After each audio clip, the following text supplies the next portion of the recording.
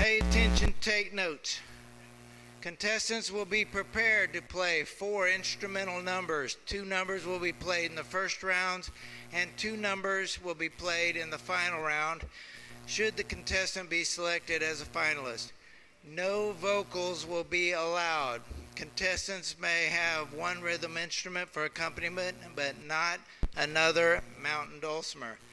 Contestants may play any style of music. Special tunings are allowed. However, contestants will not be allowed to take 2 instruments on stage.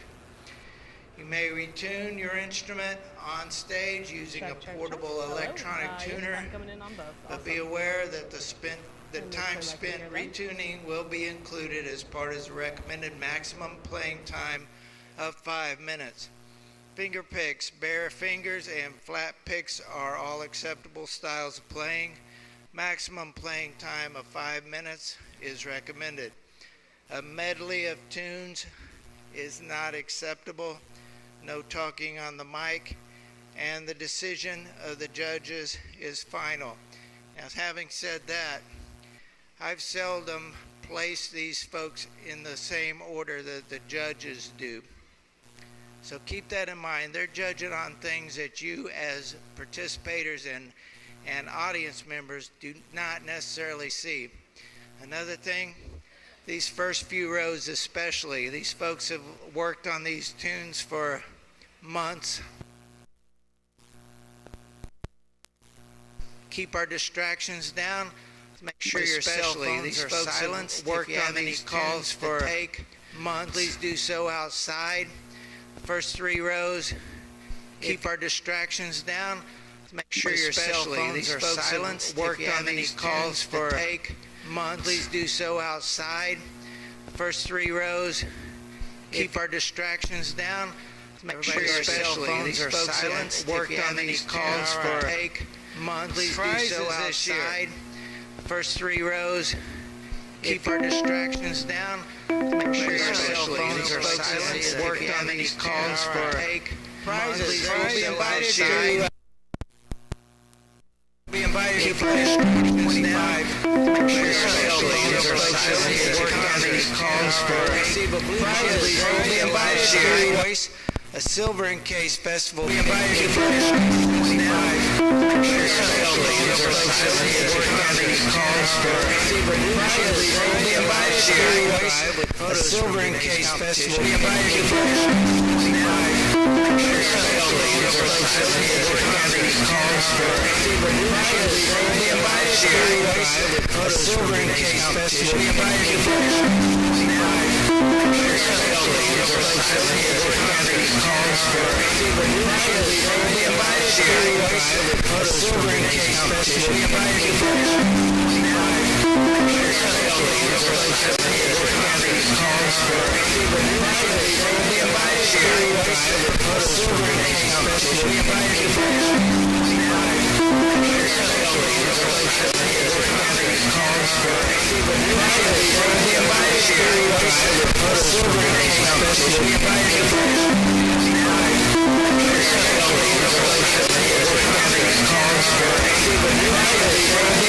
sure your cell phones are silenced. Worked on these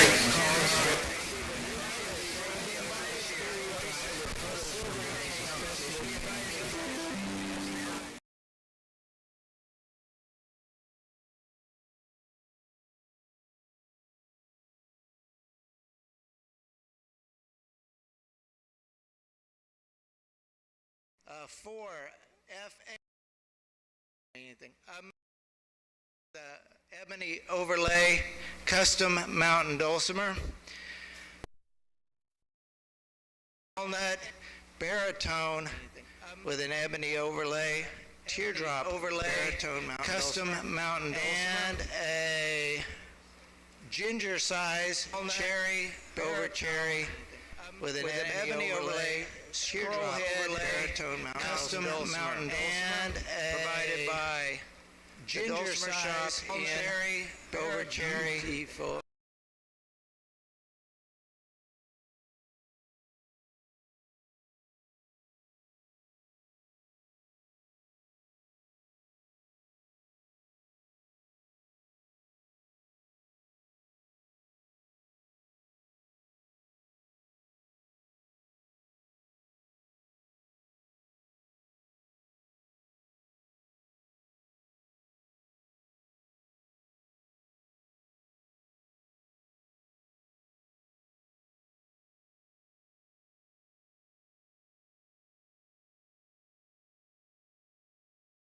All right, I think that, make room for everybody. Remember, it is kind of hot out here, right? So if it does fill up in here and everybody has to kind of scrunch together, make room for everybody. Remember, it is kind of hot out here, okay? Right? So if it does fill up in here and everybody has to kind of scrunch together, make room for everybody. Remember, it is kind of hot out here, okay? Right?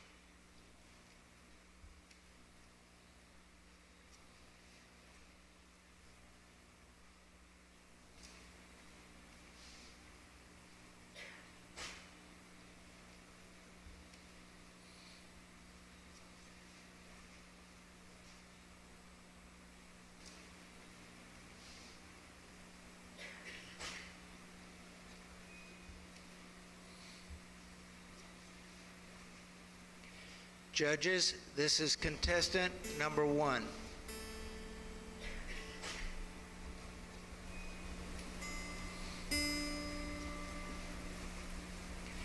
Judges, this is contestant number 1.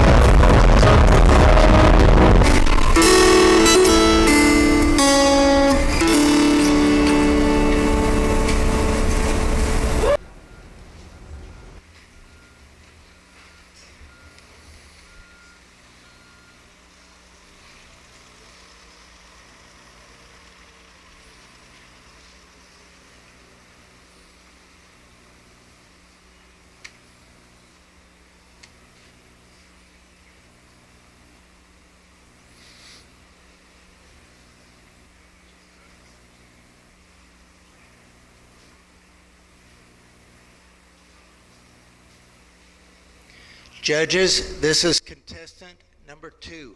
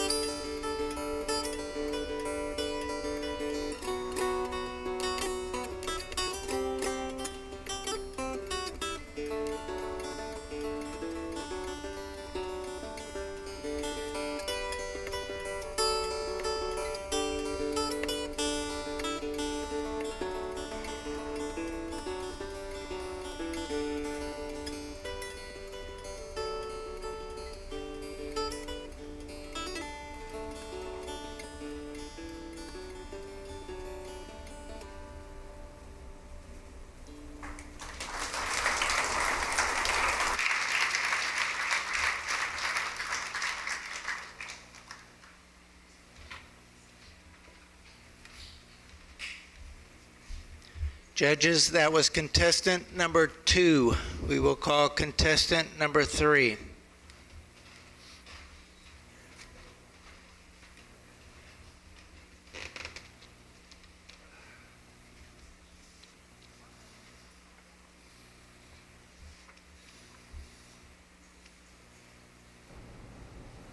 Hello, hello, everybody. So I absolutely can do that, Linda. If anybody was curious, the last contestant was Lydia Arthur, I think, is how that is said. It looks like Arthur, but with an I before the E. Judges, this is contestant number 3.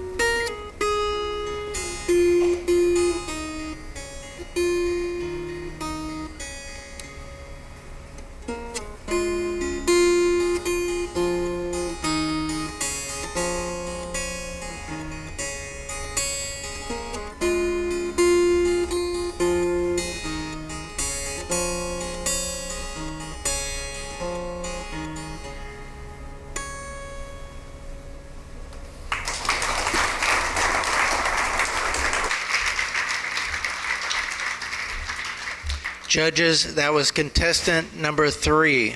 We will call contestant number 4.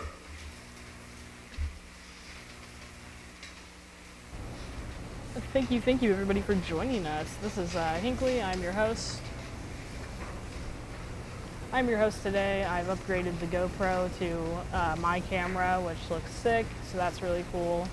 I'm going to talk a little bit in between these, maybe somewhat, but this has just started actually, so we're on to contestant number 4. They'll say that. I obviously don't have too much of time to talk in the middle, but thank you guys all for joining us. If you could like the stream, that really helps us. If you want to share it on maybe any forums or anything like that, that would also really help us. Yeah. Right now you're watching the National Mountain Dulcimer. Judges, this is contestant number 4. The National Mountain Dulcimer Championship.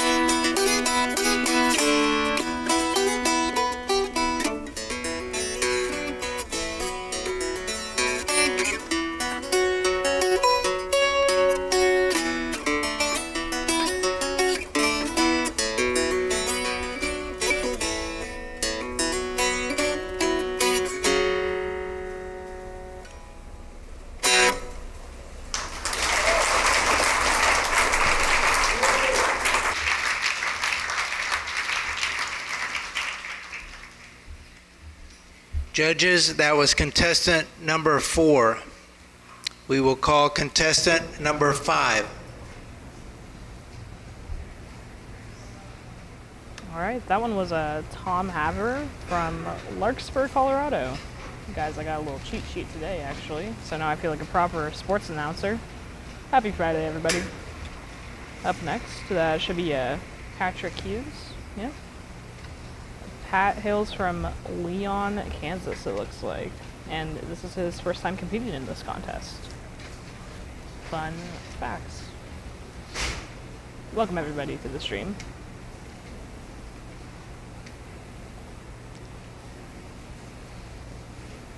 get your predictions in now. It looks like also, if anybody's curious, we have 21 contestants.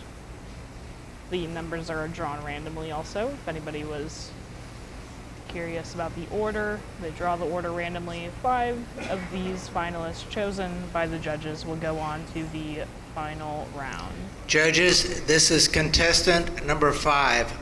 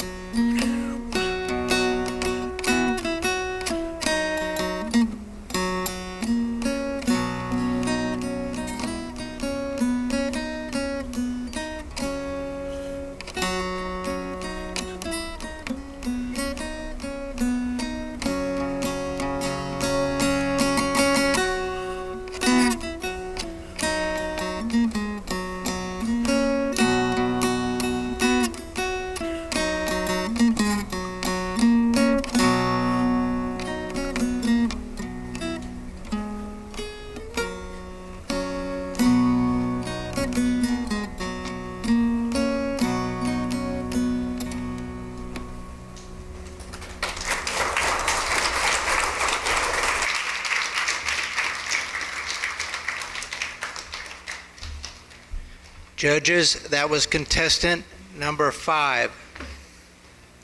We will call contestant number 6.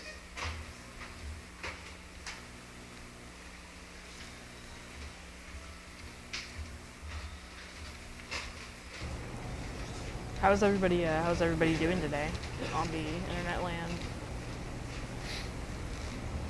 It's a pretty nice morning here in Winfield before it's gotten, too miserably hot. Yesterday we had the hailstorm, because why not?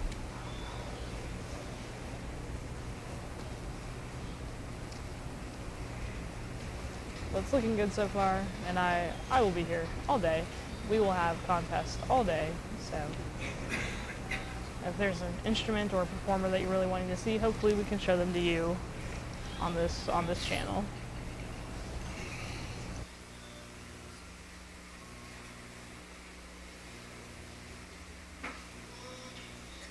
Judges, this is contestant number 6.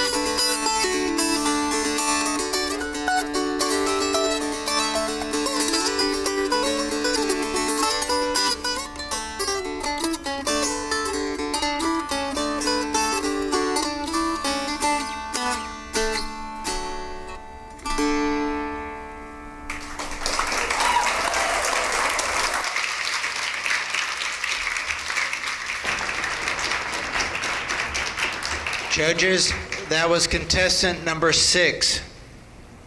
We will call contestant number 7. Thank you guys so much for the kind words.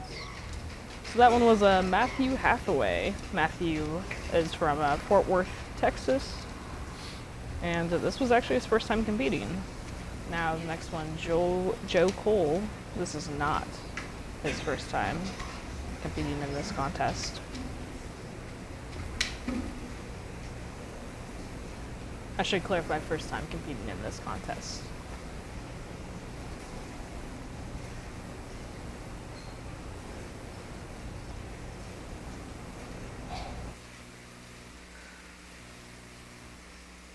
Judges, this is contestant number 7.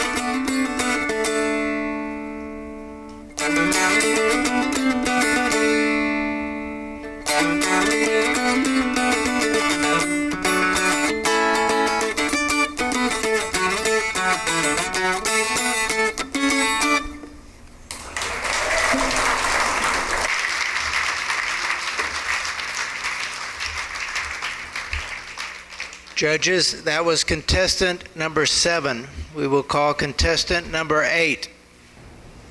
So there was a Joe Cole. Very nice, very impressive. I would say that is finalist worthy. Next up we have D. Kanzler. D. Kanzler is from Rochester, Michigan.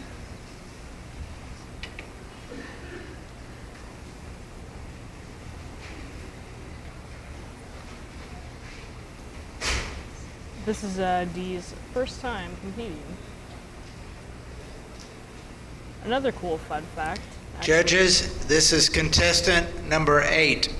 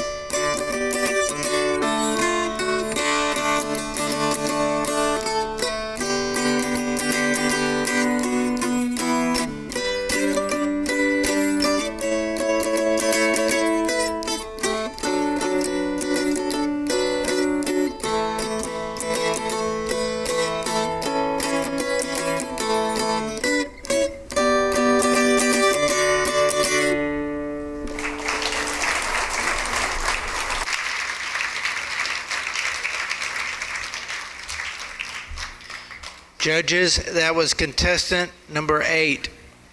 We will call contestant number 9.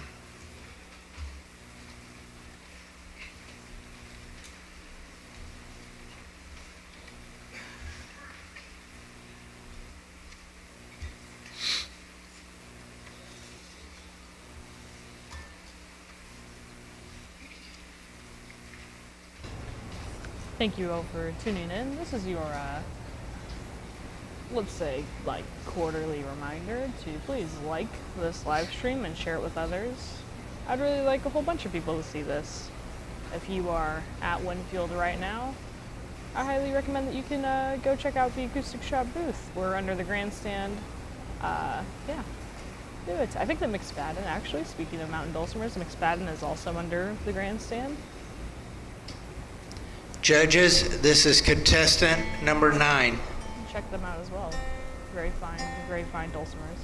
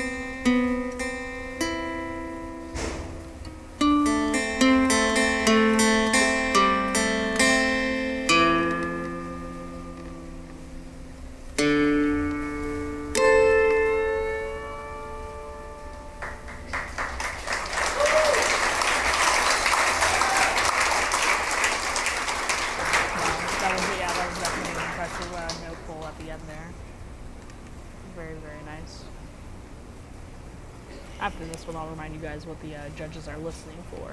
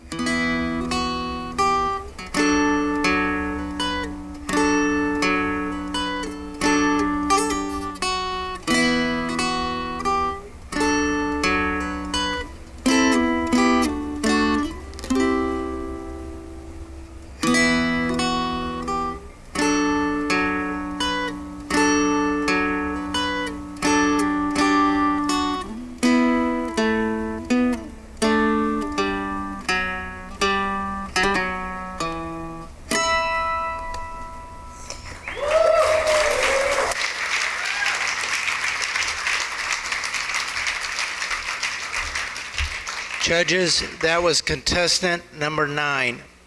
We will call contestant number 10. I think that for the bending, that is correct. She literally just bent it.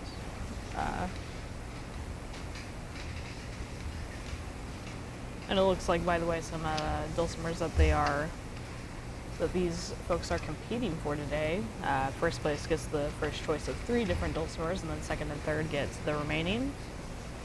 There's a McSpadden 4 FHMGMG, so that's a mango wood mandolin.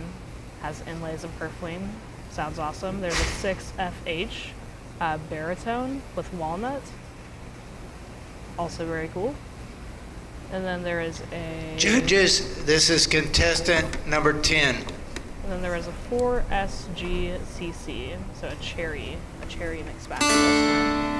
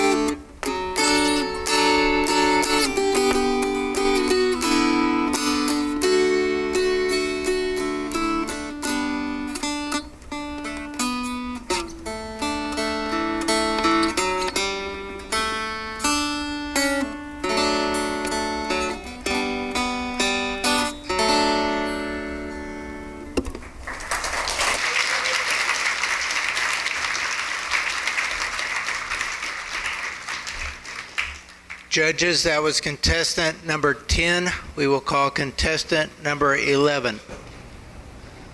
Hi Carol. Hi Alexei.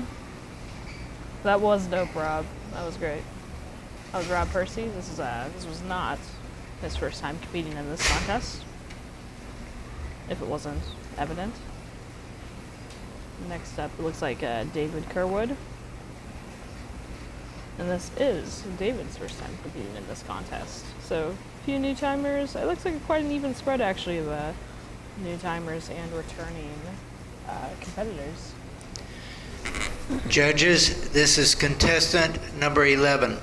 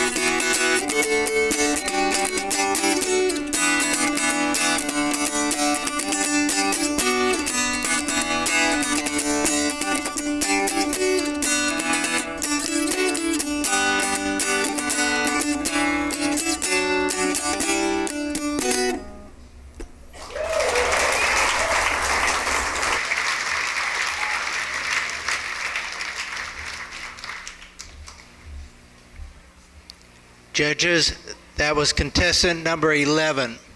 At this time, we'll take about a 10-minute break so the judges can, we'll come back in about 10 minutes. Thank you. Speak among yourself. Oh man, he's hilarious. Guess it's break time. Let's see where we're at on the list here, guys. Welcome everybody that's just not joining us, by the way. Yeah, so that was about the halfway points. That was contestant number 11. There's 21 in here. Don't know if there's any no-shows, of course. They tell us if there's any no-shows whenever they call them up there, because they do still call them up officially. Welcome everybody. I guess right now is a great time. If you have any questions, just let me know, and I can try and answer them as best as I can. Right now, you're watching the National Mountain Dulcimer Championship.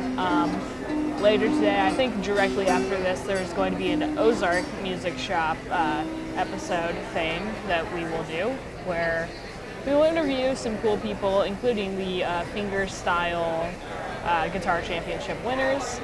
I think that there might be some other performers on this stage as well in between some of this. I'm honestly not 100% sure. A little bit of a blur, honestly, all of these contests that we have going on, but I can tell you that we're in the middle of this one.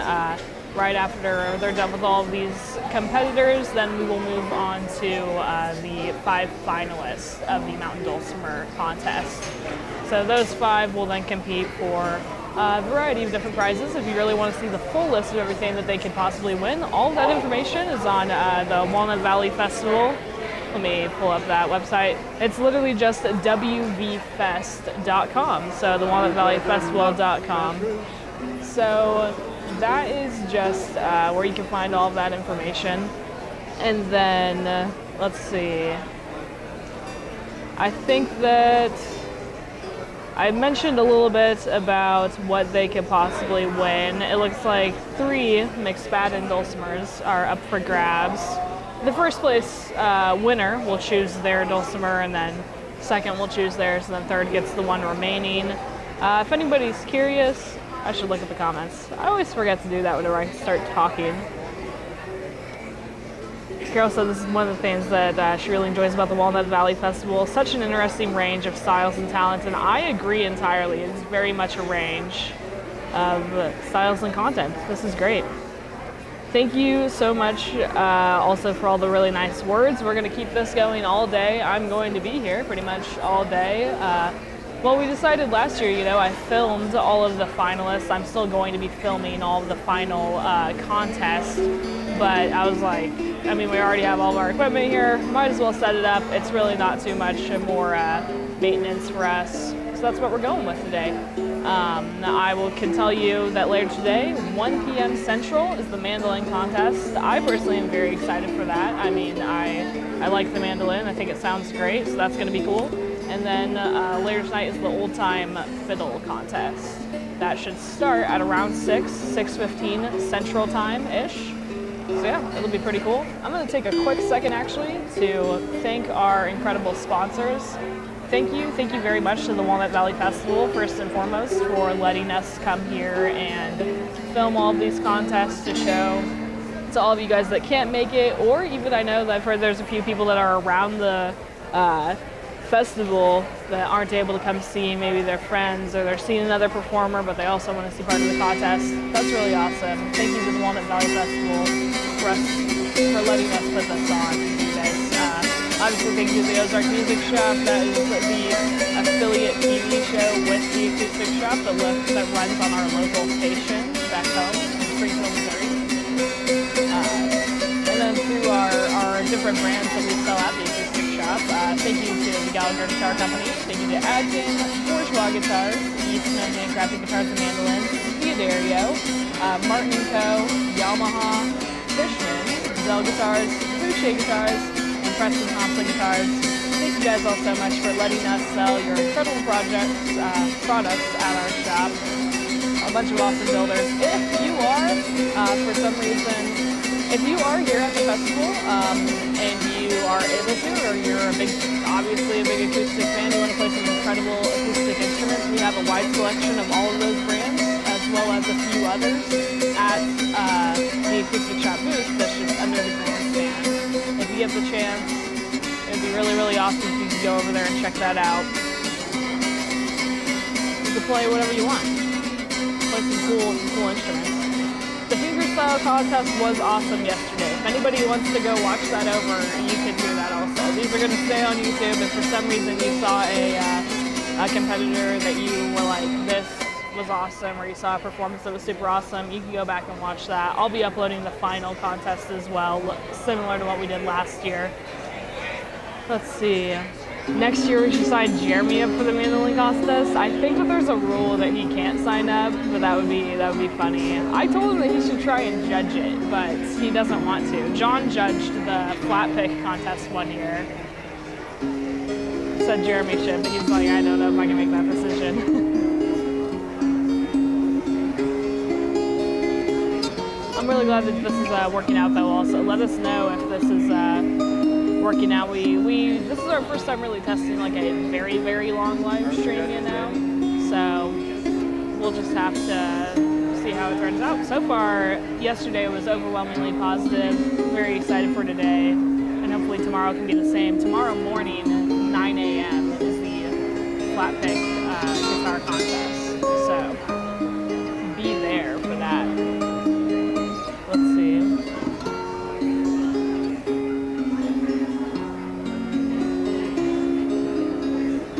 Mark Montgomery says, here for the mandolins, but all these contests are blowing my mind. That's awesome.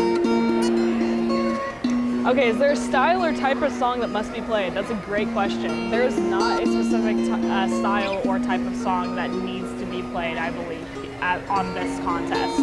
Obviously, for fingerstyle, you need to use like your fingers. I don't think that you're allowed to use just a flat pick for the fingerstyle contest. And for the flat pick contest, I don't think that you are allowed to at all use your fingers. Well, I would imagine, no, I think it's all just straight up flat picking.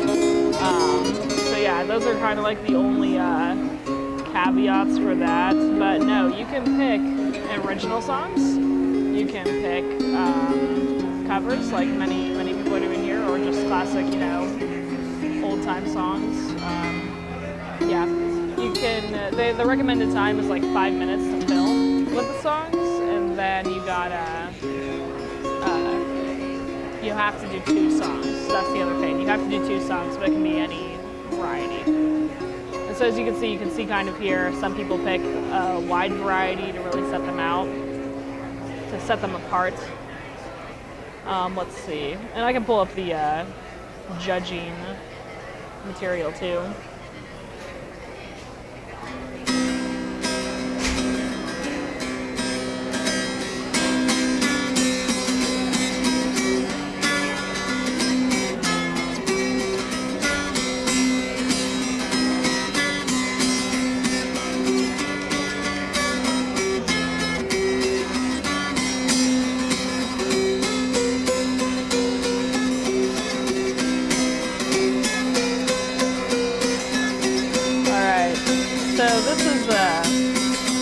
Quick, this is the only exception for this is Fiddle.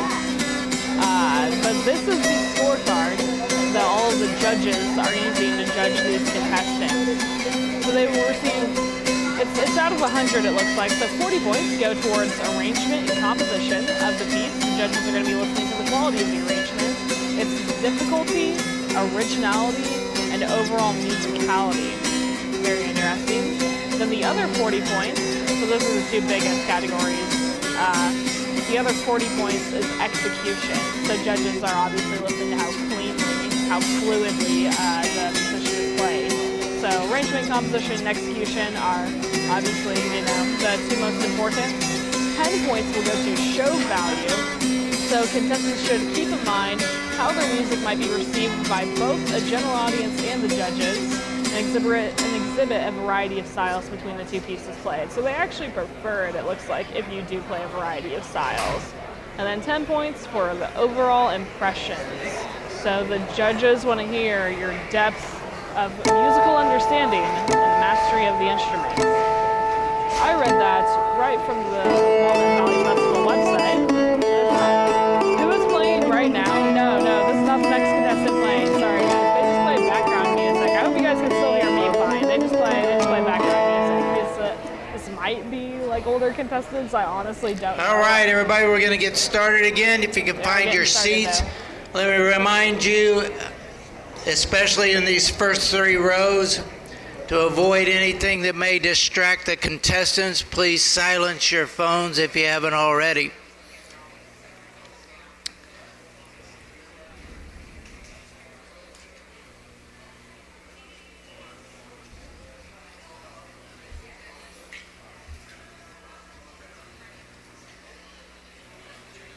At this time, we'll call contestant number 12.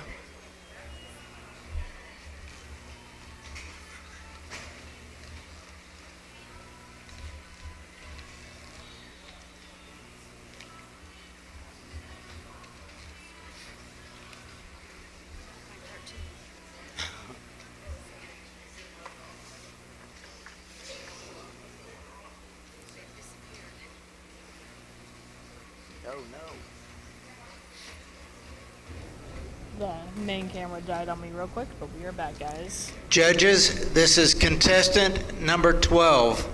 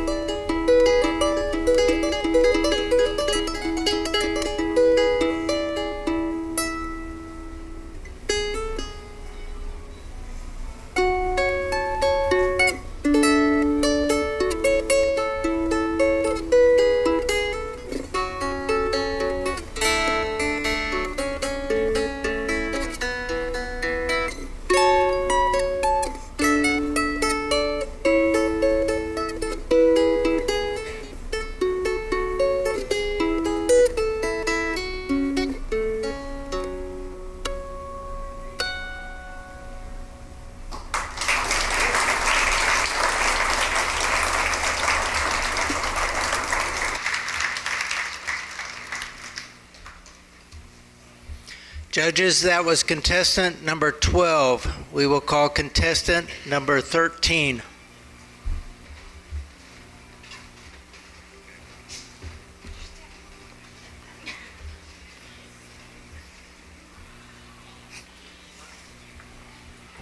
Really, really impressive. I do think that Sarah placed last year, I think. At least I do remember her being a finalist. Very cool. Don't quite remember where she placed, though. Lots of good players. This is great. Judges, this is contestant number 13.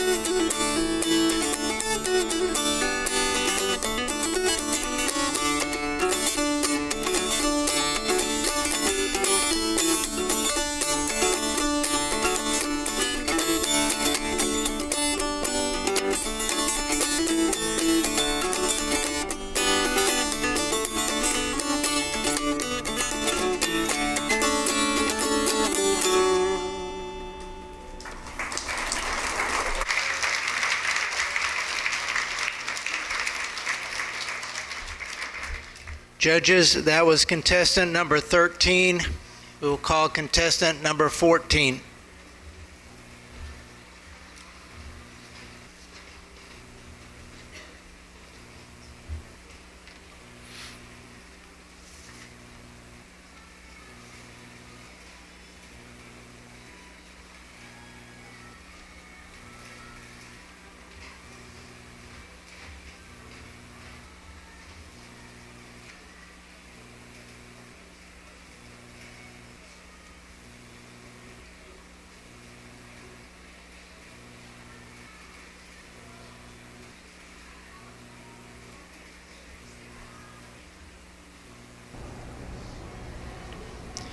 Judges, this is contestant number 14.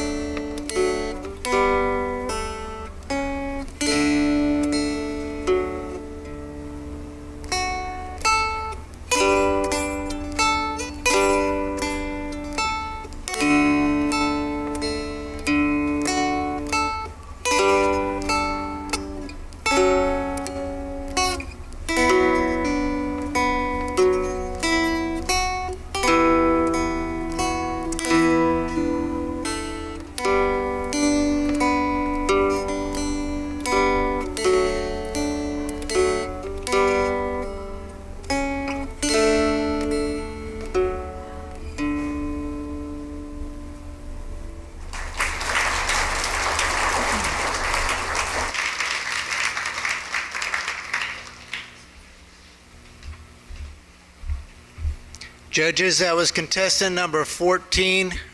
We will call contestant number 15.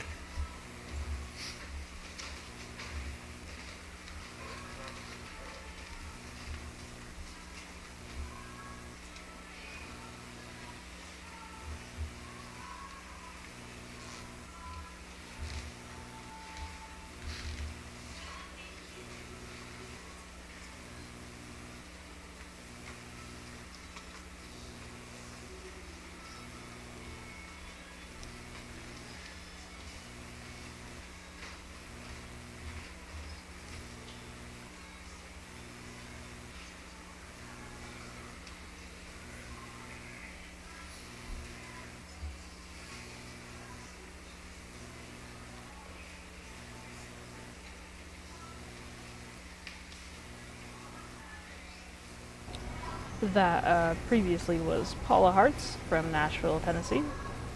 And this was her first time competing. And this is Melinda McMillan. Judges, this is contestant number 15. This is also Melinda's first time competing.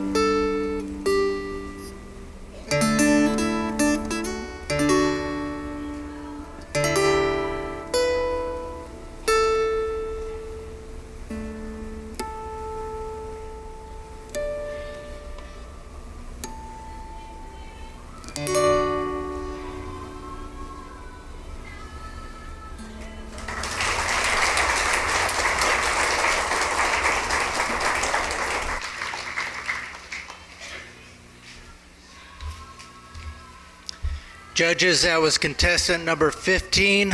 We will call contestant number 16. It all makes sense now. Something is in the water in Indiana, or Cara Bernard is teaching. I think that one is more true than the other. That's a good point. These are a lot of Cara's previous students. That makes sense.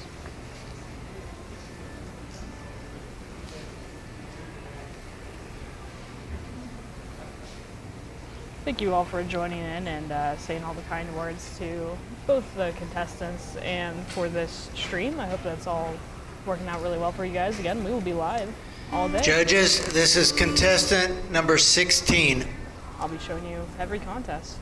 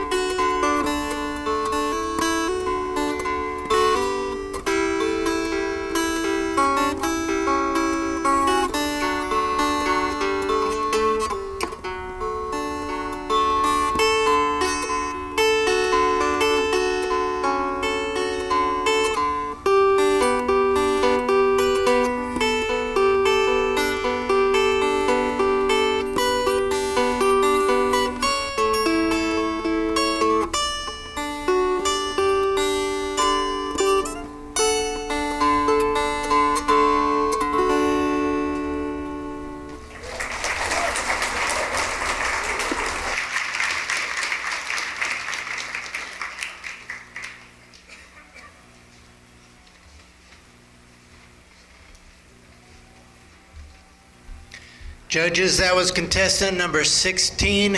We will call contestant number 17. Shu is putting in a helpful reminder there, guys.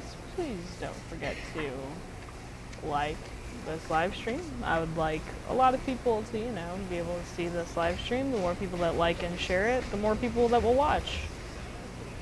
If you know fellow acoustic loving individuals, please share with them.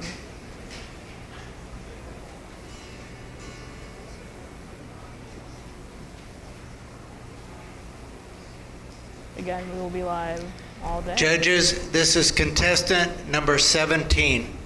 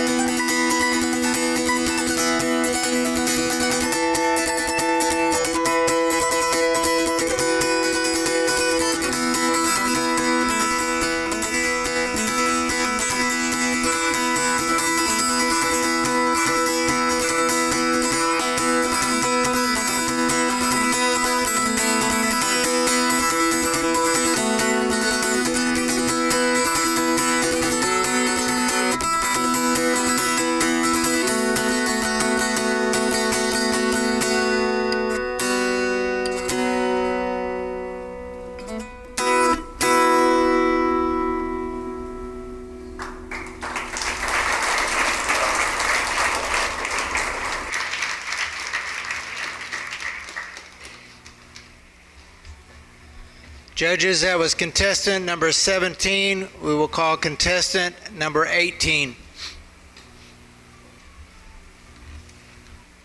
Testing, testing. I turned up my mic a little bit because I was definitely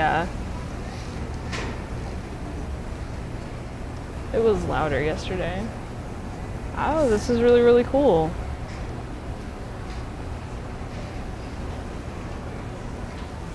This contestant, he was actually in the fingerstyle contest yesterday. I'm now very curious to see how many contests he will be. Judges, this is contestant number 18.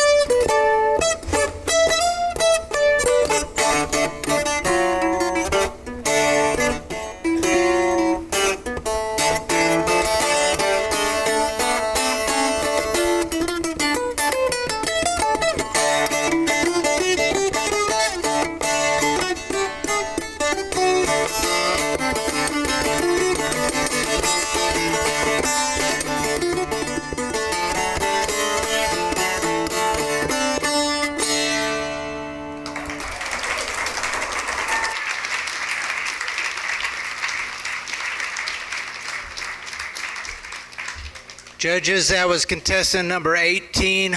We will call contestant number 19.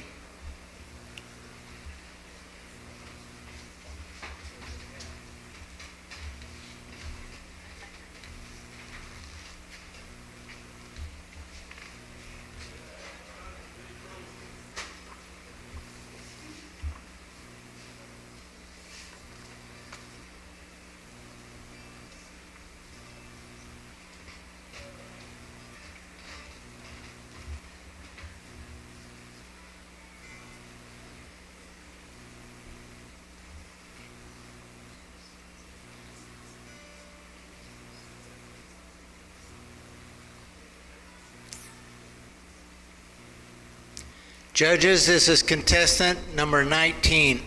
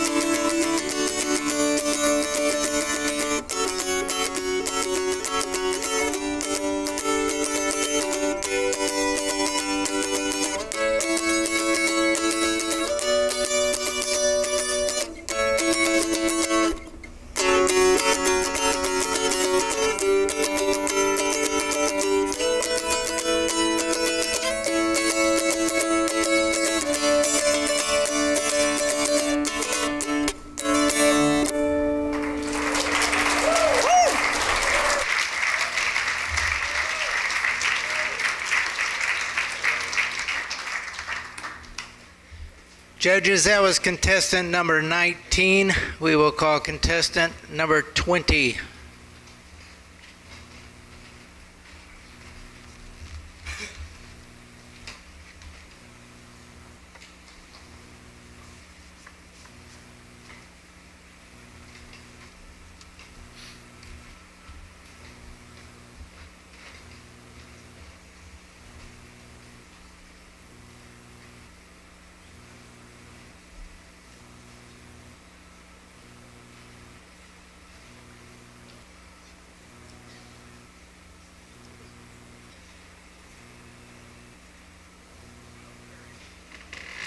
Judges, this is contestant number 20.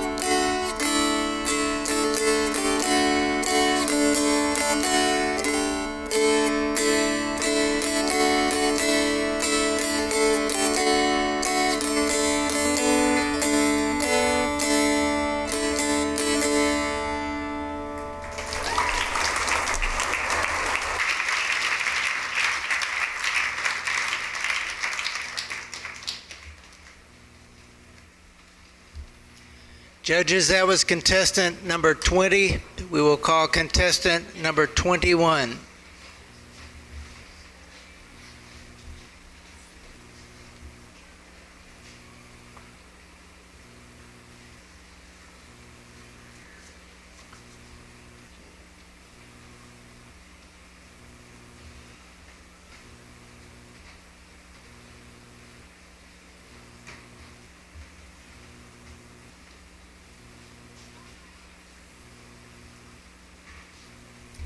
Judges, this is contestant number 21.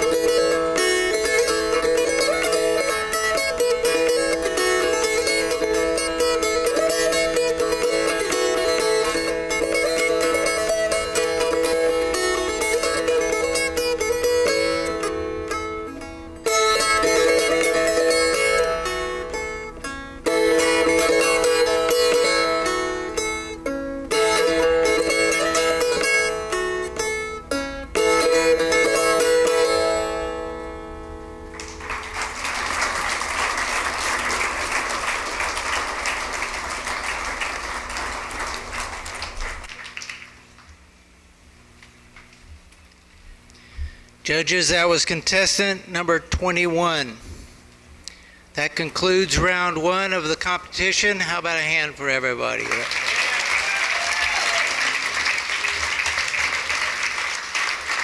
I think we've heard about every style of dulcimer playing that can be. Ages range from 11 years old to 79 years old.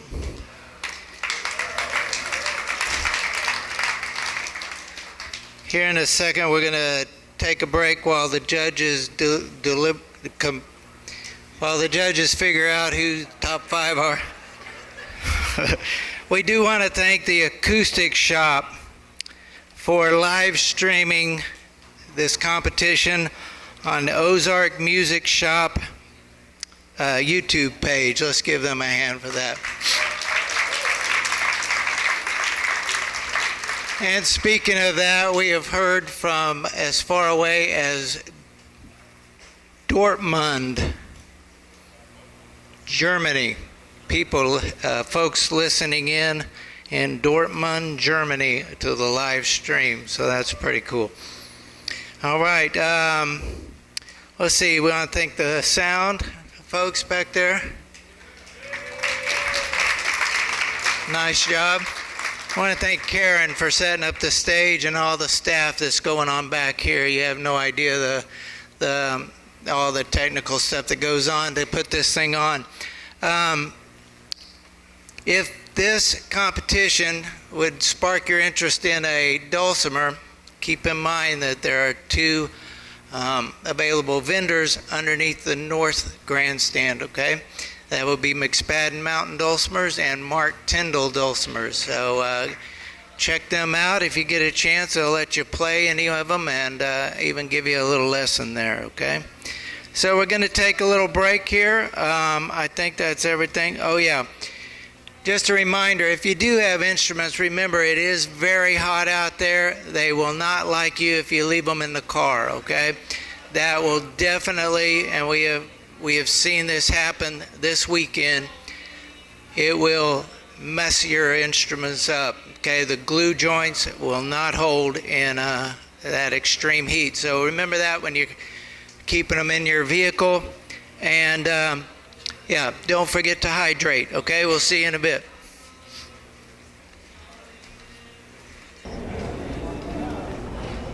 It's me, guys. That was the first round. I'm filling in for Hinkley because she's getting some foodies. We had a couple questions here. Somebody's asking, Sean was asking, do they go right in the next round? They do after deliberating, so we should be, I don't know, maybe 15 minutes or so here. But in the meantime, enjoy some videos of people from our shop.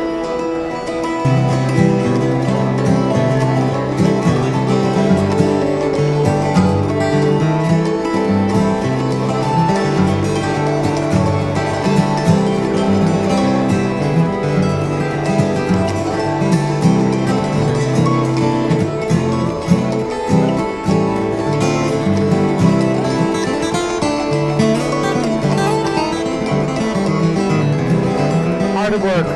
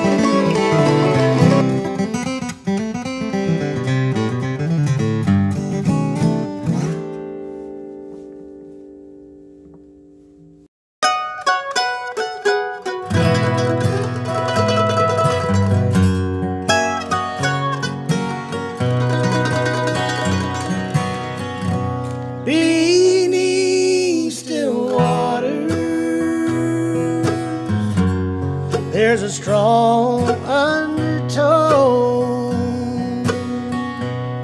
The surface won't tell you what the deep water knows. Darling, I'm saying I know something's wrong beneath still waters. Your love is gone.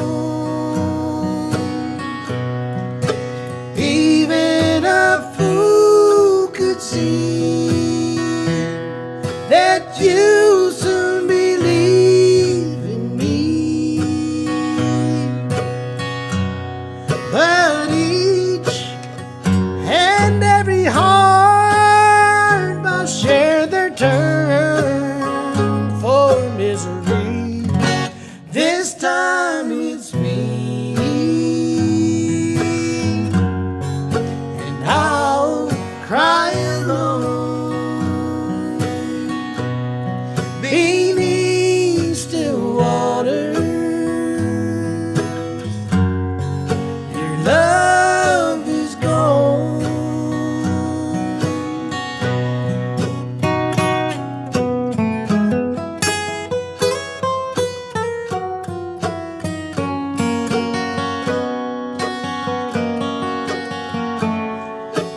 Even a fool could see that you soon believe in me. But each and every heart must share their turn for misery. This time it's me, and I'll cry alone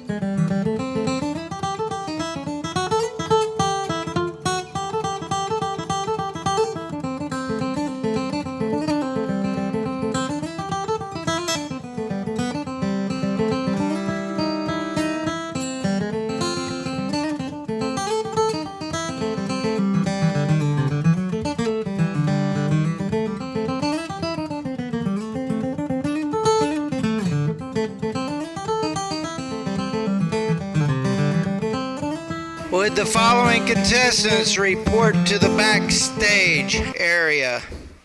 Contestant number 6, 9, 11, 12, and 17.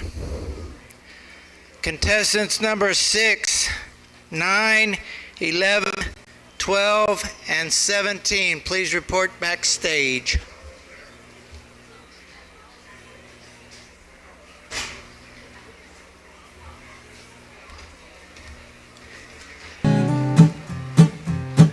Another episode of John's Guitar Vault. Today we're going to be talking about my 1940 Martin D18. This guitar's been through a lot, and we're going to talk about all the crazy stories, all the things that have been done to it throughout the years that I know of, and we're going to get into all that right after this.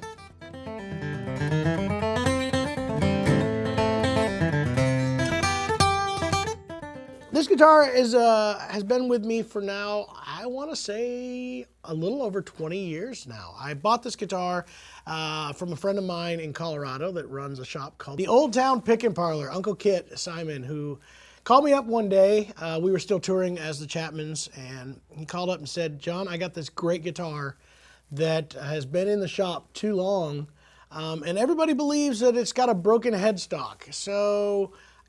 And the funny part about that was he had it priced at a point where it really wouldn't have mattered, even if it did have a broken headstock. But in the years of having it since, I do not believe it to have some. And the reason why people thought that it might have had a broken headstock was there's some really crazy refinish jobs that have been done on this. Up near the headstock it's all darkened out and blackened, and then it's wore off of the neck as the years have gone by.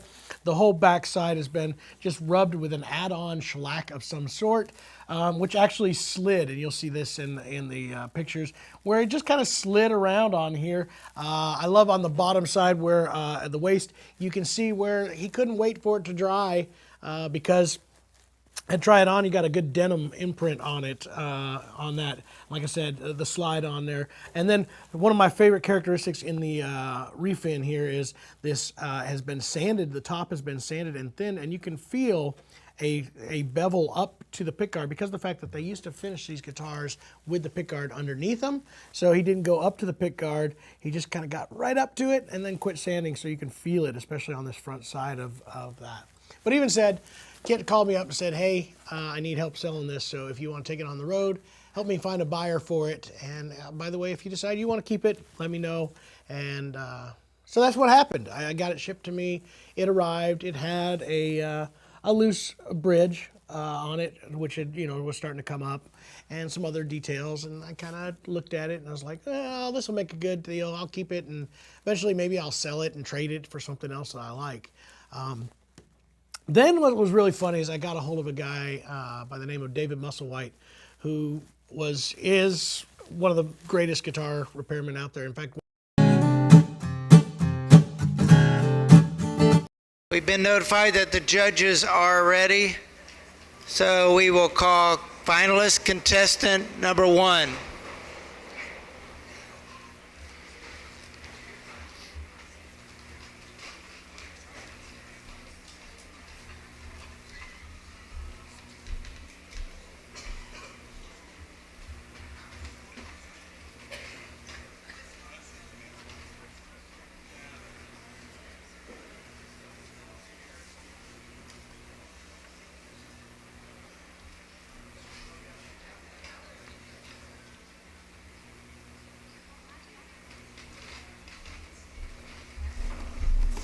Judges, this is finalist contestant number 1.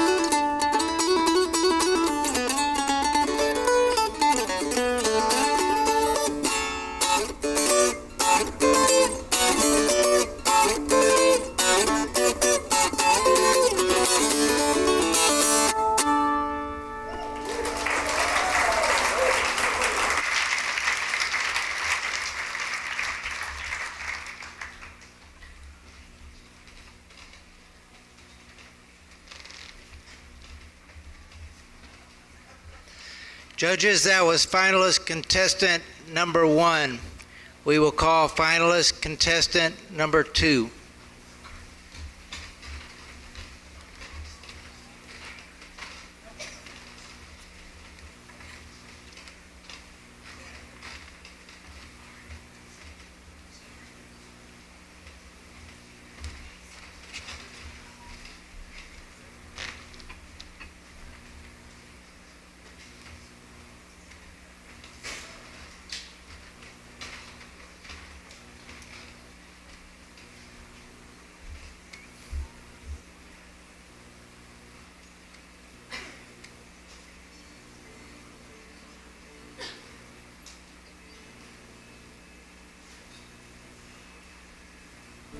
Judges, this is finalist contestant number 2.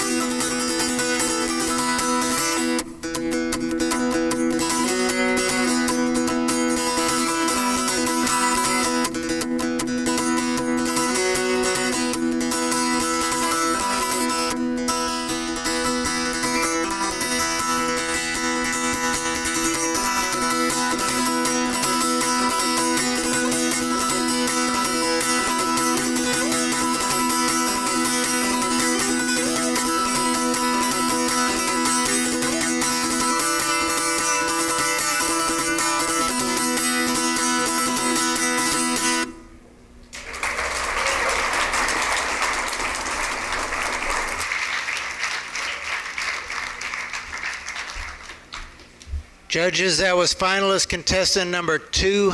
We will call finalist contestant number 3.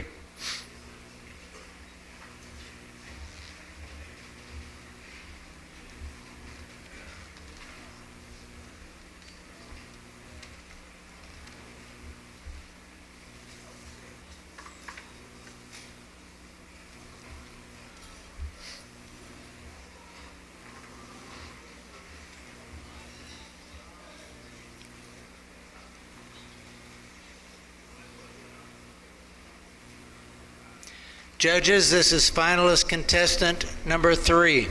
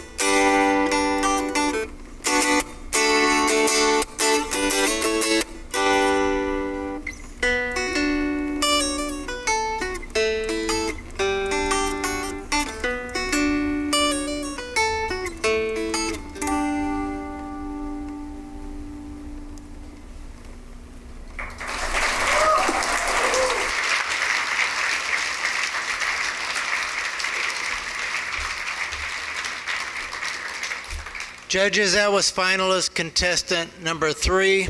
We will call finalist contestant number 4.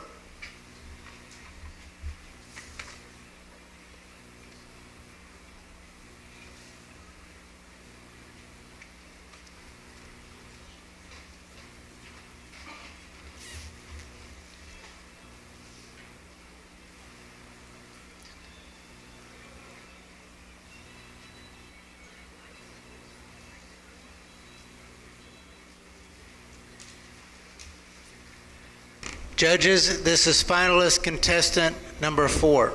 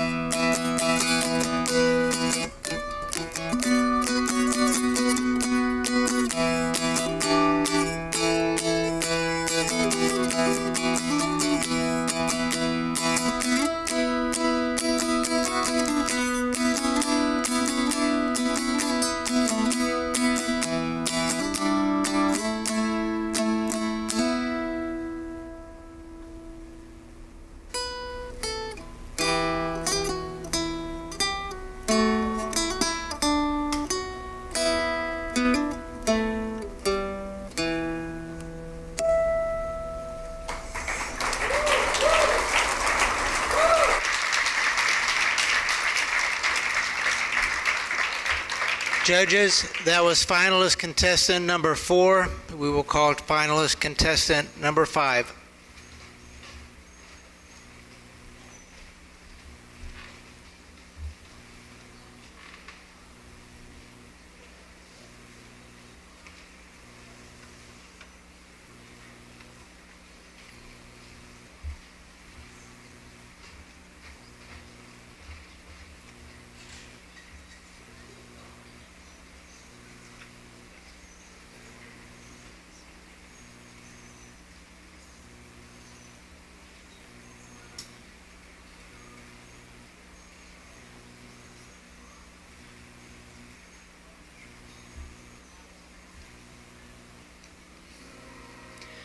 Judges, this is finalist contestant number 5.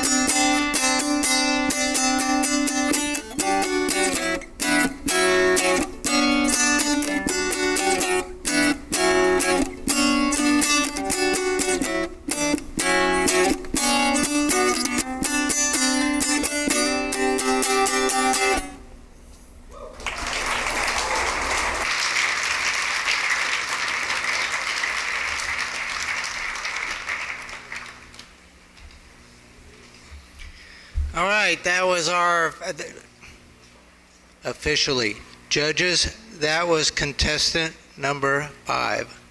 All right. Now we are going to take a break while the judges do their thing. And one other thing, just to let you guys know kind of what goes on back here. There's a tent where all the contestants gather to practice and pick numbers. Today, what happened out there was you have as many contestants as we've ever had, and twice as many as last year. And one of them forgot their capo. So, you know, I've seen contests where that would be a good thing for the other contestants, but not so much in the Dulcimer world. We have people that jumped right up and said, "Here, use mine."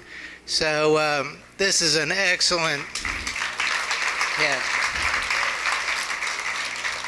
It's great to be involved in the mountain Dulcimer world, and thank you all for coming, and we'll be with you in just shortly here.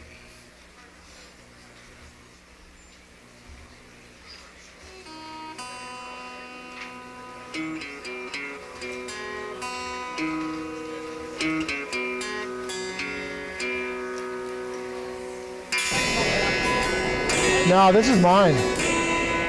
Hinkley's trying to kill, she's trying to get me off of here, you know? Guys, it's the Jason hour now. Nah, just kidding. So they're gonna deliberate for a while. I think we're gonna play some more videos. What do you think, Hinkley? You got cameras overheating. I know. I think they're hotter than me. Melted. It did. It's crazy. It's a puddle up there, and we had to, you know, just kind of shave it back into the form of the camera. Yes. All right. Well, this has been fun, guys. What do you guys think? I'm thinking the last guy had the Rockstar haircut. He gets the prize for Rockstar Dulcimer Player of the Year. Yeah, she was awesome. There's some great players. Things we didn't know you could do, like playing Earth, Wind, and Fire on a Dulcimer.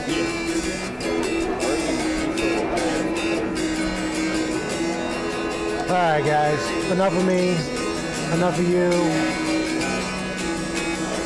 Love you. Goodbye.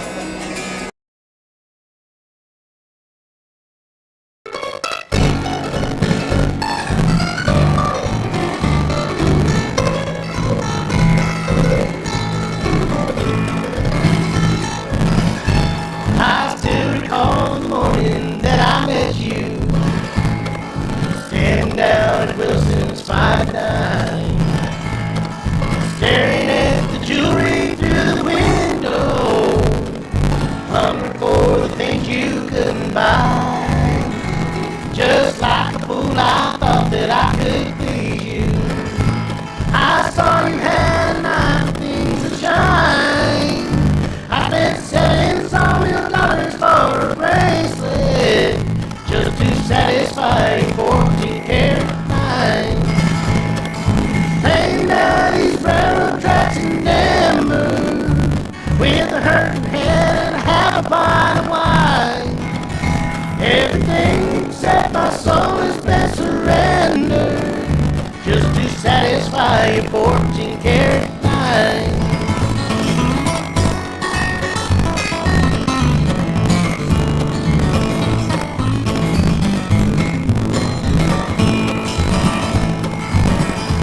The cabin that I built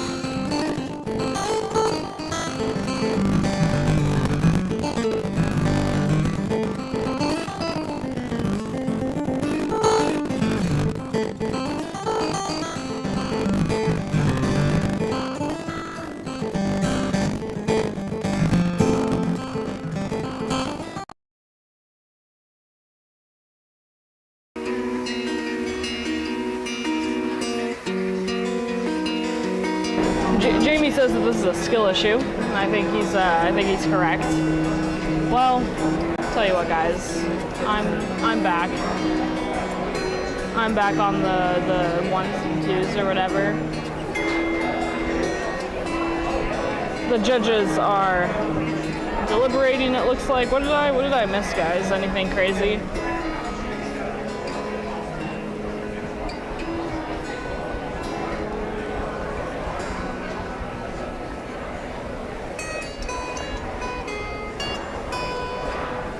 What did I miss? Yeah, no, it is definitely a skill issue. Most likely. The heat has returned, everybody, in case anybody was curious. It didn't leave. Maybe the heat never left. I am back from the golf announcing gig.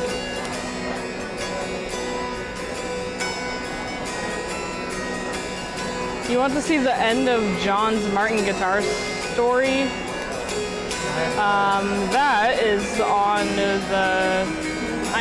that video is available on the YouTube channel. I don't know where you were in that. It's hotter here than it is in Florida. I believe that. That's also kind of insane, isn't it? Right after this, guys, though, in case anybody was curious, we will be on for an Ozark Music Shop episode. Very excited about that. I know for sure that we will be showcasing the fingerstyle guitar top 3, the podium winners. Yeah, I probably got it. Yeah, I got interrupted by the contest. That makes sense.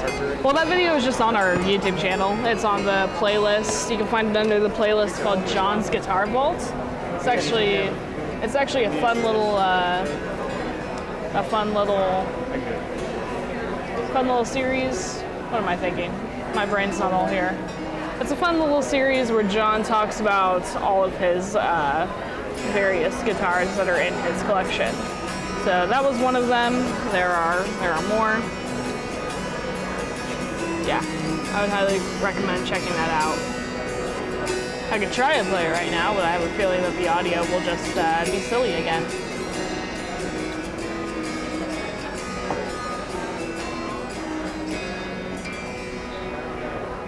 To another episode of John's Guitar Vault. Today we're going to be talking about my 1940 Martin D18.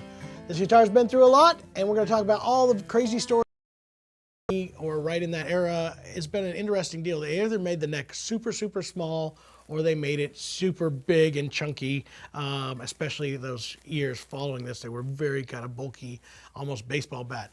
This honestly feels like a modern profile guitar. It is very super comfortable all the way up to 7. Right in here, it starts to get a little bit bigger, but still nothing big. And with that 1.11/16, it's just a comfortable guitar. And even though we've talked about this before, I tend to prefer 1.75" nut widths. This 1.11/16 has never been an issue for me, and honestly, I have a preference, but I definitely never feel like I need one or the other, and this guitar always proves that to me. When I play this guitar, it's just part of who I am, and it just feels natural, whether it's 11/16 or 1.75". It really doesn't matter at all. Other things, it just has a cool look. It's dirty. I don't clean it. There is dirt that has been built up here. I know I used to get a kick out of when Rick worked on this guitar last. He was worried about steaming off because he took some of the, quote, patina off of here, which is basically dirt, and that was his big concern. That's definitely not a major concern for me. Another thing that I did to this guitar, which I highly recommend, and I will do probably with every guitar as they need to be done, I replaced all of the frets with EVO frets or Evo fret wire. I also use tall fret material. It is standard medium width, but taller than average. I like that because it bites, it's easy to play. And in fact, now that I've been playing this guitar just for this little bit here, I remember why I like that so much. I don't have to press as hard to get a more solid, controlled note. And I also, when I was touring all the time, I needed to have them replaced all the time. So that Evo fret wire really pays off for me. I have not, this is probably 12 years since I did the last fret work on this guitar, and they still look and play, no dents, no nothing in 12 solid years of playing. So I have no need to have those replaced and yet sound great. Other thing that I've done with this, it does have a K&K Trinity pickup setup, which all my guitars that I perform with have. I did modify the install a little bit, so you guys might find that interesting. The Trinity has a microphone that is on a gooseneck, and you'll see that right now as I'm pulling it out here. And what I did was, instead of installing it behind the bridge on the top here and miking the inside of the guitar, I wanted to mic the outside of the guitar to make the blend a little more natural. And what I did was this curled gooseneck, when it's out, you'll see it is controlled there. I play mostly down in here. I'm not going to run into that in any way. And I have all that control, and it's a much more natural deal. Now, again, when I need to put it away in order to not damage it, which you can probably see I've probably hit it a couple times, all I have to do is tuck that away on the inside of the guitar, and it's good to go. Again, that's just my personal deal. Now, I did have to do a little more EQ to the preamp after I did that, but I got it exactly the way I wanted it. Since I mostly lean in live shows on that microphone, I wanted to get it as natural as I possibly could make it, and that was my install choice. We've done that for a lot of other customers as well when they decided they wanted to do something similar, but for me, that is the K&K Trinity, and it's the same way I have on all of my stage guitars that I use live. Other than that, this is definitely my sound. I love this guitar. I also did change it out with, I wanted black, but I wanted a harder material. It does have the water buffalo horn bridge pins instead of ivory or bone, just mainly for the black look, which is more D18 like. And yeah, this is my 1940 D18.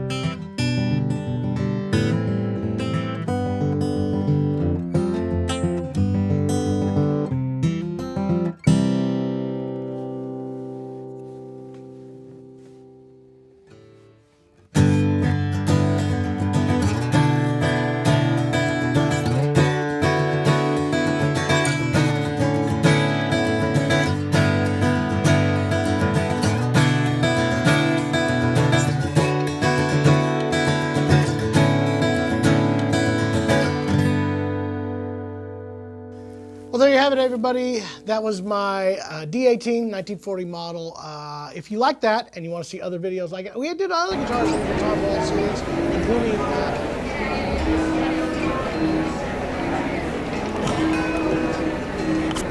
That was just going to be John pushing you to another video. That doesn't work whenever it's a live stream. Duh. How's everybody going? How's everybody doing right now? Hello, Todd. I should say hello to all these people I don't know. Hello, Becky. Hello, Chris. Iggy Whiskers, you've been around. Hello, Sean. You've been watching all of these.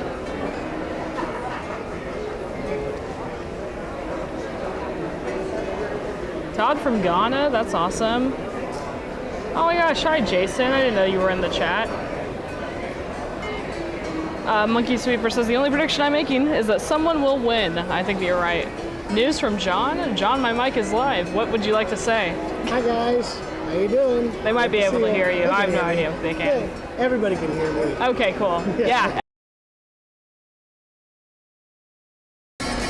Alrighty. Think I was able to get back on? Guys, this heat is no joke. I have no idea why this would have overheated though this quickly. Our live streaming device that we have, it basically kind of looks like a little iPad. This just overheated, so hopefully that doesn't happen anymore. That would be really sad. That wouldn't be fun. Whenever we say literally everything is overheating in here, it's literally everything. We're getting to, we're not even at the hottest point of the day, so I'm very worried now. Hopefully you guys can still watch the Mandolin Championship. It's not supposed to be as hot as yesterday. Really? It's going to be about 8 degrees cooler. John says it's not supposed to be as hot as it was yesterday, but yesterday nothing overheated. John, is this on the highest setting? It is not. We put it on the highest setting? Look at this thing cranking. Yeah. We got See, there's your problem. our You tiny had it on fan. low. Yeah, we had it on low. That must have been it. Thank you, John. Okay, so John, before the interruption, I'm trying to revive it, Jason. Thank you. He said, keep it alive, Pinkley. I literally just did CPR on our high specs. Yeah, life support, all of it. Yeah, I don't want to pull the plug on this stream, but John just came over with some interesting and important news. Due to the fact that this was the largest that the Mountain Dulcimer contest has ever been for Winfield, we are going to cancel our Ozark Music Shop. We were canceled, is what John says. We canceled the Ozark Music Shop episode. I hope that doesn't disappoint too many people, honestly, but directly, are you really sad, John? I will be sweating less than normal. You'll be sweating less than normal. But directly after this is the Mandolin Championship. So we are they are putting a priority on the contest. So that's just what it is. Let's see. It would be nice to have a provided air conditioned cooled web streaming booth. I don't know what Winfield's budgeting money is next year. Next year I'm gonna bring my own, honestly. Just put myself in an ice box. Stay there. Yeah. Let's do that, yeah. Jason agrees. So, in the meantime, I can play you guys another little clip, or you can just hang out with us. I don't mind either way. You know what I get to choose. Actually, I'm the driver. Real quick though, I think that what I would like to do is take a moment to thank our sponsors. You know, whenever I can't think about anything else to say, I thank our sponsors. You also tell people to like and subscribe? Yes, I remind them to like and subscribe. I'm really excited by how many people we have watching right now. Thank you guys all for joining us, no matter where you're joining us in the world. Super awesome. Yay! So I'm going to take a quick second to thank our sponsors. Obviously, thank you so much to the Walnut Valley Festival. Thank you for letting us be here.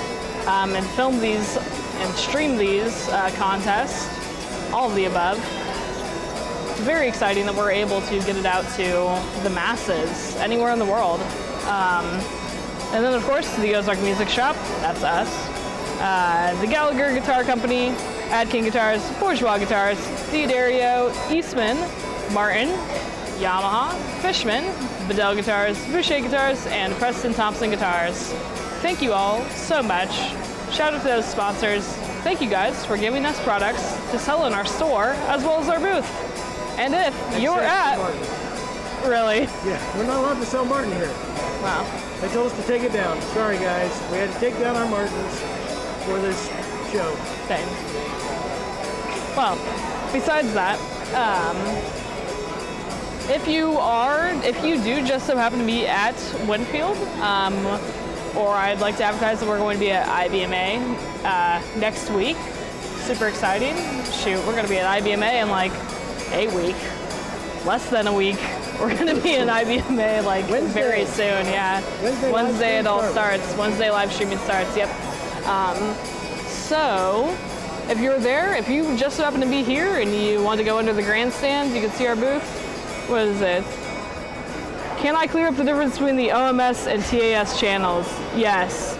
So the Ozark Music Shop is our TV show, like a legit TV show that runs on our local network. And actually, I can't do that just yet because they're about to announce some winners. I think you guys want to hear this. I'm drunk with power up here. You see what I did there? All right, y'all ready to hear who won? All right, for the 2024 National Mountain Dulcimer Championship, the plaque winners for this year, they will be tied for 4th place. Yeah, we'll call it that. Please welcome from Eureka Springs, Arkansas, Stephen Stubblefield, and from Arkansas City, Kansas, David Kerwood.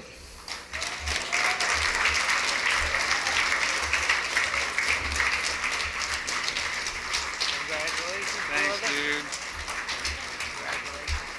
Thank you.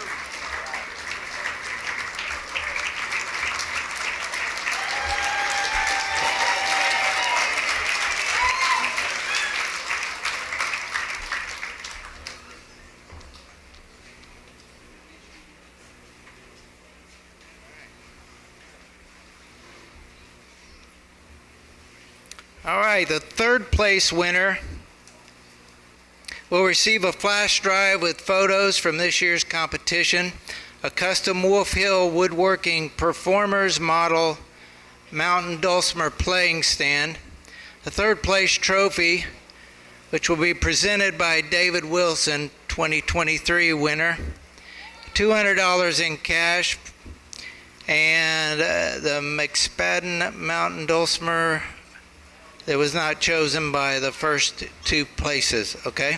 Y'all ready? From Post, Texas, please welcome Sarah Miner.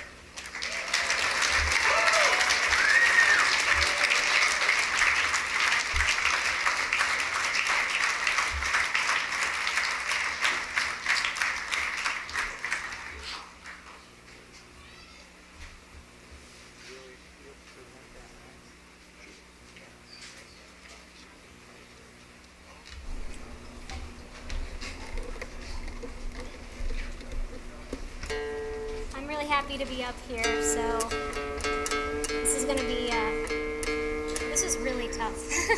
This is almost double the amount of people that were up here last year. It's pretty cool.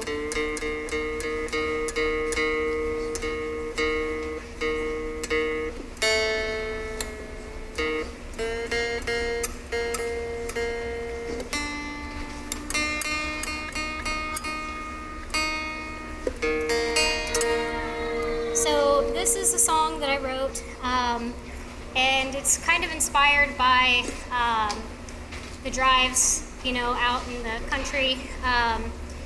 When we drive out to Glen Rose, where the Texas State competition is, there's all these beautiful wildflowers out, and I thought I'd write a song about that.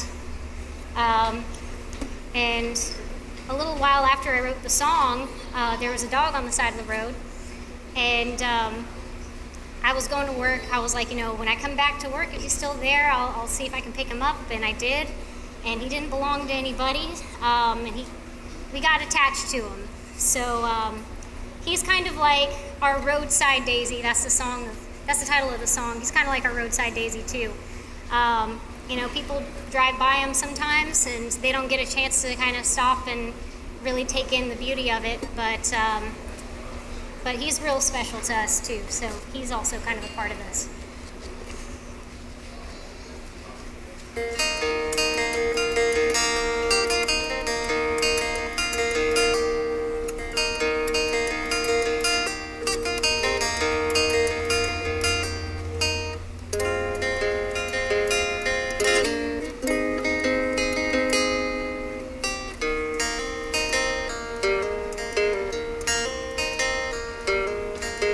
Roadside daisies come out in spring.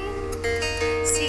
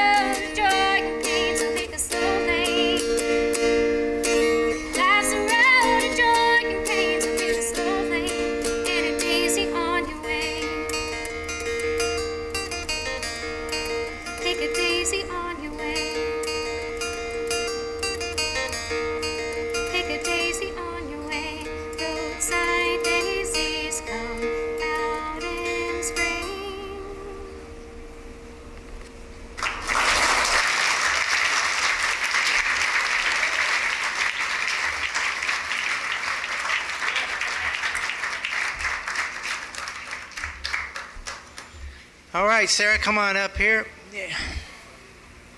Let me take that for you. Get that out of your way there. Sarah will receive a flash drive with photos from this year's competition, a custom Wolf Hill woodworking performers model Dulcimer stand, one of these. Are they supposed to pick this stand now? Yeah, so what do you like, Brown? You know, I don't know. You guys can get in an argument back there and start beating each other. Anyway, you'll get one of these, okay? So take your pick. What's your favorite color? I like green, but if someone was Okay, blue it is. No. Okay. So get that one. Third place trophy. And we're going to let David Wilson, 2023 national champion, present that to you right now. Congratulations, Sarah.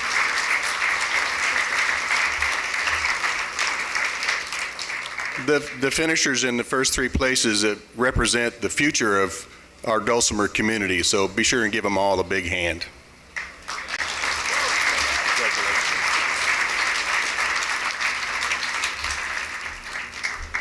Hey, you're not done yet. You're not done. Get back over here. I mean, we could rewrite the check, I guess. All right, she will receive $200 in cash, and this will be presented by Karen Deal with the Walnut Valley Festival.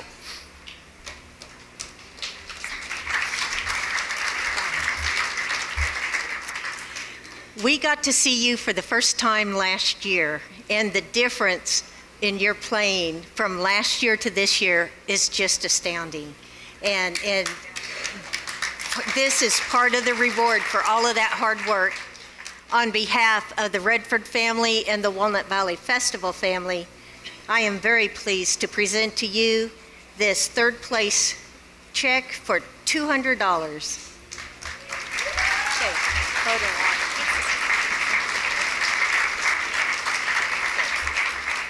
And you get your. All right, go ahead. I'll take this. You've got one more. You got one more. I'm going to need a lasso if somebody could get. All right, and presented by Tim Grothen of the Dulcimer Shop in beautiful Mountain View, Arkansas. Sarah will receive a McSpadden Dulcimer. We'll let Tim tell you about that, okay?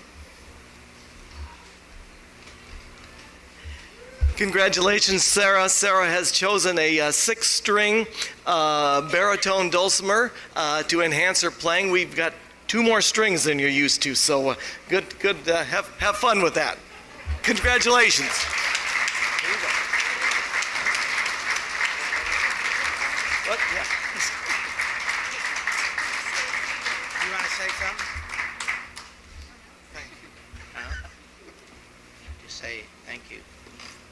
Have a nice day. Thank you guys for coming out and supporting the Mountain Dulcimer community. If you're a player, come up here next year. We want to see you. This is the most, this community of players is so supportive, unlike any other community I've ever been a part of, so thank you so much.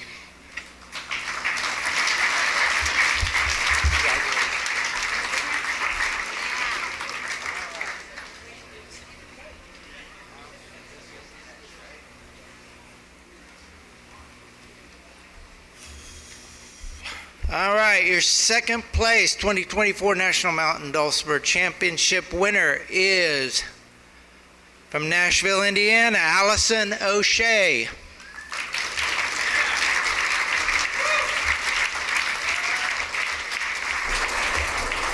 Sound crew, we've got 2 more joining Miss O'Shea here.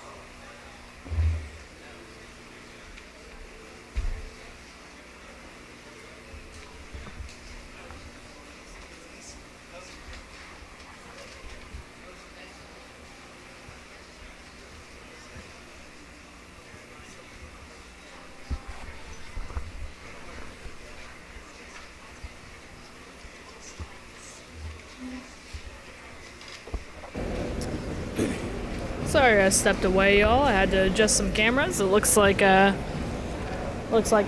bringing up many other of students of, was that Kara earlier?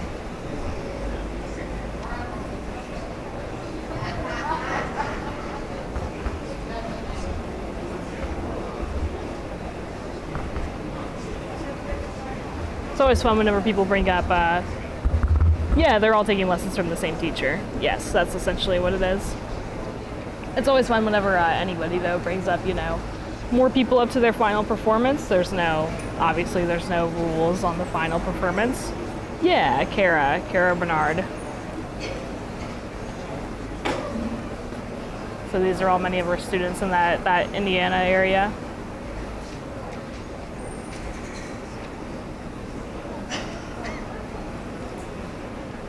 Hopefully more people will bring up, extras for their final performances. I think it's always fun. So while they're still setting up, this actually might be a good time to mention, Jason mentioned the difference between the Ozark Music Shop and the Acoustic Shop YouTube channels. So the Ozark Music Shop is our television show that we have. That's just a local television show that runs on one of our local stations in Springfield, Missouri. It's essentially like we get a whole bunch of different artists that come through and we film with them, all the fun stuff. It's very fun, but if you check out that channel, that's what those are going to be. The Acoustic Shop is our store, and that's why we named the YouTube channel the Acoustic Shop. So, and then here, if you're unfamiliar, we do reviews, play fun challenges, we do lots of comparisons. We really just try to help wherever you're buying your instrument. We're just trying to help you get the right instrument, or at least help your decision making. Looks like they might be getting ready to get started. So I went down to the bank the other day. I was telling jokes. Lady in front of me wanted to check her balance, so I pushed her.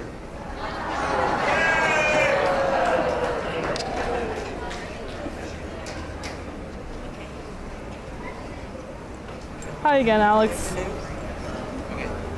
All right, we're ready. Allison, O'Shea, and friends. Yeah, the mandolin contest is going to start a little late. Maybe. So these ladies with me are part of a quintet. We're missing one of our girls. She couldn't make it here. But we just went to Arkansas back in April and we got first place with our group. And so the song that we're going to play is Dust in the Wind, arranged by our amazing teacher, Kara Barnard.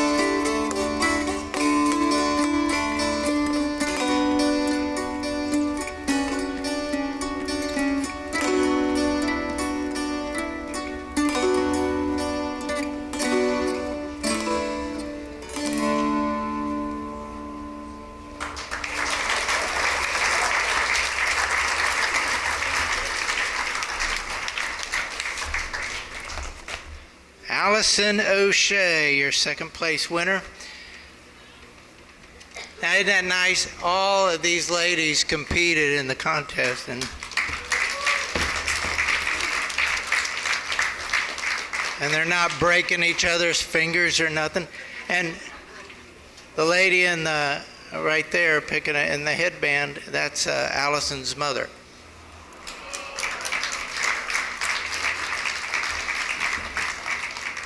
All right, so Allison will receive a flash drive with photos from this year's competition, a custom Wolf Hill woodworking performers model mountain dulcimer playing stand, $225 in cash, presented by, wait a minute, second place trophy presented by David Wilson. Come on, David. Let's go, David. Springfield, Missouri local. Congratulations, Allison. Give her a big hand.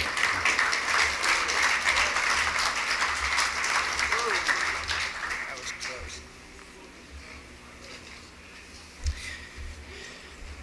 All right, and $225 in cash presented by Karen Deal with the Walnut Valley Association.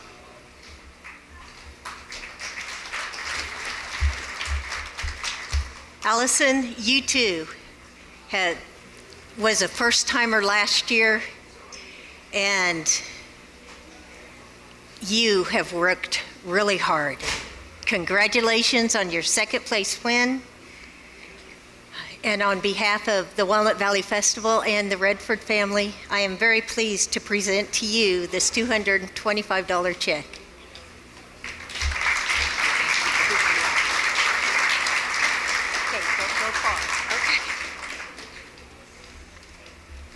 Don't leave. All right. Now Allison will receive, she chose a ginger model, cherry over cherry with a ebony overlay, presented by Tim Grothin with the Dulcimer Shop in beautiful Mountain View, Arkansas.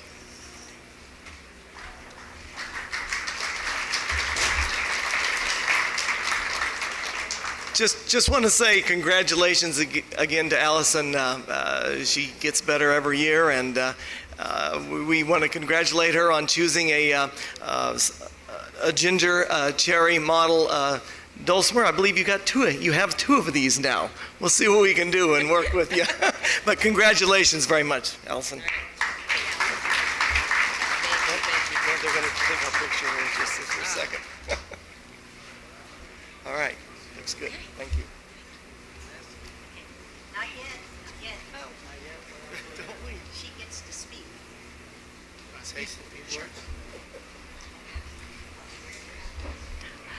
I just want to thank Kara for being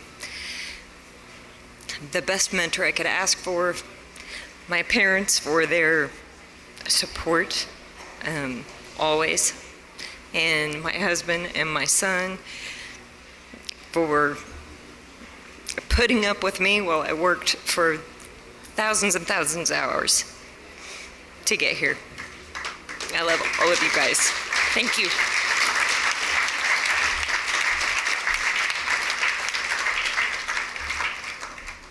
I wish they'd quit doing that. All right, ladies and gentlemen, your 2024 National Mountain Dulcimer Championship first place winner, please welcome from Fort Worth, Texas, Matthew Hathaway.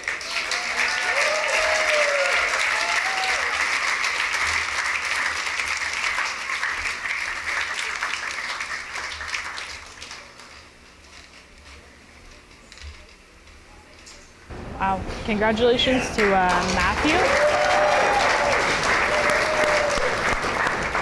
I said it a little bit earlier during the first round, but yeah, this is Matthew's first time competing in the Winfield, in this Winfield contest. He obviously most likely has some other contest experience. Congratulations to all of our winners, and I would like to point out a wonderful comment from Jeremy Chapman. Please take a moment to hit the thumbs up button if you're enjoying this content. It really, really does help us hopefully get this stream to more and more people. And the Mandolin Championship is coming up. If you know of any pages that might want to watch the Mandolin Championship, please share this stream there. Super excited. Thank you so much, everybody, for watching. All right. Well, I'm going to do a quick, short one called Salt Creek. Hope you guys enjoy it.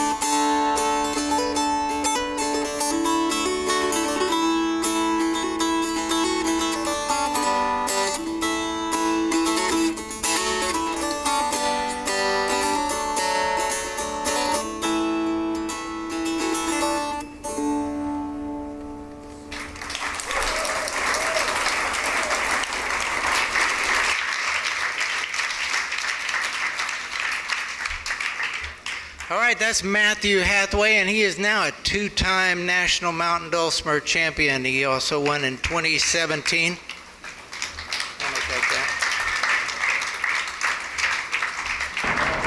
So this little sheet was a little incorrect.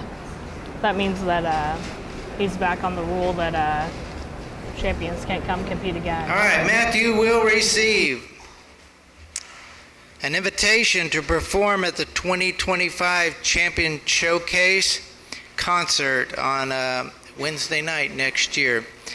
A flash drive with photos from this year's competition, a blue chip pick of your choice from Blue Chip Picks, silver encased festival pick pendant by Silver Pearl Designs. That's this. Presented by me. All right, what else we get? Custom Wolf Hill Woodworking Performers Model Mountain Dulcimer Playing Stand. Right there. An heirloom quality Mountain Dulcimer stand by Solid Ground Stands, Mark Tyndall Dulcimers. That's that right there. Those are cool. They look good. They adjust, but they don't look adjusted. They look like it was built for it. Anyway. First place trophy presented by David Wilson.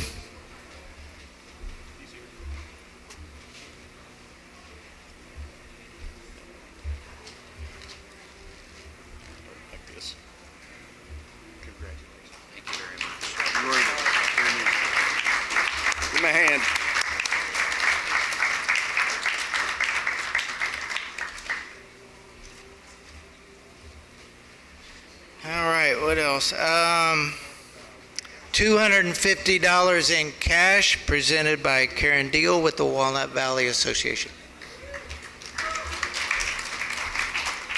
Come on over here.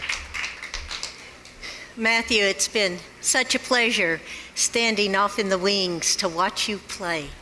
It was beautiful, and I'm sure it was even more impressive out here in the audience. Thank you very much.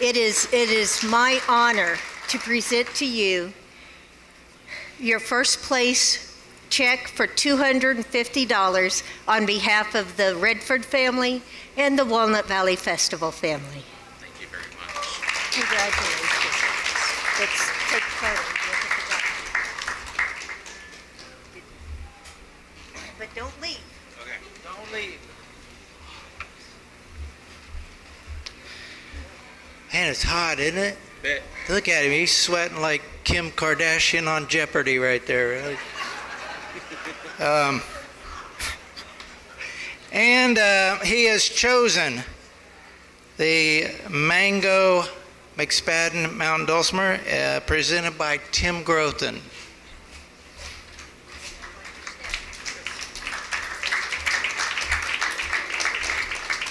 I want to say congratulations to Matthew here. I have to tell a little story. I saw him from about 50 yards away or 30 yards away this morning, and Matthew just kind of shrugged his shoulders going, well, I guess I'm not entered into the contest. And we said, no, you've been entered before. So we got a little bit of a joke about that this morning, but we're very happy that that got all resolved that way. Matthew has chosen a all mango custom made dulcimer from the Dulcimer factory, and we wish him well playing it, and a fine job playing today. Thanks.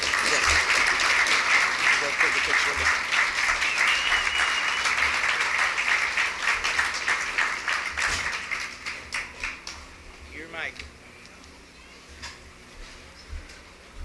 Well, thank you, everybody. This was a lot of fun. I don't have a lot to say except for thank you to my wife, Courtney, who has been very supportive of me as we've been doing all of this, and listened to me drill these songs night after night after night recently, so I really appreciate that. All right. Thank you, guys. Congratulations. Matthew Hathaway, everybody. Okay, so that concludes this contest. We're going to go directly into the mandolin contest because there was too many dulcimers in it. It took too long. See? Bad problem, bad problem. Anyway, we want to thank once again the Acoustic Shop for the live streaming of this competition today. And thank you all for your attention, for your respect for the contestants. My name is Dwayne Porterfield. It's been a pleasure. So I'm going to take a second and explain kind of what they were talking about there. So the Mark O'Connor rule, that's what's called the Mark O'Connor rule. So in like the 80s and 90s and stuff, Mark O'Connor would just literally like sweep a lot of the contests, like guitar, fiddle, and mandolin and stuff. And so they created the Mark O'Connor rule and it said on my little sheet here that I have, my little broadcaster like cheat sheet, that this was his first time competing. I think they just did that because this is his first time competing in 5 years. So whenever you win the contest, you cannot compete in that contest for 5 years. So that's what that was. And my ignorance, honestly, to Mountain Dulcimer, I did not know that he was a previous winner. So that's awesome. He's a 2-time champion now. Competed in 2017, came back 5 years later. Or I think that's a little bit less. Yeah, that's more than 5 years later, but you get it. And won again. That's awesome. I should read you the rules. They read you the rules every time. Just wait like 5 minutes and somebody will read you the mandolin rules. They're all the same rules essentially. I think that fiddle is a little bit different, but yeah. So that's the Mark O'Connor rule. That's why I was mistaken reading that he was a first-time competitor. It's the first time in many years that he was competing, but yeah. So yeah, that is the Here for the Mandos. I know you're here for the Mandos. Hopefully you can stick around. Yep, it's gonna be really, really good. So that's really cool. Congratulations to all of those contestants. Mandolin, starting right now. We're not too far behind on time, obviously. Not too bad. So I might take a little break, get you guys watching a video, and then we'll be right back with the mandolin contest. I do want to point out real quick that they are actually setting up a little bit different situation here. They're setting up an accompanying seat as well. You'll find that for most of the time in the mandolin contest, as well as in the flat pick contest, as well as banjo, a lot of these players are going to get an accompanying instrument with them. Anybody's allowed to have an accompanying instrument, it's just that the judges can't hear that instrument. And it's really just for the player to keep their timing, or maybe it makes them more comfortable, kind of having a friend on stage as well. So you'll see plenty of people doing that in this one. I think almost everybody will have how many Mando contestants? They have not handed me my newest broadcaster sheet, so I do not know yet. But I was told earlier today that it's twice, they're all quite full. All of the contests are looking like there was a lot more people that signed up, which is really, really cool. Let me see if I can get the list of how many people can compete, because I know that's the thing. Okay, only 40 contestants can compete in, and I'm just reading this off of the Walnut Valley site, by the way, if you guys ever want to see these later.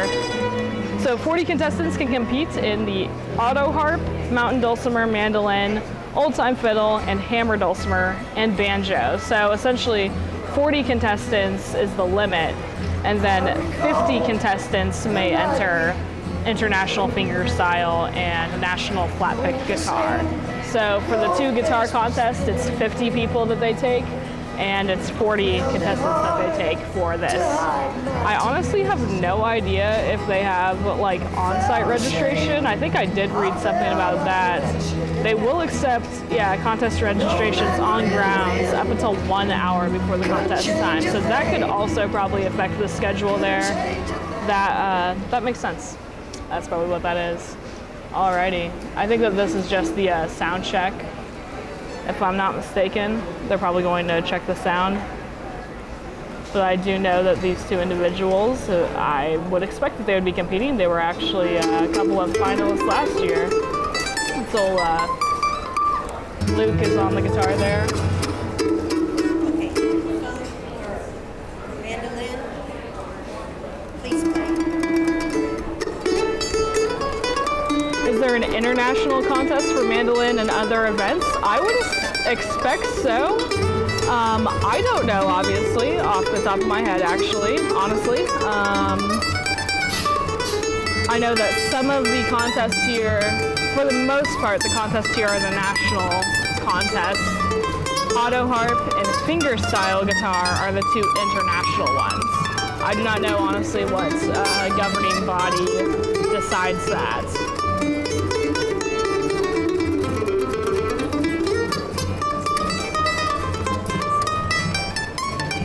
He never won first twice in a row. I think it was more so that he would sweep the contest also. Thank you so much. Oh, that's actually one other point of it, actually. Listen to these guys go. This is what you're about to listen to, guys. Yes, we could have entered Jeremy in this morning. I don't know why somebody didn't. That's funny. Oh no, I'm so excited.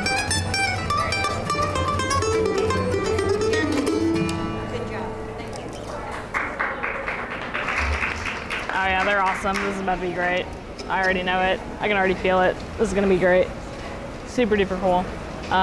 There was something else I was gonna say. Oh yeah, so with the five contestant rule, or the 5-year, the Mark O'Connor rule, those individuals can actually enter other contests though. So let's say if you won flat pick 2019, you can enter, Is it on? mandolin as well in 2020 or something like that. Obviously, probably not. There was no Winfield in 2020.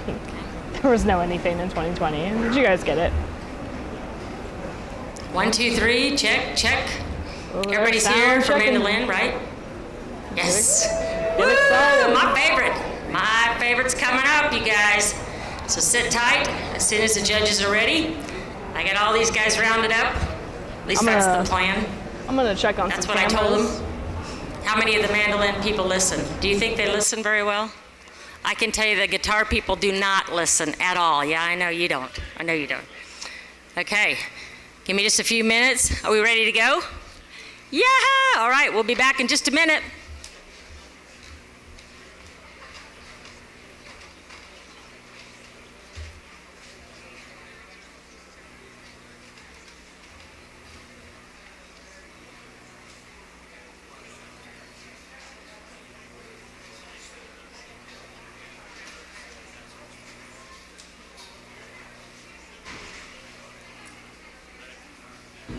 Alrighty, so now you can pretty much consider us decently back on schedule with the contest.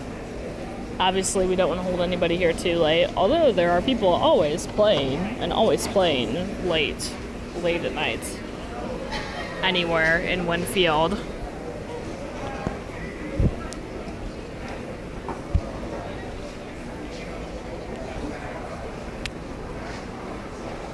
What's that trying to focus on? I gotta fix that camera.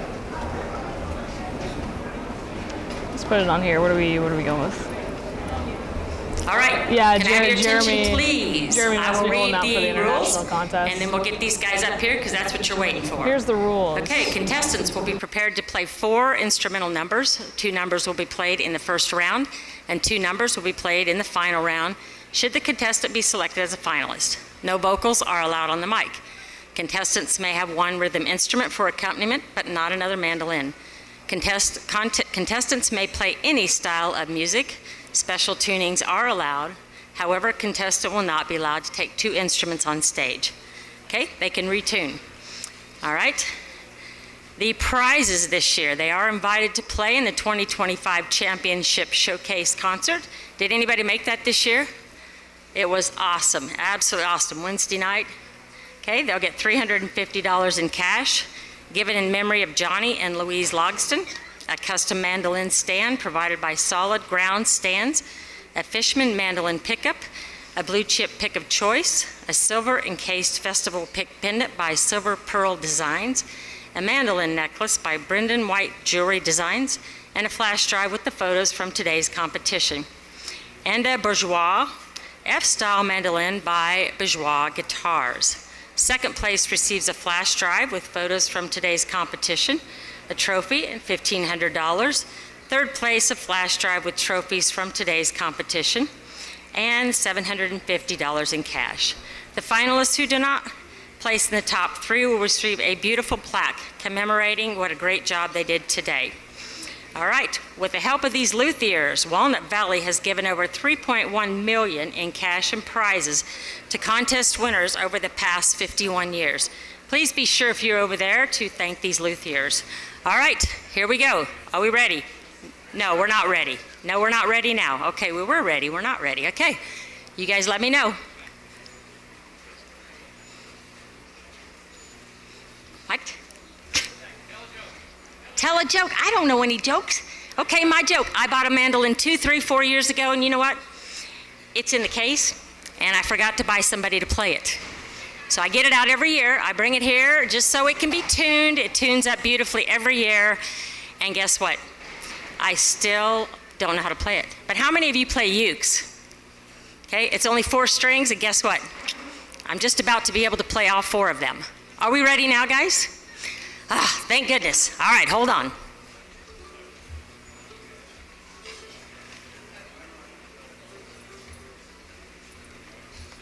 I will call contestant number 1 to the stage, please.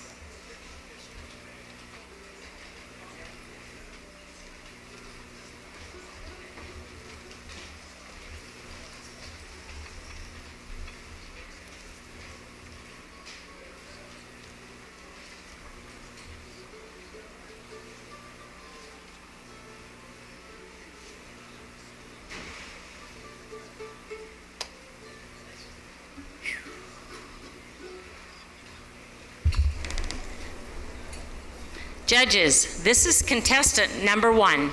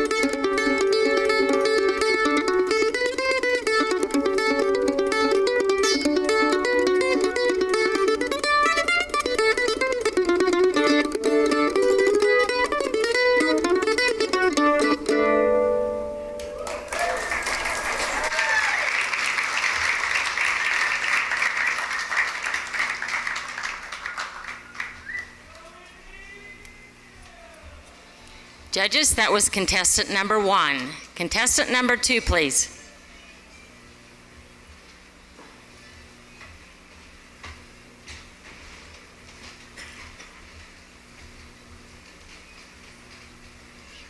Alrighty, y'all. Already off to a really strong start.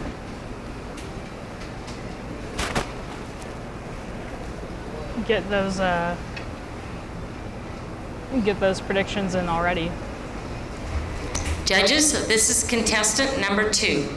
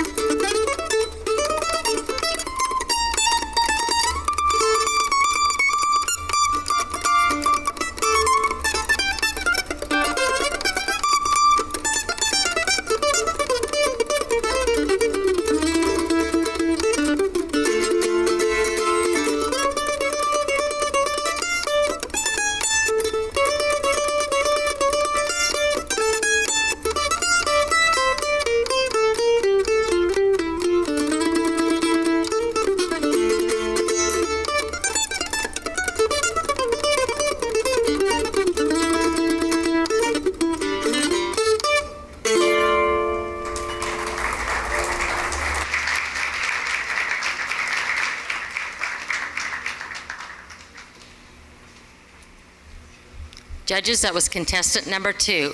Contestant number 3, please. I bet Jeremy is watching that. Iggy, I think he is. He's probably thinking that exact thing.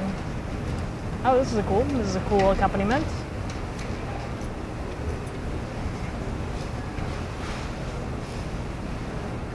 Just goes to show, guys, it doesn't have to just be a guitar to accompany the contestants. We have an accompaniment with cello right here, it looks like. Judges, this is contestant number 3.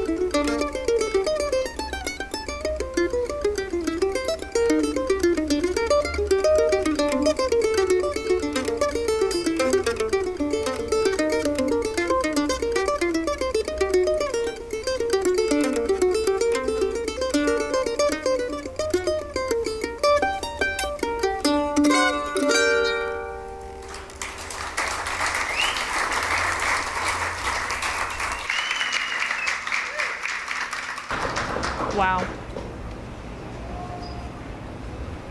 That was that. Very nice. That does make sense for being the mandolin store. Judges, that was contestant number 3. Contestant number 4 is a no-show, so I will call contestant number 5 to the stage, please. I mean, when you have the opportunity to be, you know, surrounded by mandolins, why not? Seize said opportunity.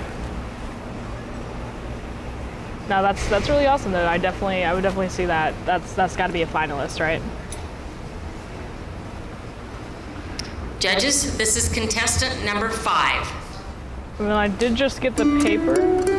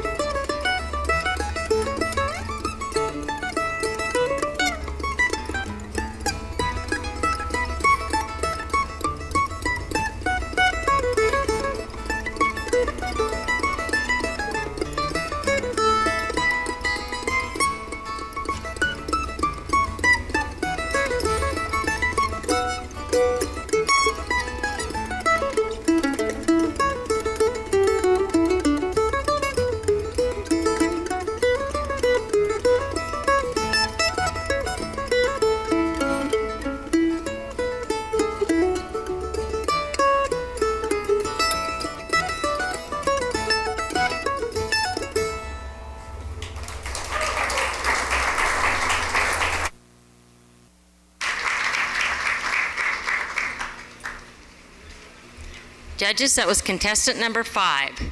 Contestant number 6 to the stage, please. I got in the number of contestants, by the way. We're actually halfway done, guys. There's 12 contestants. 12 contestants entered this year. Maybe more no-shows than that. I'm not too sure. That's the information that I've been provided. Judges, this is contestant number 6.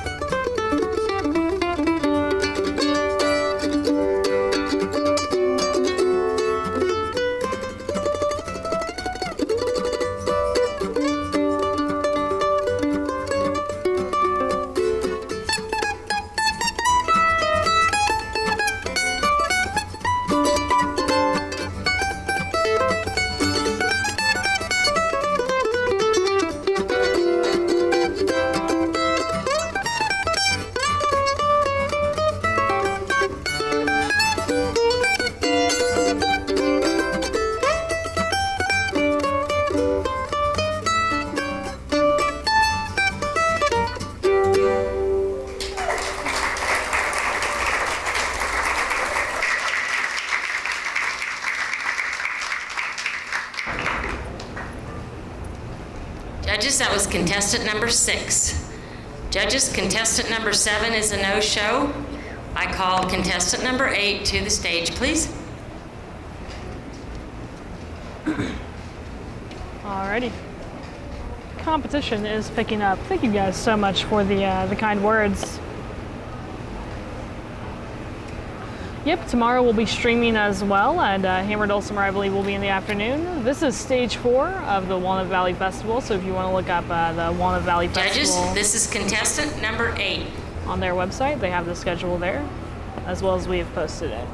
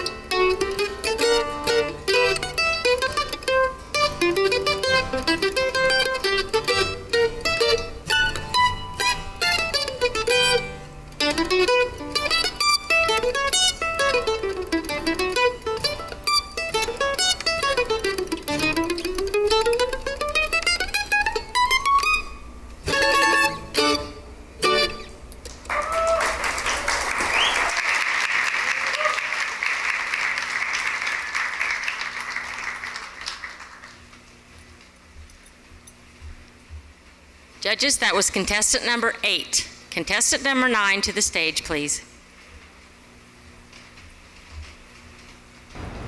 I can provide you guys with a little bit of information about the contestants. So, that was Emily Wilson from Lakewood, Colorado. This is not her first time competing. Judges, this is contestant number 9. And this is Ezekiel's first time competing.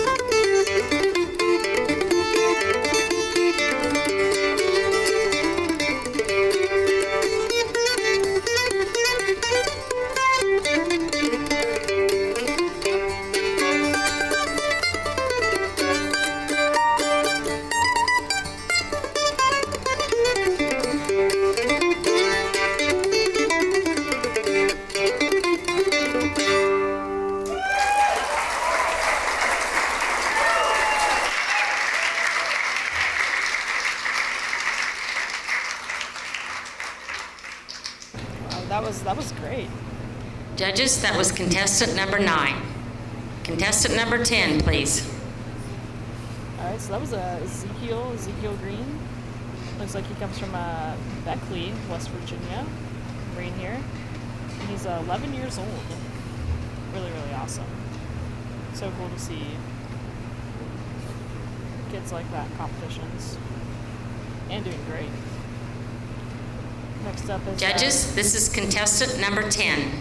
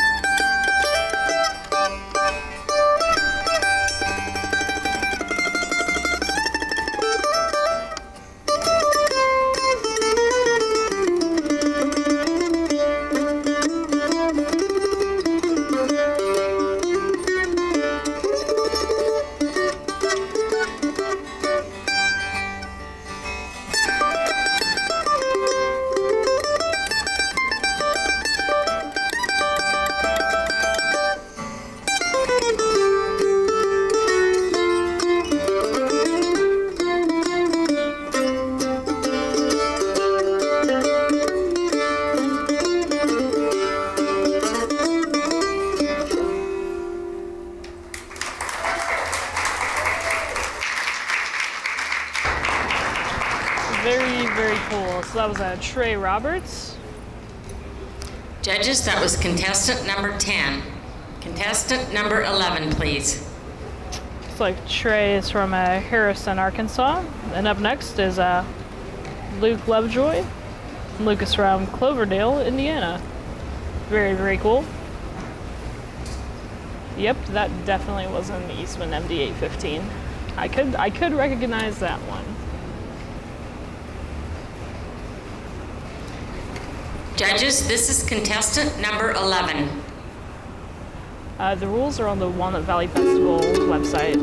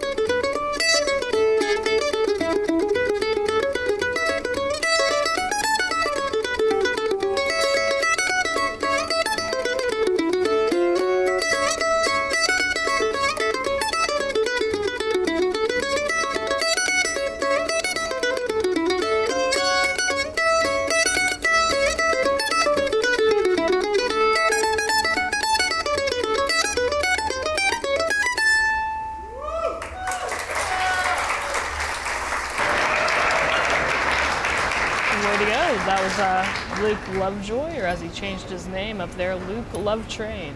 Judges, that was contestant number 11. Contestant number 12, please.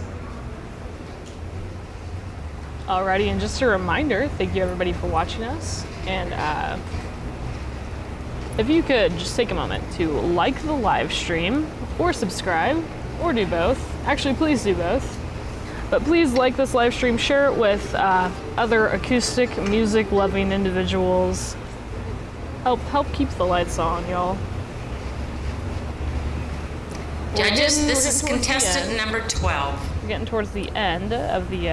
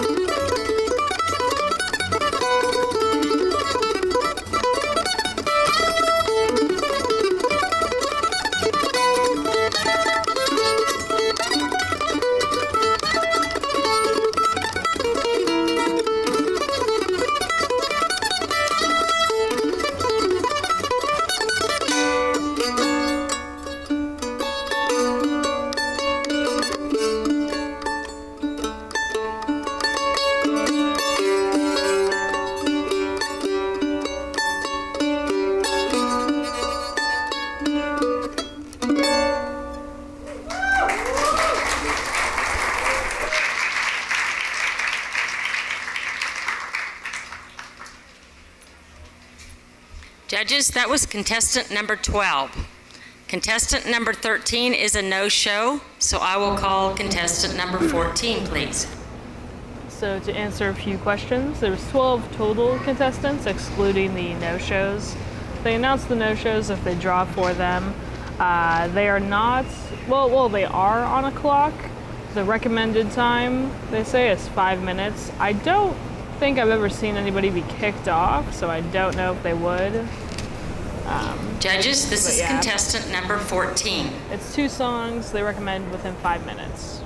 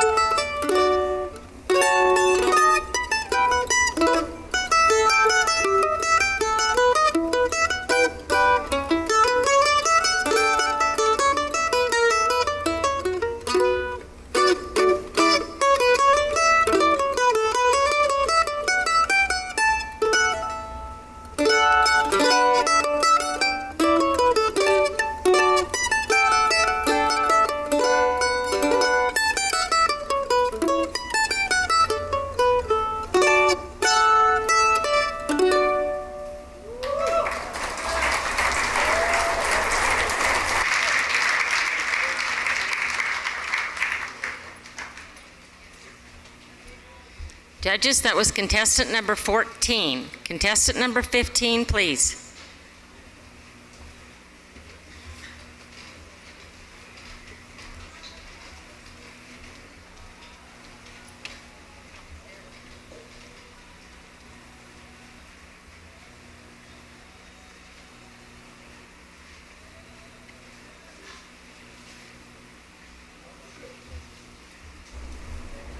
Judges, this is contestant number 15.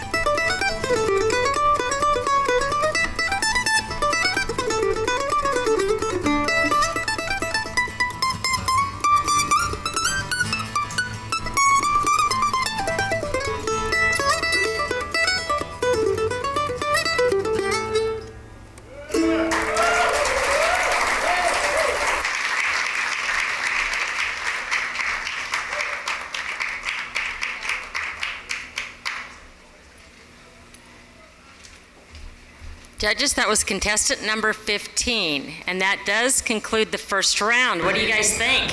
Woo! All right.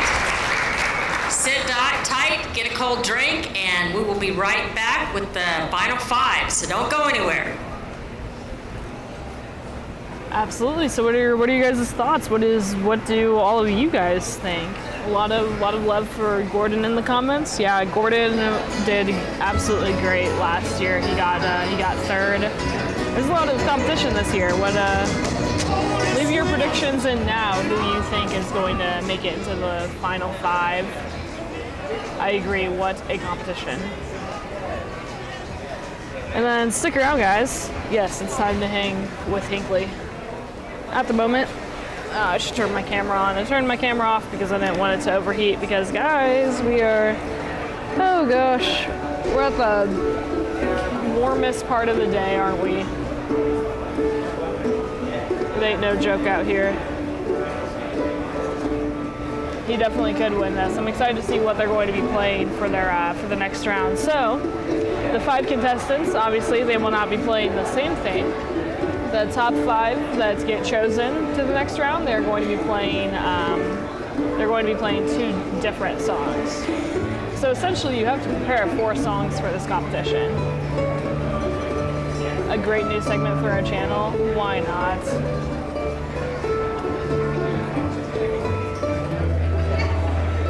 He certainly could win this. Thank you, Jeremy. What about lawn chair Jeremy? Jeremy's just sitting in the lawn chair. Jeremy's just sitting in the lawn chair behind me. It doesn't. Hi, what do you think? What do you think, Jeremy? Good first round.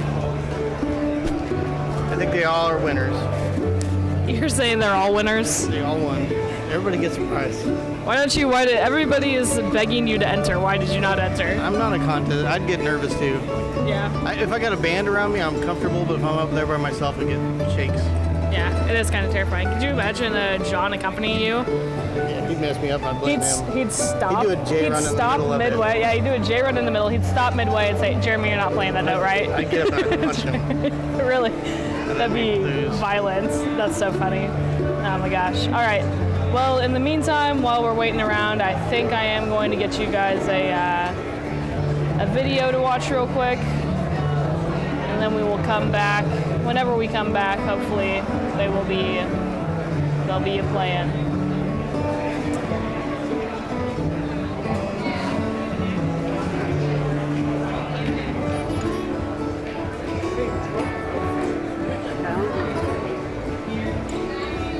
And hopefully this video works. I'm sure you guys will tell me.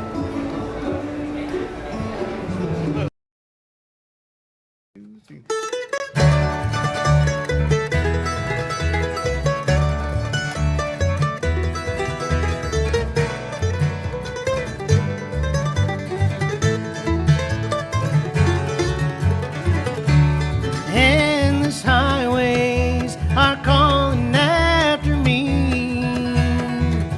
The world's a strange place when you're only 17.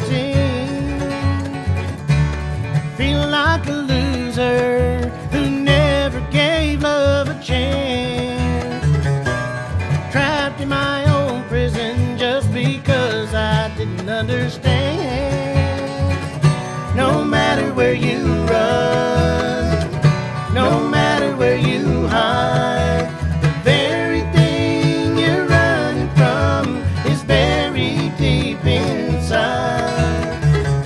No matter who you ask, no matter who you... 1, 2, 3.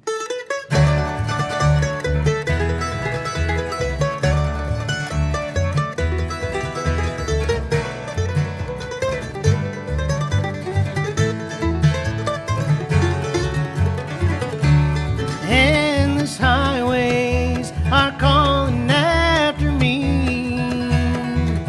The world's a strange place when you're only 17. Feel like a loser who never gave love a chance.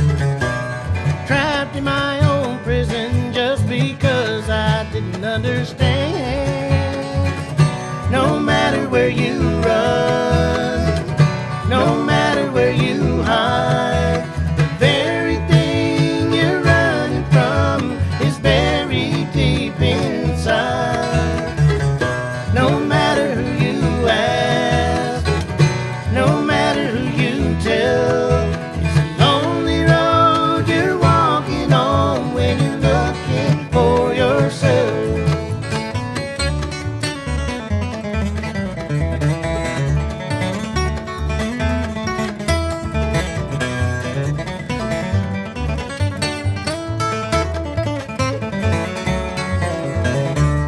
Cars pass me by, I can't get it right. I guess it doesn't matter, there's no map I'm going by. Game of denial and partly circumstance. Refuse to pay the fiddler, but I cry when I can't dance. No matter where you run, no matter where you hide, the very thing you're running from is buried deep inside. No matter who you ask, no matter who you tell, it's a lonely road you're walking on when you're looking for yourself. It's a lonely road you're walking on when you're looking for yourself.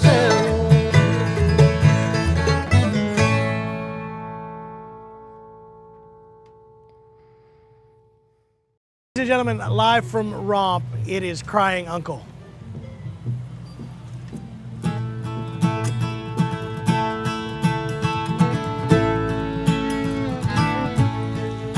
Well, I wish I were in London or some other seaport town. I'd set my foot on a steamboat and sail the ocean round. Sailing around the ocean, sailing around the sea. I think of handsome Molly wherever she may be.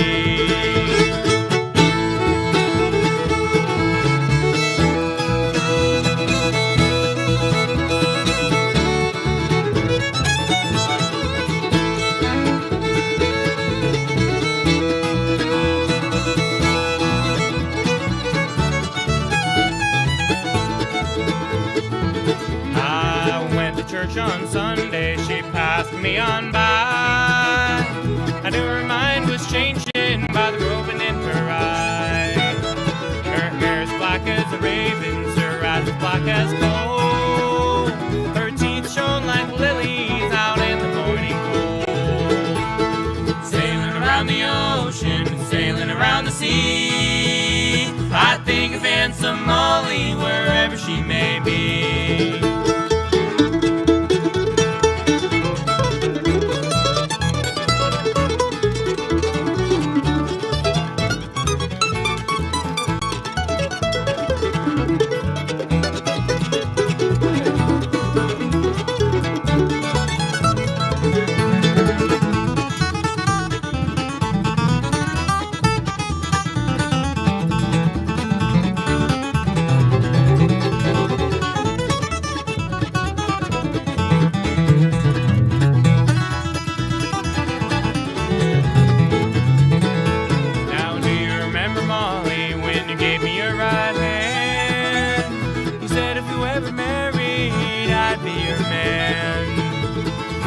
She broke her promise, go marry whom you please. Now my heart is broken while your heart's at ease.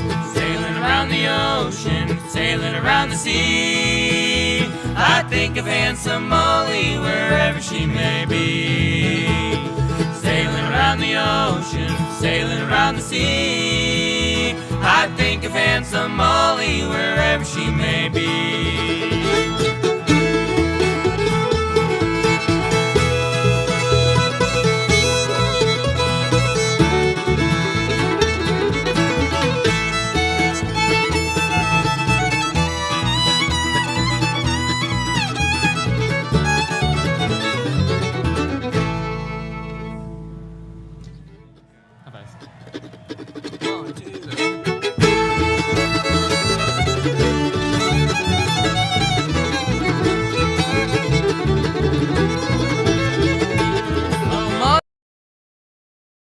report behind stage. Number 3, number 6, number 10, number 11, and number 15. Please report behind stage.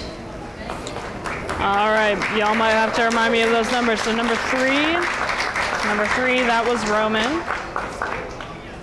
Number 6 was Solly Burton. And then I believe they did say 10, right? 10 was Trey Roberts, and I just watched Trey and Gordon. Gordon was 15. Walk past me, so who was the 5th there? Who was right? Who made all their predictions right? Had to interrupt a little bit of that crying uncle because I thought you guys might want to hear who's making it on to the final. So what they're about to do right now is redraw their numbers to get a random order again, and then they'll go from there. Thank you guys so much for the kind words, and welcome everybody to the stream. Awesome, you got a close mandolin? That's really, really cool. Love that. And yeah, Crying Uncle is incredible. I just thought I'd play that little clip. That was from, we filmed that at Romp 2024, so got a chance to film with them a little bit. Always a treat.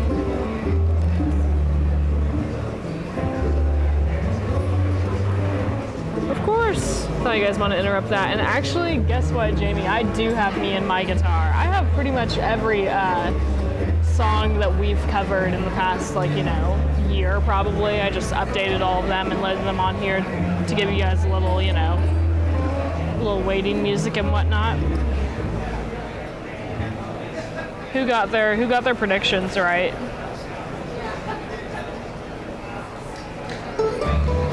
That's your favorite cover that they've done? Tell you what, I'll let you hear it because there's not much else going on right now. I may interrupt you guys whenever we come back.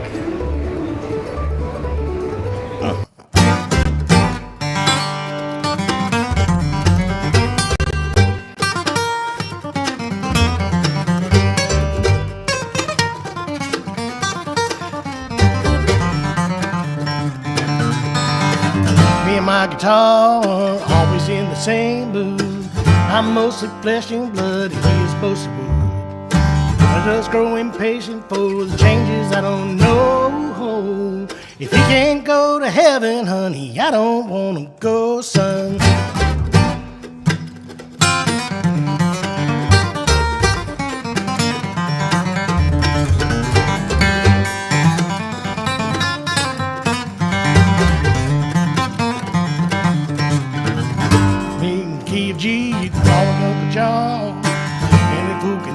See that we go back a long time. Ain't something like finding me. Is there such a thing as a wrong time? Hops up on my knees singing, get out, pops, it's song time.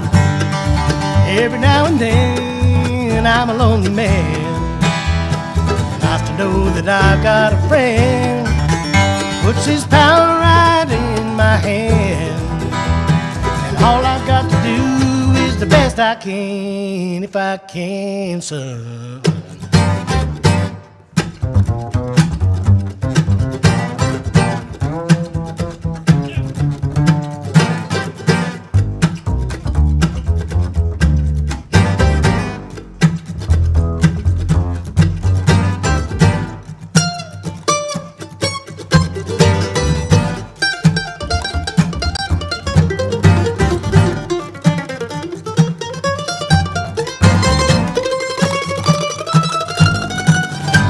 Named David, know a bird named Dinah. A bird rock on my knees, son, the shape of Malay China. Got a somewhat southern accent, cause I come from Carolina. And if you want to find us, we'll be walking right behind you.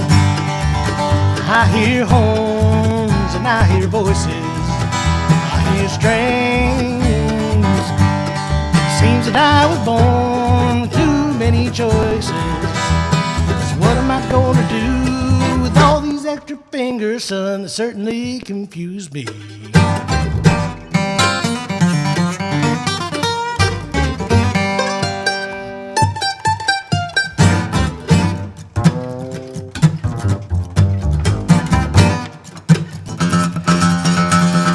Maybe if your friends will fly by for coffee, I'll do a little mule skinner blues.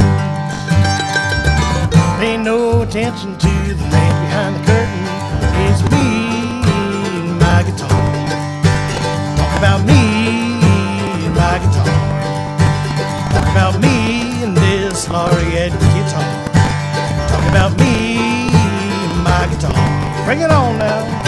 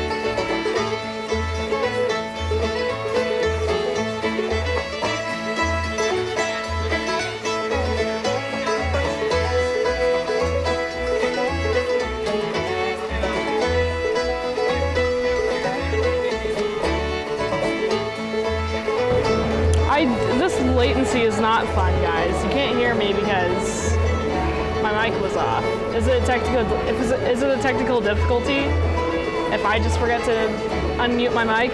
That's hilarious. How's the mud? It didn't get terribly muddy, although I do have to clean these shoes. The second I get back home, I'm gonna clean my shoes because I care about my sneakers a lot. I'm gonna clean these shoes. Although I was saying 2 seconds ago that was the request of me and my guitar. If anybody else has any other requests, let me know. I'll see what we have on here. I don't know, honestly. Let's see. And then the request for a Friday live stream would be very, very difficult. I feel like we're already talking about doing one on Monday. So adding a 5th live stream would be chaotic, I think. But if the people want what the people want, what am I to do? Might have some news coming back. Let's find out. All right. Everybody buckle up. We are ready to go for round 2. Let's go. Okay, it's starting over. Our judges are ready. Okay. Thank you for giving our contestants your attention. Haven't they just been awesome today? Very exciting. All right. So we've got them all lined up, and we're going to start again. So I'm going to call contestant number 1 to the stage, please. Yeah, all the stuff in the background is just whatever background music Winfield is playing. I'm gonna get up and adjust these cameras and get you guys the content of these finalists. It looks like Roman is first up on the docket.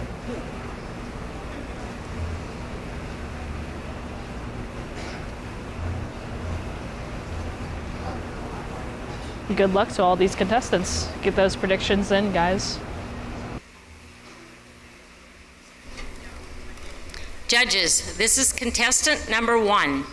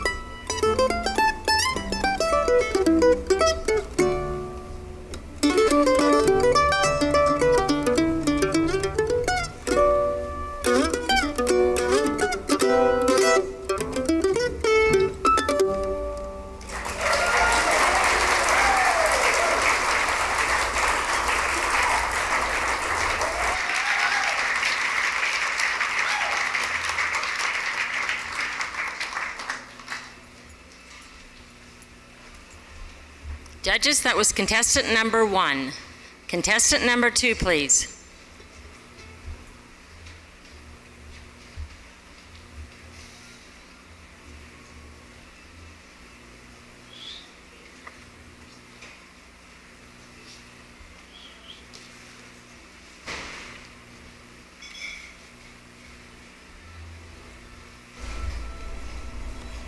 Judges, this is contestant number 2.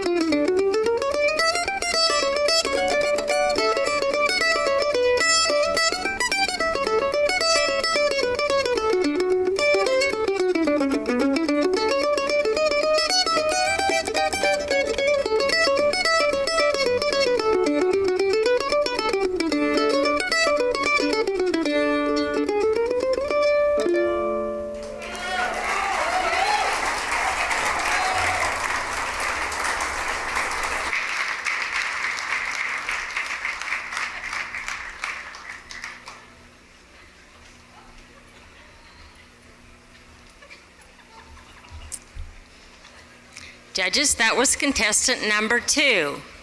Contestant number 3 to the stage, please. Well, won't you look at that? Just a little switcheroo. Thank you guys all so much for joining us. Judges, this is contestant number 3.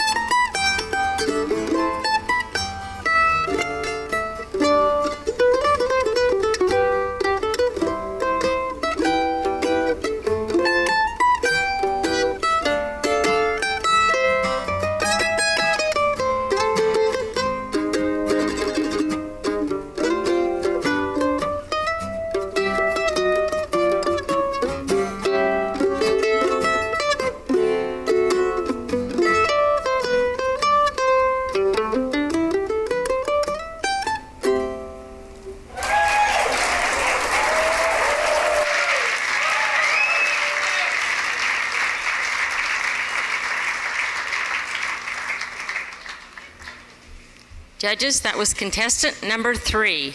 Contestant number 4, please. That was awesome, guys. Yeah, just to bring up a couple comments real quick. Monkey Sweeper, even though if you can't watch tomorrow's live stream, these are all going to stay uploaded. So yeah, you guys can come back. I mean, any of you, if you saw a performance that you really liked, you can come back and watch it at a later time. What's up right up now is Gordon Parker.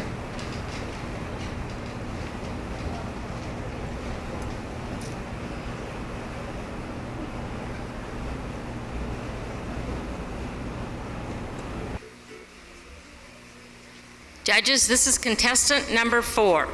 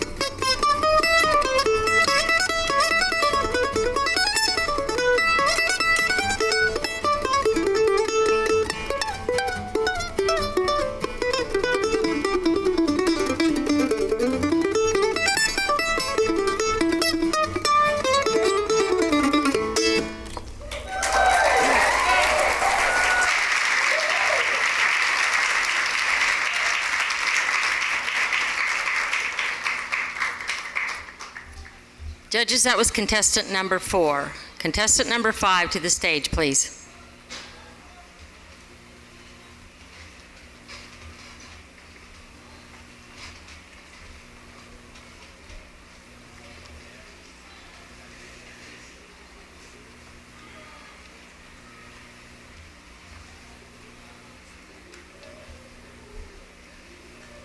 Judges, this is contestant number 5.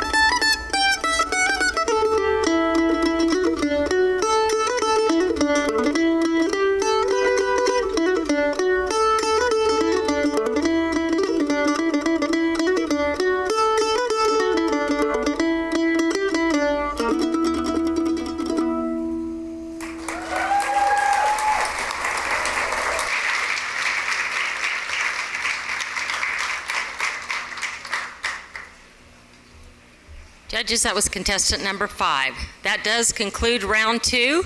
So let's give all of our contestants a great big round of applause. Woo! All right, sit tight, and we will be back shortly with the final awards. Thank you. Alrighty guys, this is Hinckley back on the microphone. Welcome everybody who's just now joining us. I'm going to try and answer a couple of questions real quick. Alright, so yes, Kathy, to answer, flat picking is tomorrow. A couple of other people already answered that. When is banjo? Banjo is going to be on Sunday.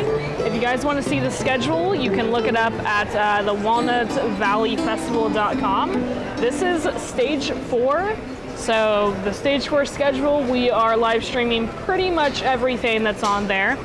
Later tonight, there is the Fiddle contest. So Fiddle contest will start at 6.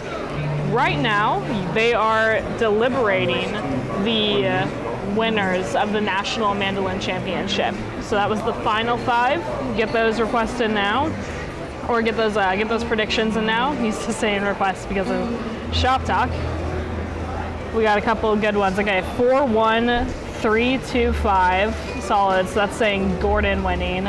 Let's see, 3-5-1-4-2. So that was Sully first. Yeah, Sully, Trey, and then Roman.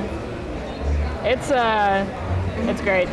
What time tomorrow? The schedule. So the schedule is also on that website, and it can also be found on our Instagram, our Facebook, and our YouTube community tab. We posted the schedule all those places. I don't know which one you were talking about specifically, but I can tell you guys that we are live streaming pretty much all day. So same thing tomorrow. It starts at 9 a.m. The flat pick guitar contest will start at 9 a.m. tomorrow. The only other contest tomorrow is hammer dulcimer, and then Sunday, banjo will start at 10 a.m. So I just know those ones off the top of my head. I have no idea what time hammer dulcimer starts, and I think that flat pick will last a while. I think it's going to go on for a while, so we'll go from there. I think I liked Sully the most too. That's my unnecessary opinion, my very unqualified mandolin opinion. I think I liked his the best. I mean, Rowan was really, really good too, though. This is tough. It's tough for these judges, you know.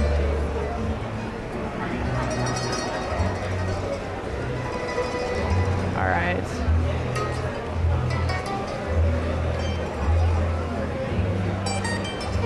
I need to answer my boss, Jason Chapman, real quick. So I think I'm going to let you guys watch a little video. I have plenty queued up of Chapman covers. Let's see.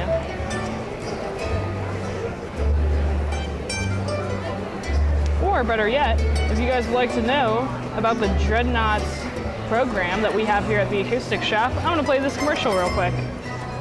And I'm gonna answer my boss. I'm serious. It's not gonna work if we don't do look at this. Faster shipping. I'm telling you, faster. Right here. Strings don't matter. Length doesn't matter. It's got to be faster. Faster viewing. It says faster. Now it's serious. Seriously. Playing the guitar. Too much. Playing the guitar has to be faster. Throw. Now throw. It has to be faster. Now. We'll do it all. Have you ever been teamed up with the wrong guitar in the past? Well, dread not. The Acoustic Shop has your back. Introducing the Acoustic Shop Dreadnought program. Over the past 10 years, we've been redefining the perfect customer experience. This is the next step in that evolution. Whee! You ever had that feeling like maybe you found the one? Like maybe this is the one? I think this is the one. I have a feeling this is gonna last. In our pursuit of perfection, we have designed custom boxes. We use state-of-the-art packing material, humidification systems, fresh strings on every instrument, and also a digital Bluetooth hygrometer to make sure your guitar arrives safely and you'll know when to open it. And if that's not enough, you're gonna get some extra goodies.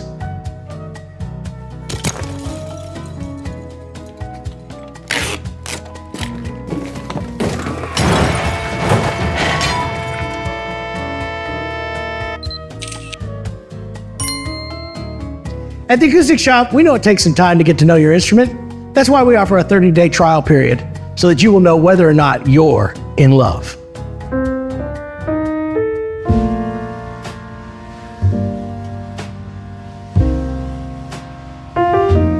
Chef's pick.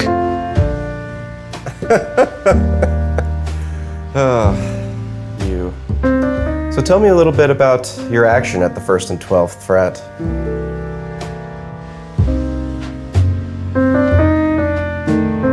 I just want to be clear in the beginning. I'm still looking at other guitars.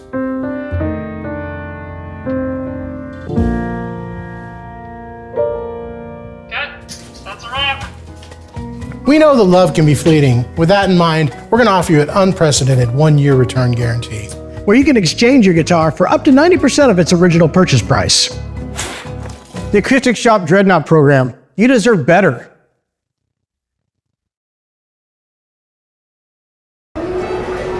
Alrighty, make sure that my mic's good. Alrighty guys, so if you want to know a little bit more about the Dreadnought program, that is a new program that we have decided to launch at the Acoustic Shop. There's a lot of really cool stuff that you get in there that they were mentioning in that commercial. I'm going to see if I'm a good employee off the top of my head if I can remember all of them. So the first thing that you get is a free hygrometer inside your box whenever you order an instrument from us, and there is a certain price threshold, I believe. I don't know that one off the top of my head.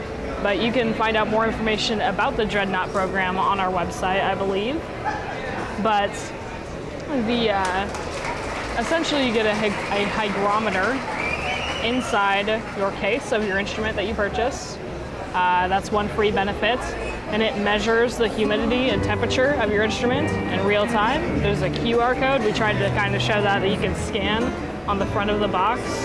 And then through that app, you'll be able to see what temperature your guitar is at, or instruments, mandolin, banjo, anything really. And then you'll know whenever it's safe to open it after a shipment, you know. Let's see, the biggest thing is our return policy. Normally at our store, and this is for anybody, we have a 14-day return policy.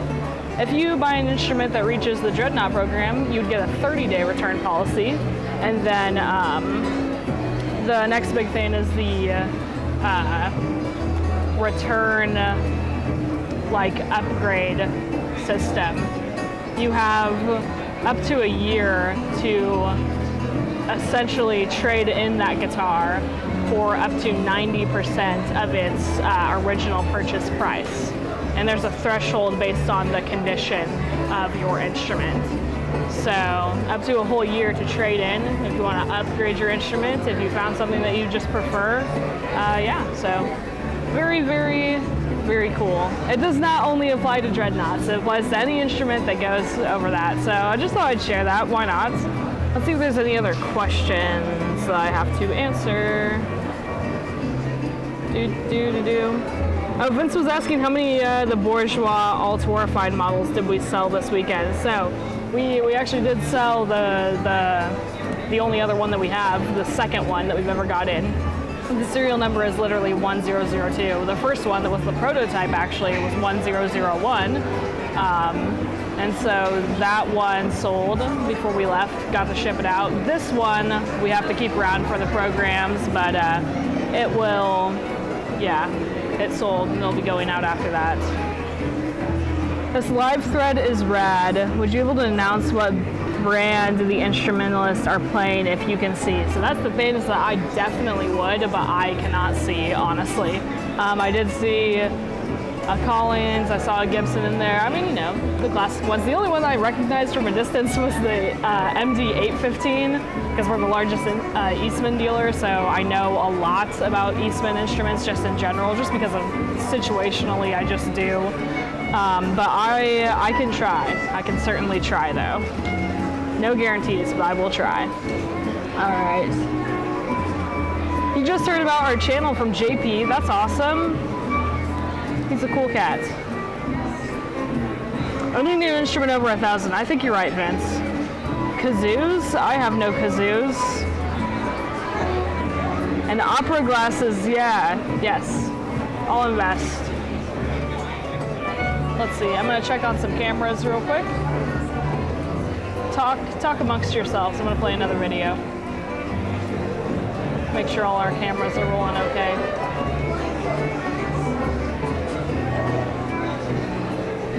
What's your little song featuring Aaron McDarris?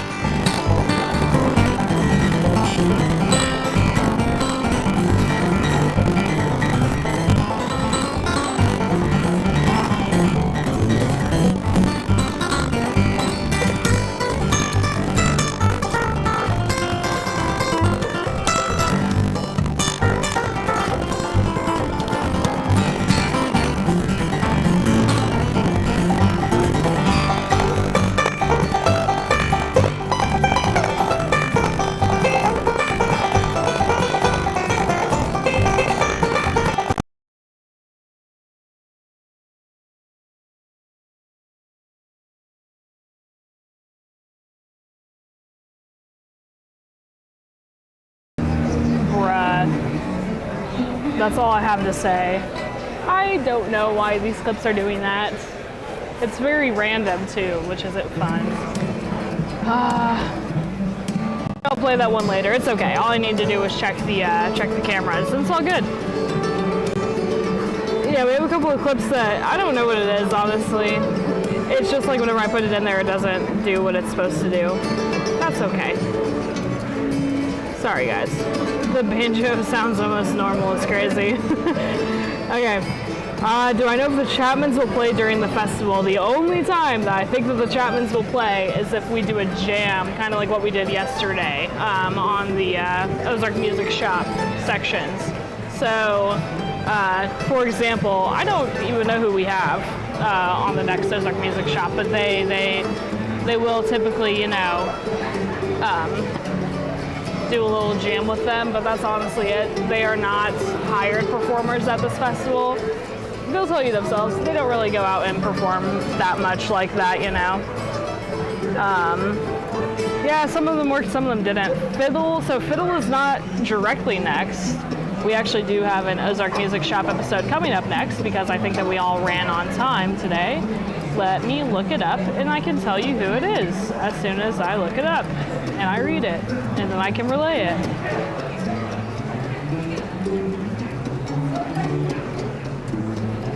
Special Consensus is one, so that was at 4:15. There must be something else going on in between these, I think. I think there's another performer that we'll show you guys. And then please excuse my ignorance, but this is, I think, just Beppe Gambetta. Beppe Gambetta. It kind of looks like the soccer player, like Beppe, so that's how I'm pronouncing it. And then Fiddle will start at 6:15 according to the schedule. Now, I don't know if that's sooner or later. I don't know, and if I remember last year, it went until like about 10 o'clock at night, so we will be here. I'll be here. I have to be here. And yeah.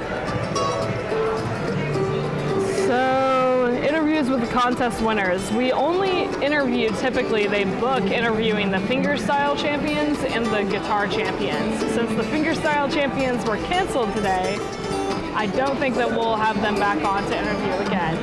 And that's just due to the scheduling conflict. Yeah. Let's see.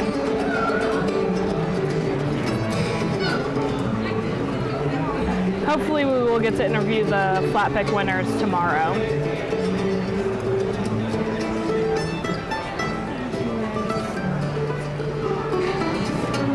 So yeah. Thank you guys so much for joining us. Thank you so much for liking the live stream if you have. If you enjoy what you're seeing, it means a lot to us if you're able to like the live stream and share it with others. That's how we keep this all going. Let's see. I'm going to go ahead and actually take a moment real quick again to thank our sponsors.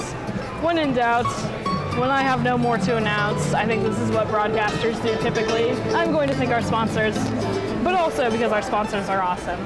So first up is the Walnut Valley Festival. Thank you so much for letting us be here, for having us here, and for letting us live stream this to the whole wide world. Thank you to the Ozark Music Shop.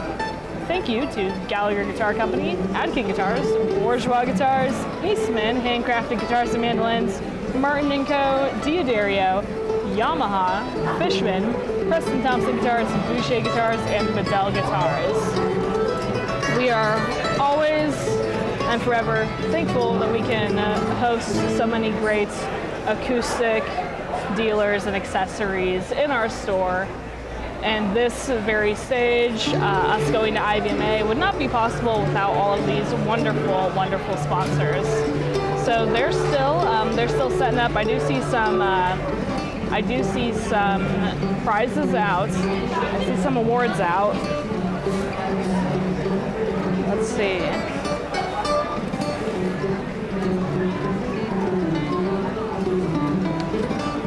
The sponsors are not shown in alphabetical order. I don't know what the order was. I don't think there was a specific order. I think that we just put them all on there.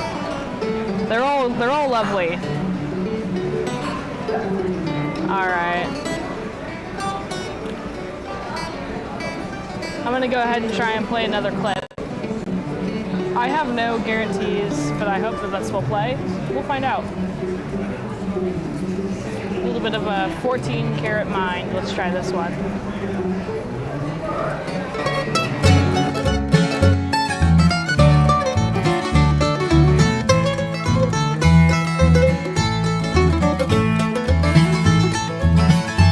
I still recall the morning that I met you, standing down at Wilson's 5 a dime. It's been a tough competition. I am absolutely amazed. Some of these guys I've seen since they were this big. So I'm not gonna lie, sweaty and all, I gotta hug them anyway. So there. All right, I'm gonna call up first our two. What are you doing? You told me to come up. I did? Your little sister did. Oh my goodness sakes. You can't take her anywhere either. Okay, all right. I'm gonna let you do this then, you know? Oh, I'm just giving the try. I'm not talking. You have a good voice. You are talking. I tell you, these guys, mandolin players. I thought the guitar players were bad, but no. Mandolin beats them out. Okay, the first thing we're gonna do is we're gonna present the plaques. 2 plaque winners, all right? So, and I'll get this right because I asked them. First up, I have Luke Lovejoy from Cloverdale, Indiana. Woo! Yeah! Where'd he go? There he is. And also, Trey Roberts from Harrison, Arkansas. Good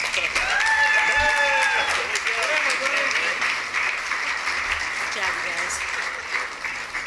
Congratulations for a great competition. Thank you guys so much. All right.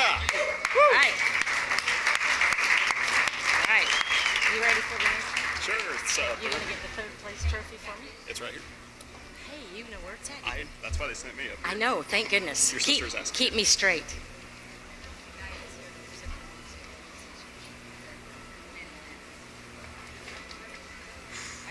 I see an open mic. I got this.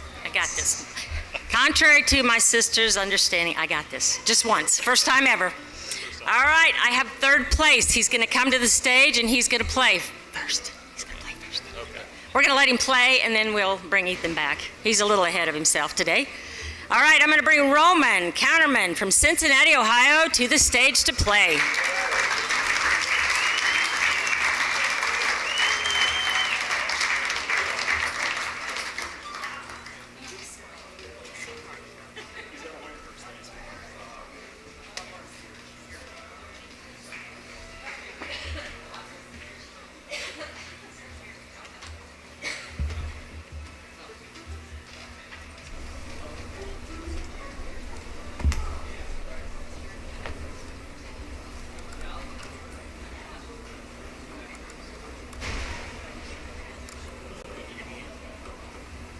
Am I good?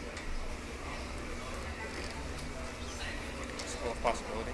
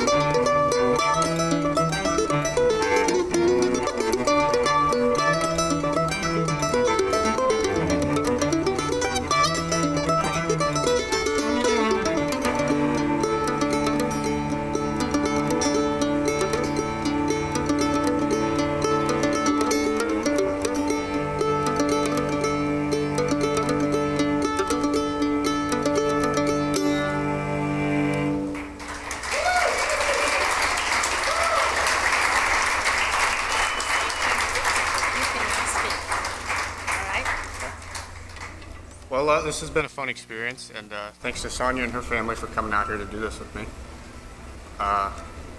Thanks to a fellow named Bob from North Carolina for mostly gifting this mandolin for me and also helping me go to Chris Thiele's camp where I got to meet my hero in life, so that was pretty cool. Thanks to Zach Vance from the Mandolin Store for being super helpful and supportive over the last year or so. And thanks to my dad. I don't think I'd be here without him. And yeah, I guess for not going insane while I play mandolin for 12 hours a day. Thank you.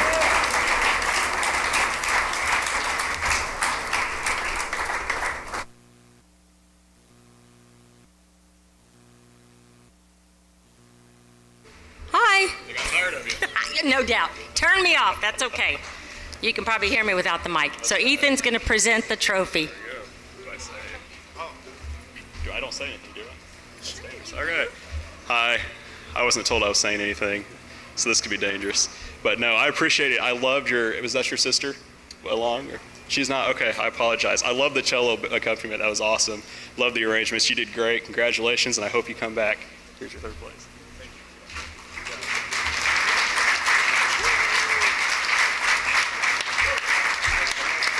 You stay. And on behalf of the Walnut Valley Festival, I'd like to present a check for $750 from the Redford family. So thank you very much. It's for you.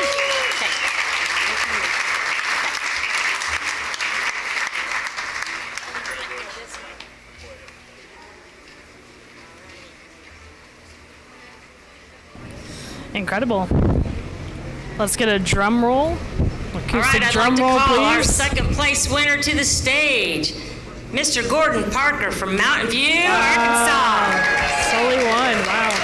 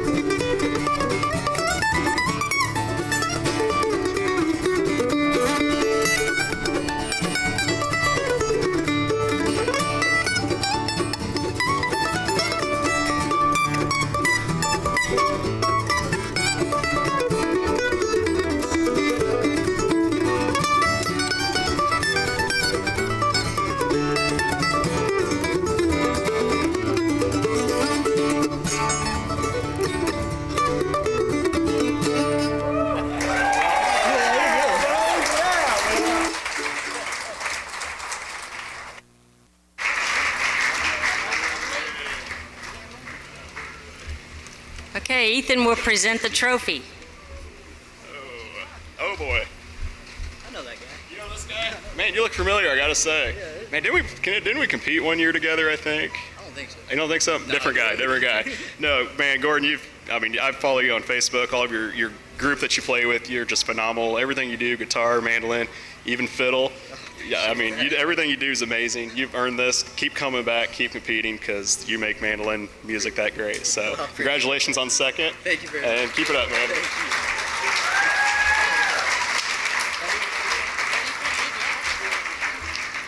And on behalf of the Walnut Valley Festival, I'd like to present to you a check for $1,500. How's that? Thank you. I've been watching this kid since he was this big. And what are you now? 17 or 18. Are you sure? Yes, ma'am. He thinks he's 18 now, so there you go. Good job, good job. Thank you. All right, now y'all let you go. How's that?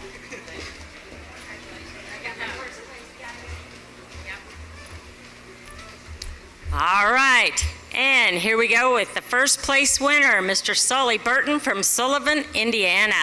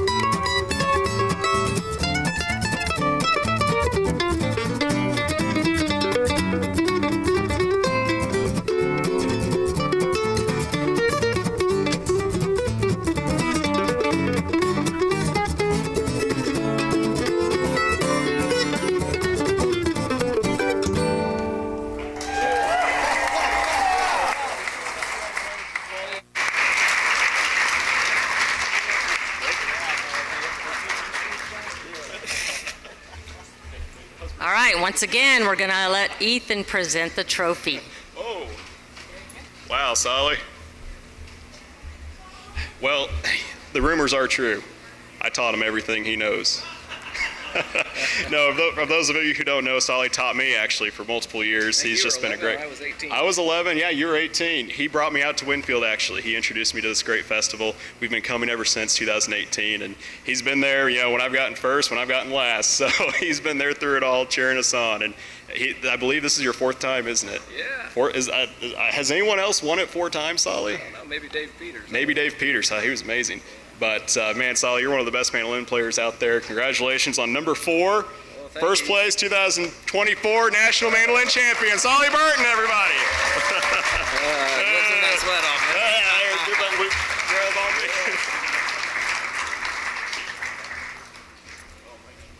off. All right, let's go through the prizes. Trying to keep their attention is a little tough. Okay, Walnut Valley invites you back next year to play on stage 3, right? You will be here, right? Awesome. You're going to get a flash drive with the photos, a blue chip pick of choice from your blue chip picks. These are right here. This fun stuff is yours. Okay. Silver encased festival pick pendant, a mandolin necklace, Fishman mandolin pickup. We'll get that. The custom mandolin stand. Look at that. Is that awesome? If you don't want that, let me know. You know, my mandolin will sit really nice on it. I got an extra mandolin now. Yeah. I know you do, yeah. And the first place trophy, which Ethan presented. So I also have a check here for $350 in memory of Johnny and Louise Logston. How's that? Thank you.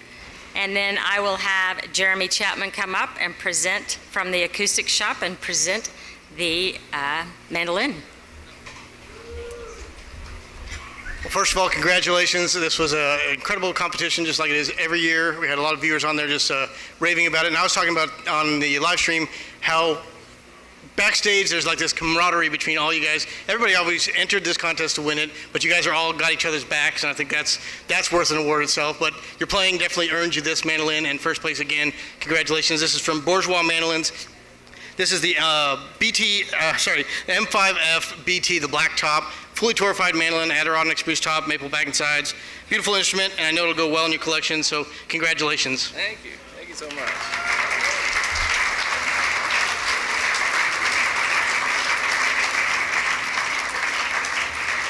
No flash? Okay, that's good.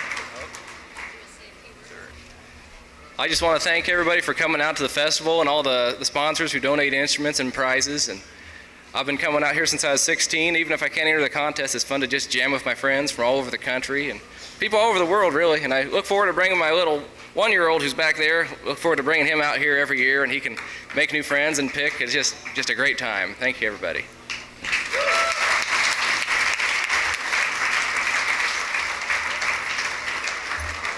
Thanks for coming. Everybody have a great afternoon and come back tonight for the fiddle contest. See you later. Alrighty, everybody. I am back on the mic, so we actually have quite a bit of time before our next, let me just stand in front of the camera real quick, before our next championship or contest or anything that needs to be filmed, actually. So, it's a little nice wide view of everything that we got going on the contest. Let's see, what comments did I miss while I was doing many things? Jeremy was up there, yep, presenting that.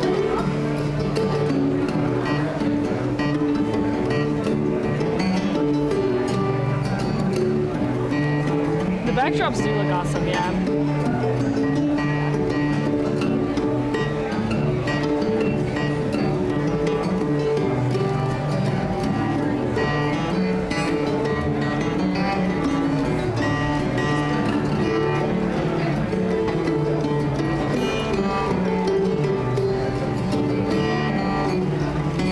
So much for the kind words about the live stream.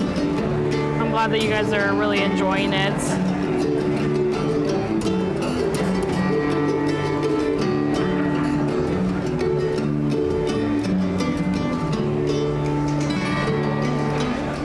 Yes, now is a great lawn mowing time, unless your weather is as bad as it is here in Winfield. Thanks guys so much.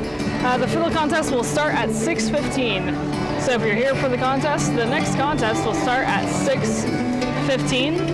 As the Ozark Music Shop, we're scheduled to be live at 4:15, so coming up in a little bit.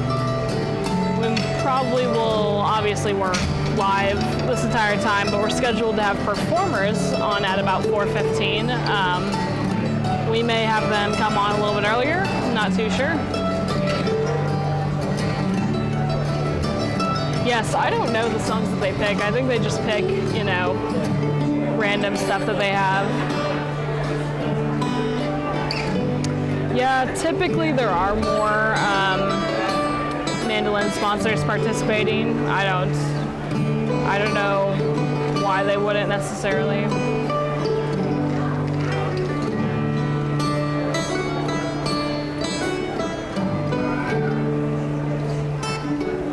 Thank you guys so much for joining us, though. So yep, fiddle 6:15 Central. We're in Central Time.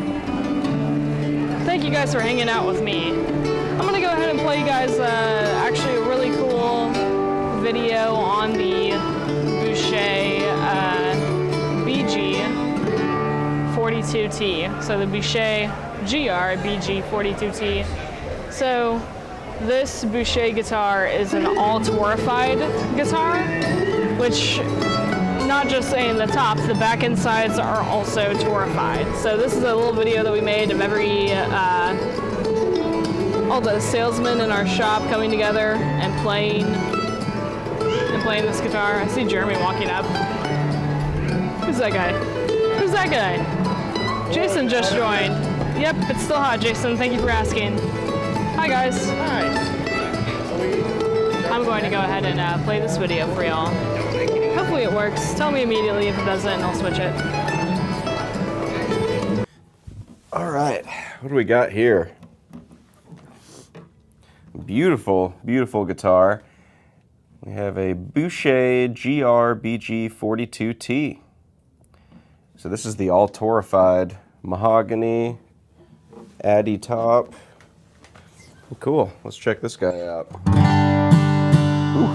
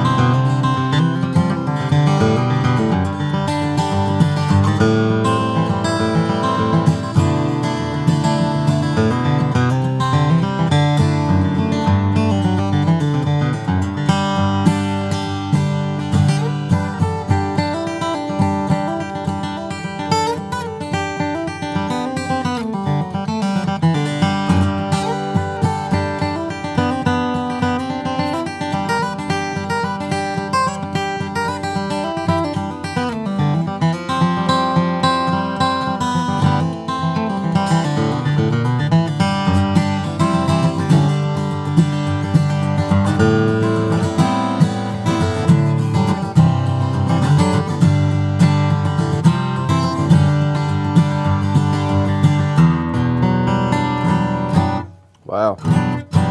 This guitar sounds fantastic. Basically everything I would want out of a mahogany dreadnought.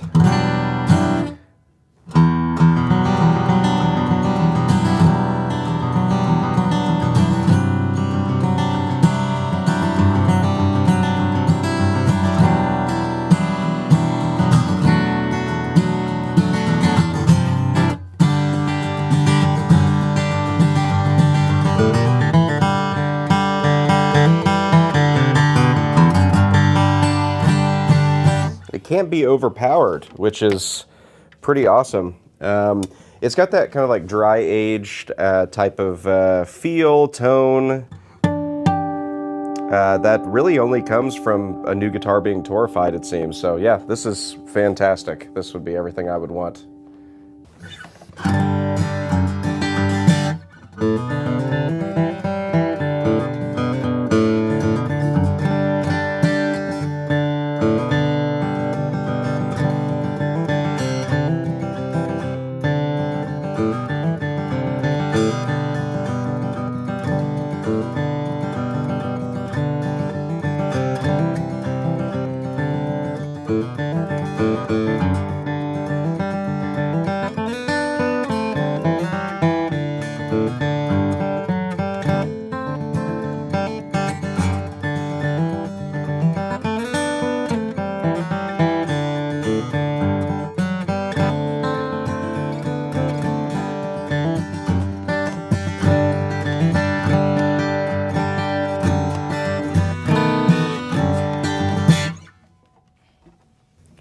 That thing's pretty killer. This is really good.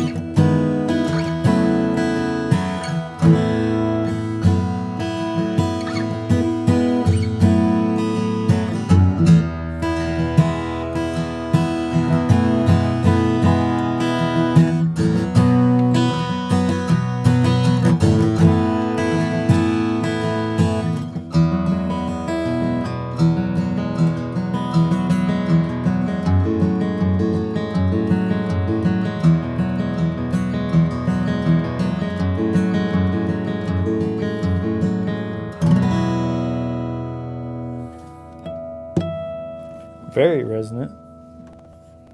For sure.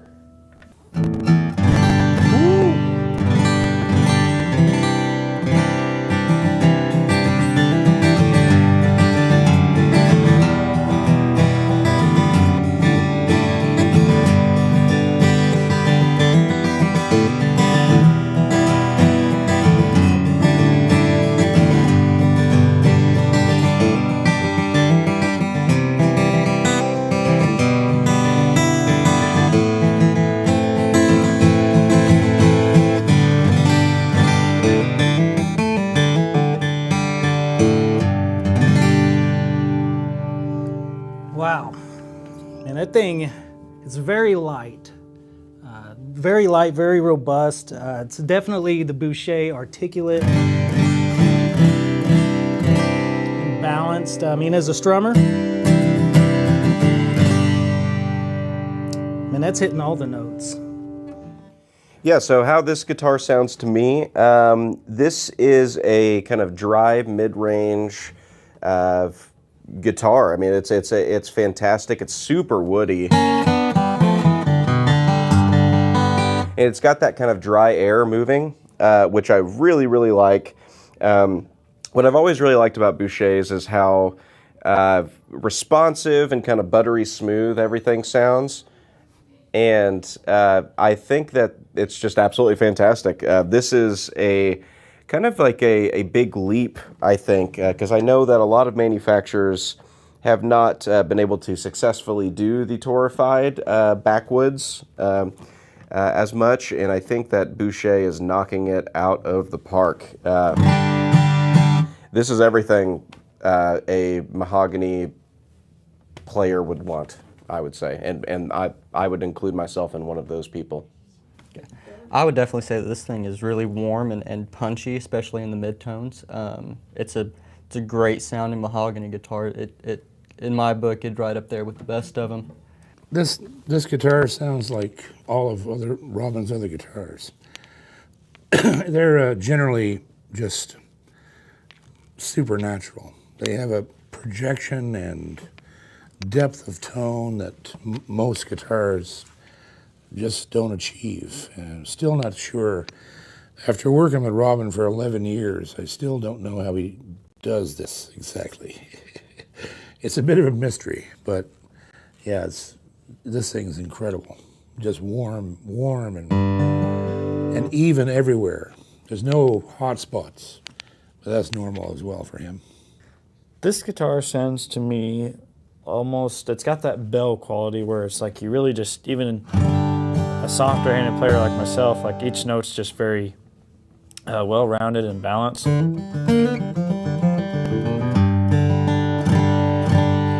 You can hear every note across the board evenly. There's not one that sticks out or one that lacks, really. It's just got that ton of sustain, too. This guitar sounds to me very cool because it has an openness to it that high gloss guitars tend to kind of dampen to me some. So even though it's a high gloss, the torrefication of it just allows this guitar to really vibrate. And it has, like I said, that kind of openness that you wouldn't expect from a super fine finish, high gloss guitar.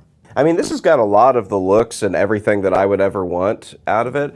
The only thing I don't completely love, and I know that this is a nitpick, is the rounded kind of where the volute typically would be, or something like that. Also, the neck is very, very comfortable, I feel, for most people. I do like a little bit more heft to a neck for myself. But as far as like the actual box goes and how everything sounds, absolutely fantastic. And these are things I would get over real quick. These are just personal, subjective nitpicks. If I was to change one thing, I would go with either larger fret markers down here in the fretboard. They are a little small for my taste. It still looks good with this guitar, but I like the bigger stuff. Or I would do none at all, kind of give a Tony Rice feel to it. The one thing I think I would change on this is the gauge of string. Unlike Corey, I think these feel like mediums to me. Again, like I said, I'm a lighter-handed player, and I set up my stuff very low. So I could be very wrong about that, but I'd probably go with the lighter gauge string just for that comfort aspect. But other than that, the action height is pretty good, actually. I like it right where it's at, but that'd probably be the one thing I'd change.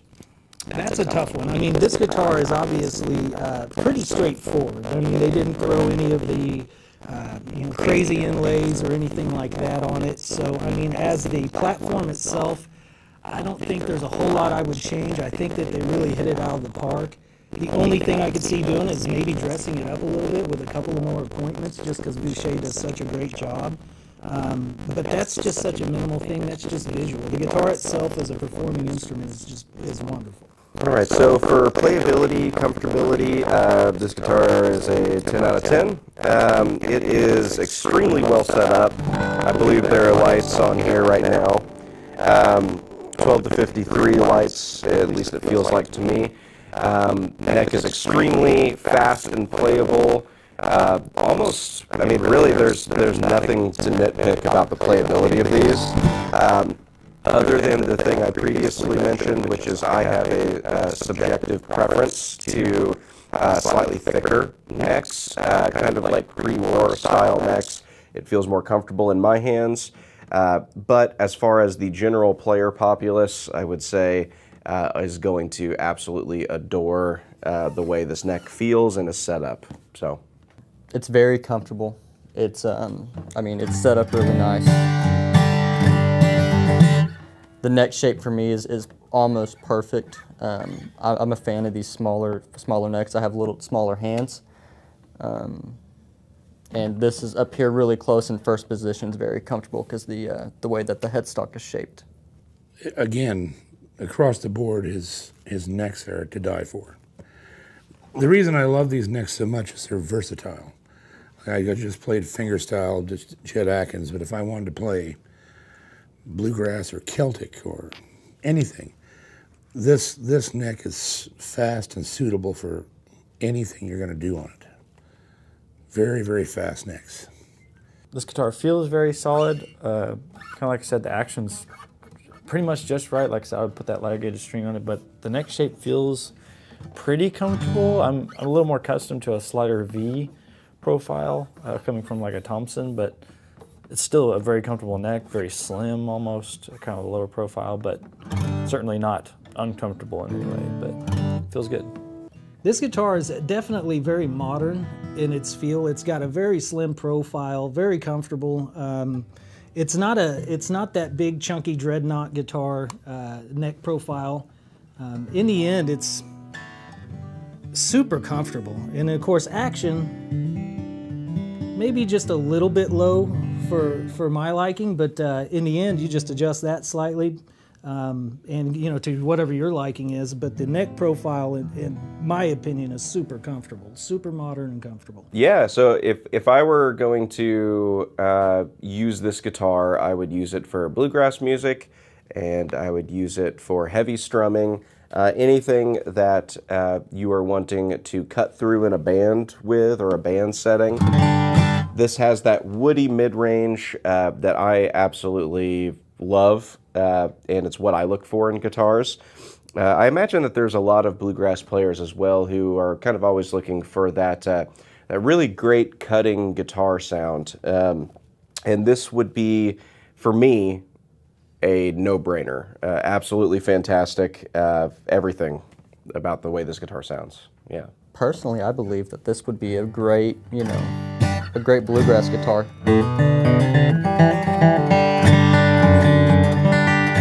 It has the lows that I'm looking for, and it has enough volume to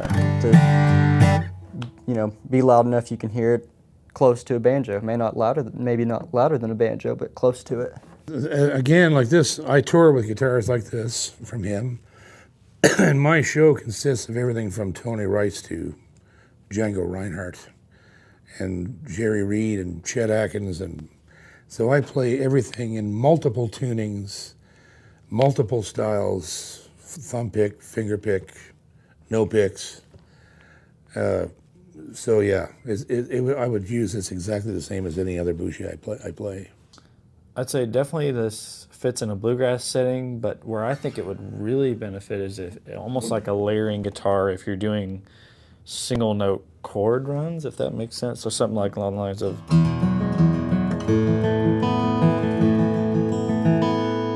When doing some single note runs like that, you really hear the separation in it. So I think it would be a great layer guitar, or on the flip side, just a great bluegrass dreadnought that's really going to cut through the mix. This is a very versatile guitar. I mean, ultimately, you could flat pick with it. You could strum rhythm. It's not going to be, in my opinion, I don't think it is the most punchy in the mouth guitar there, but that's what I think I like about it, is that it's got nuances in the way that it's balanced and voiced, that it's a little different in that aspect. But I think so far as versatility, you could probably do about anything you wanted with this guitar. It would probably be up there with what I'm mainly using now. I would definitely play shows with this. It's a great instrument.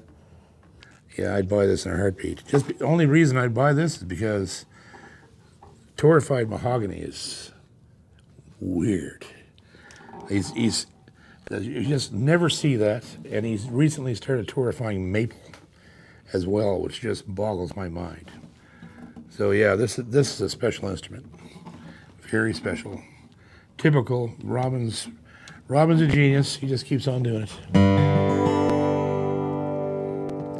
This guitar, I think, definitely works for me. I would definitely, if I had the bandwidth and the extra spot in the collection to do so, this would definitely be my second. I looked at a ton of Bouchers beforehand before I decided on a Thompson, but Boucher's getting up there. It might be in the future for me there. So I would definitely use this as a great tool. I would buy this guitar every day. I mean, this is kind of that white buffalo, great white buffalo that you're always hunting or whatnot, that's got the best in fit, finish, feel, projection, tone. This is right up my alley so far as what I would want a dreadnought to do for me. Does it work for me? Yeah, would you buy this guitar? Yeah, absolutely. I want it. Can we pack it up? Where's the case? I'll take it home.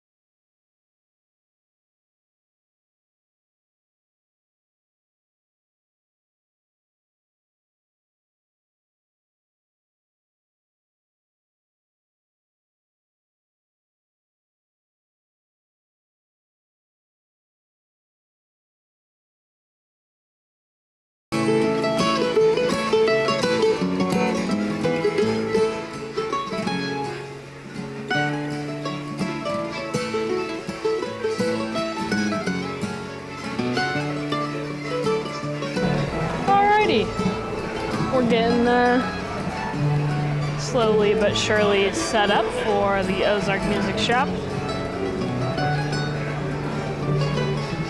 We're going to do a little bit of shout out to the new Raycon earbuds for still going since this started.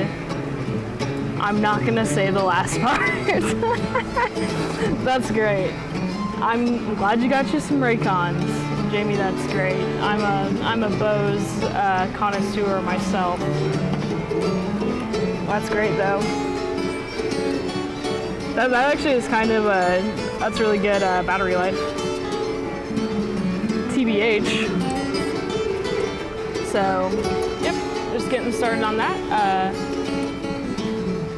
Each performer will perform a song, do a quick little interview, then perform another. We were just getting some cameras set up real quick. And we should be ready to go. On time, if not a little earlier.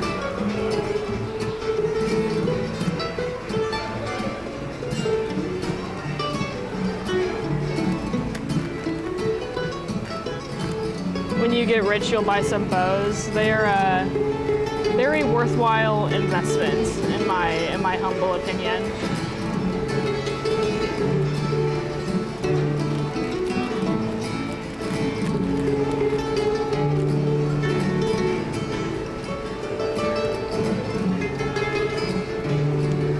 I'm gonna have you guys listen to another little song, maybe.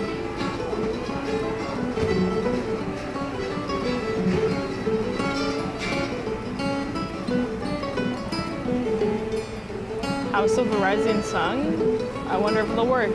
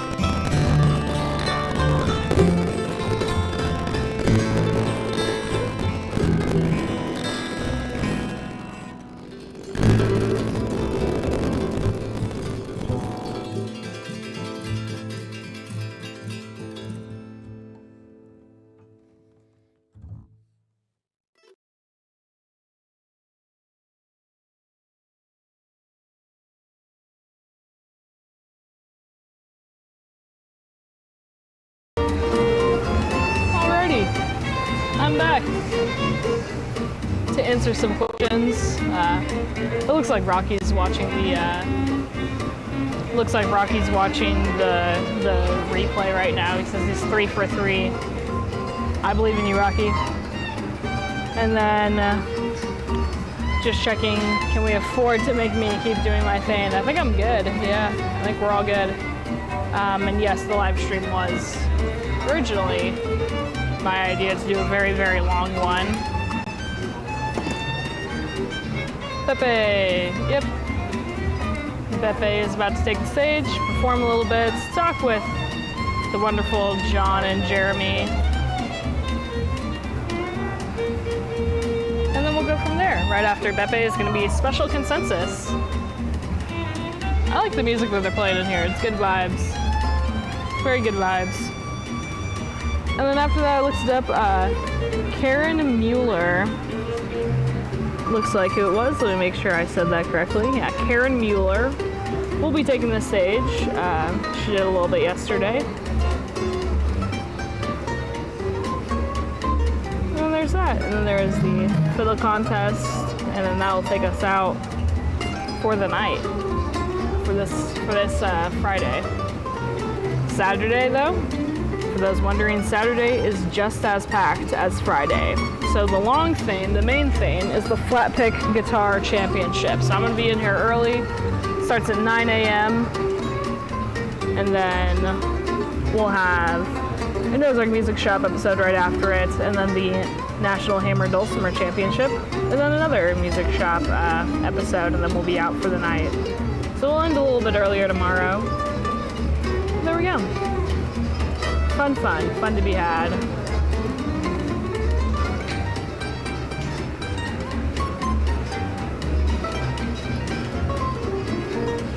Spoiler, Rocky, Jeremy Chapman went out of nowhere.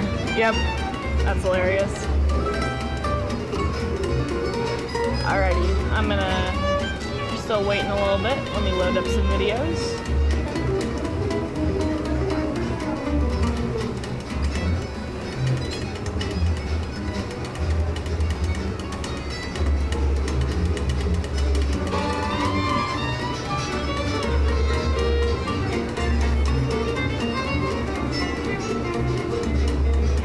Why'd you tell me? That's great. Thank you, Tex. I think this was a solid idea. I was nervous about how well the, a long live stream like this would reflect. It's nice to see so many people that have stuck around. Who here has stuck around the entire time? Also, let's do a little location check. Where is everybody from?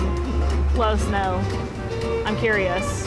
The farthest I think I saw that wasn't Jamie's tomfoolery was Ghana. I think that might have been one of the farthest I've seen. Maybe somebody from Australia. Let me know. New Mexico? Nice. Hi, Jason. You just stole my fan. Rude. Paraguay? That's an interesting way to spell Kansas City area. Jamie, you have a different keyboard than me. I typed that. I typed Kansas City area differently than you. United Kingdom, Tex, always watching from, I'm sure, beautiful Montana. I'm sure that probably looks beautiful and isn't as hot as this here right now. I gotta go visit out there. I want to see Yellowstone. I haven't gotten to see that.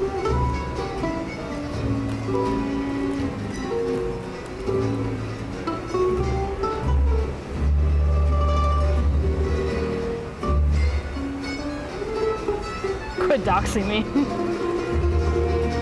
You've said it once on a live stream, legitimately. So, is it doxing? You've said it before. If people really wanted to know where you live, they could find you.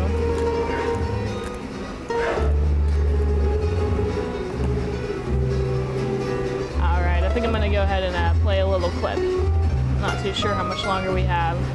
And I have no stalling to do. I don't have words to say, guys. Let's see. We've got Toy Heart on here. Lonesome Night, Waiting for the Hard Times to Go, Rock, Salt, and Nails. What do you guys want to hear?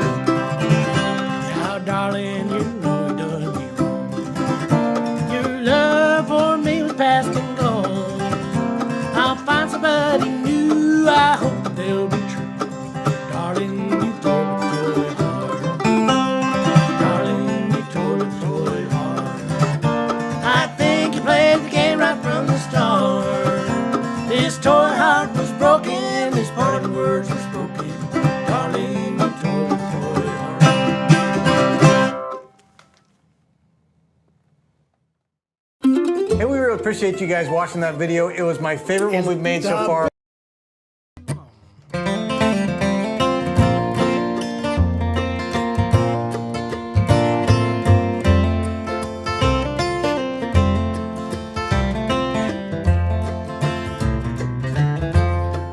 Banks of the river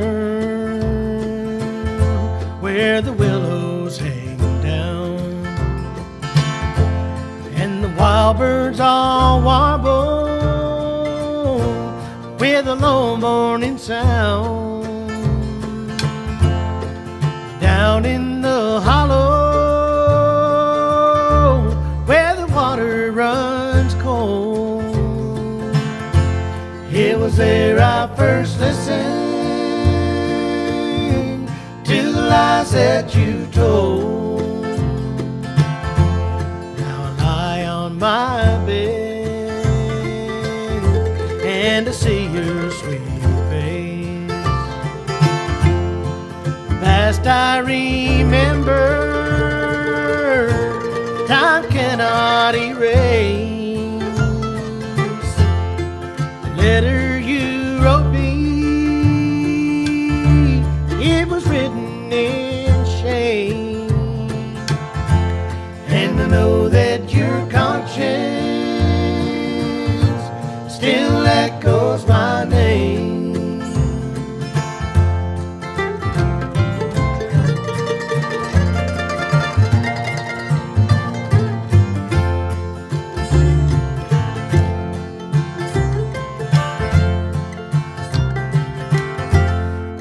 Nights are so long, Lord, sorrow runs deep, and nothing is worse than a night without sleep.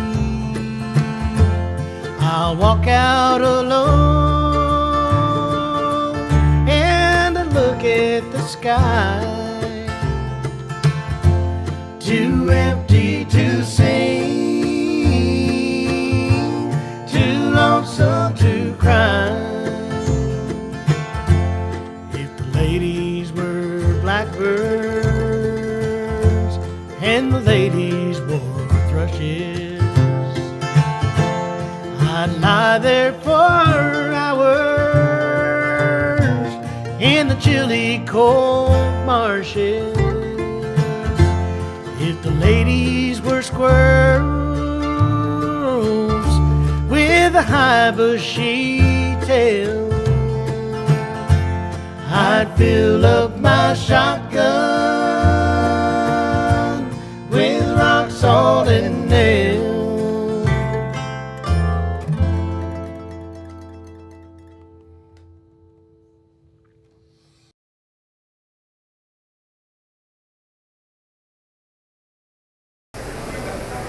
Check, check, check. Check, check. Ah, noisy.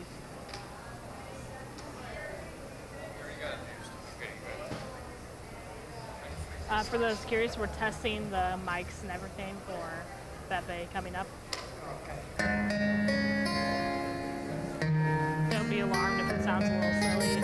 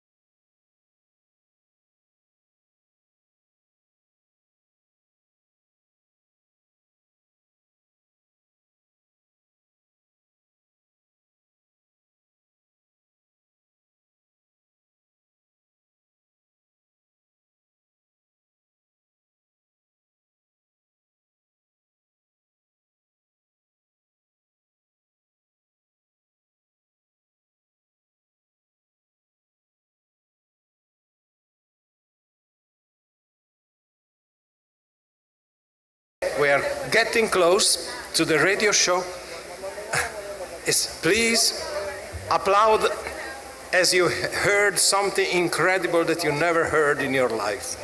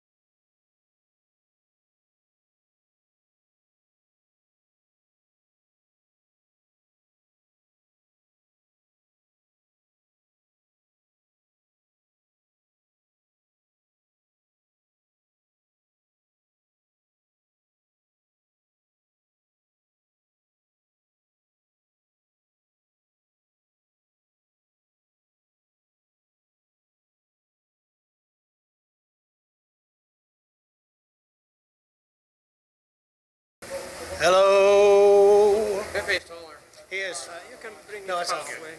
Nope, put it where you need it. You're more important. You're the important one. Yeah. I'm just here. Yes.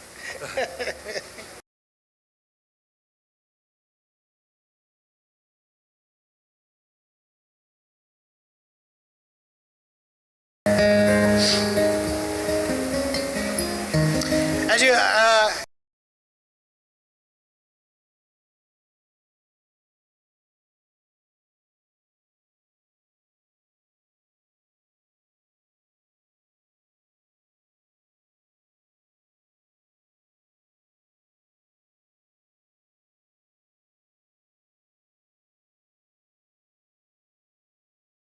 there'll be some segments with some commercial little bits and stuff like that too. What we need from you guys is some participation. When we come back, make some noise.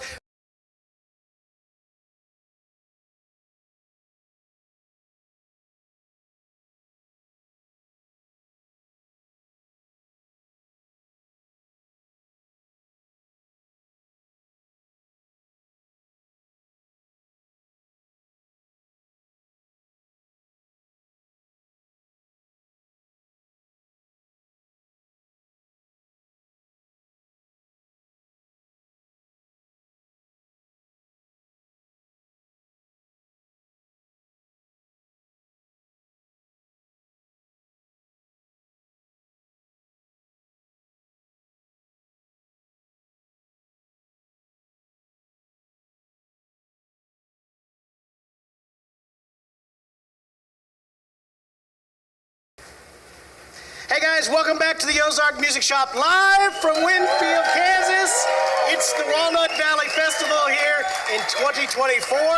I am John Chapman. This is Jeremy Chapman here with the Acoustic Shop. We are glad to be with you folks for this amazing live broadcast. Our earlier one, Jeremy, got they canceled it. It got bumped. No, they canceled it. There was a lot of Mountain Dulcimer contestants this year. Yep. And so rightfully they bumped us. That's okay. We got Beppe Gambetta is going to be on the episode. Yep. Special consensus. Yep. I see Rick. I see Mr. Cahill over here getting ready to. We're going to call him Rick us. Cahill. Rick Cahill.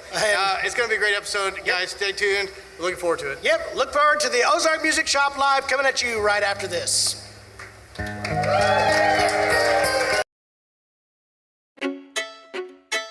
Over 30 years ago, we were touring the world, my brothers and my father, and we got to see a little bit of everything.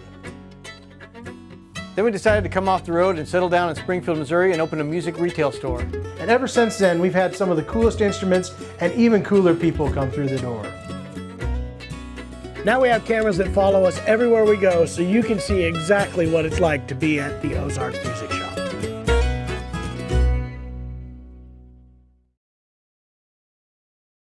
We're back. Glad to be with you folks here at the 2024 Walnut Valley Festival. I do want to say before we get started, I want to thank all of our sponsors who make Ozark Music Shop Live possible.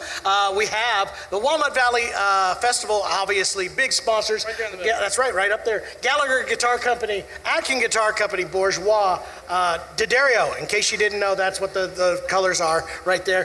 Fishman, Yamaha, Boucher, boy, there's a bunch. Bedell, Martin Guitars, Thompson Guitars, Yamaha, Eastman. I think I hit them all. So we are so glad to have them as sponsors. Thank you all so much for being with us today. We're going to have an amazing legend here. I met this fella quite a few years ago. Last time, I think 2 years ago, we got to play, me and you, Dan Crary, and Jeremy. That was really, really awesome. Been a follower of this guy for a long time. One of the most amazing flat pick guitar players. He's just a legend, guys. It's a legend, and I'm so glad to have him. How about you guys make him welcome? It's Beppe Gambetta here, everybody. Thank you.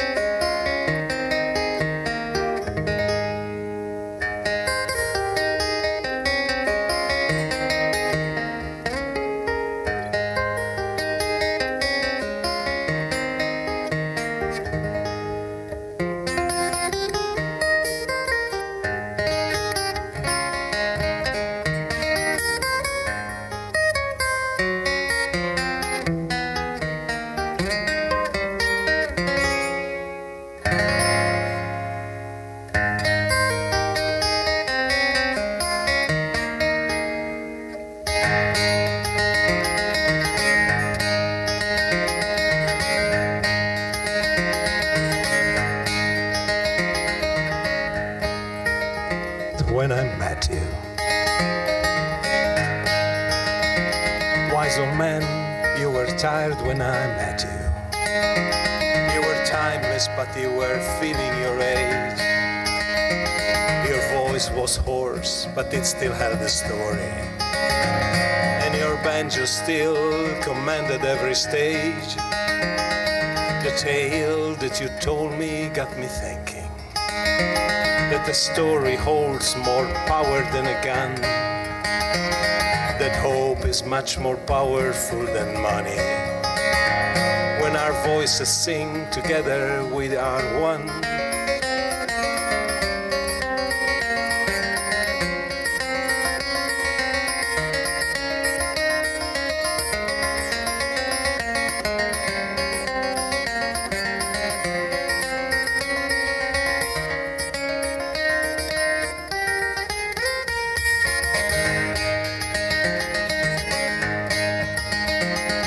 Old man, I think you are immortal. The body dies, the lyric carries on, reminding me whatever I may write of. I must speak out for dispossessed and wronged. You left early, but I feel that you are here. Your presence makes me feel a bit less fear. When we sing your words, we give back what you gave. Like flower gently placed upon a grave.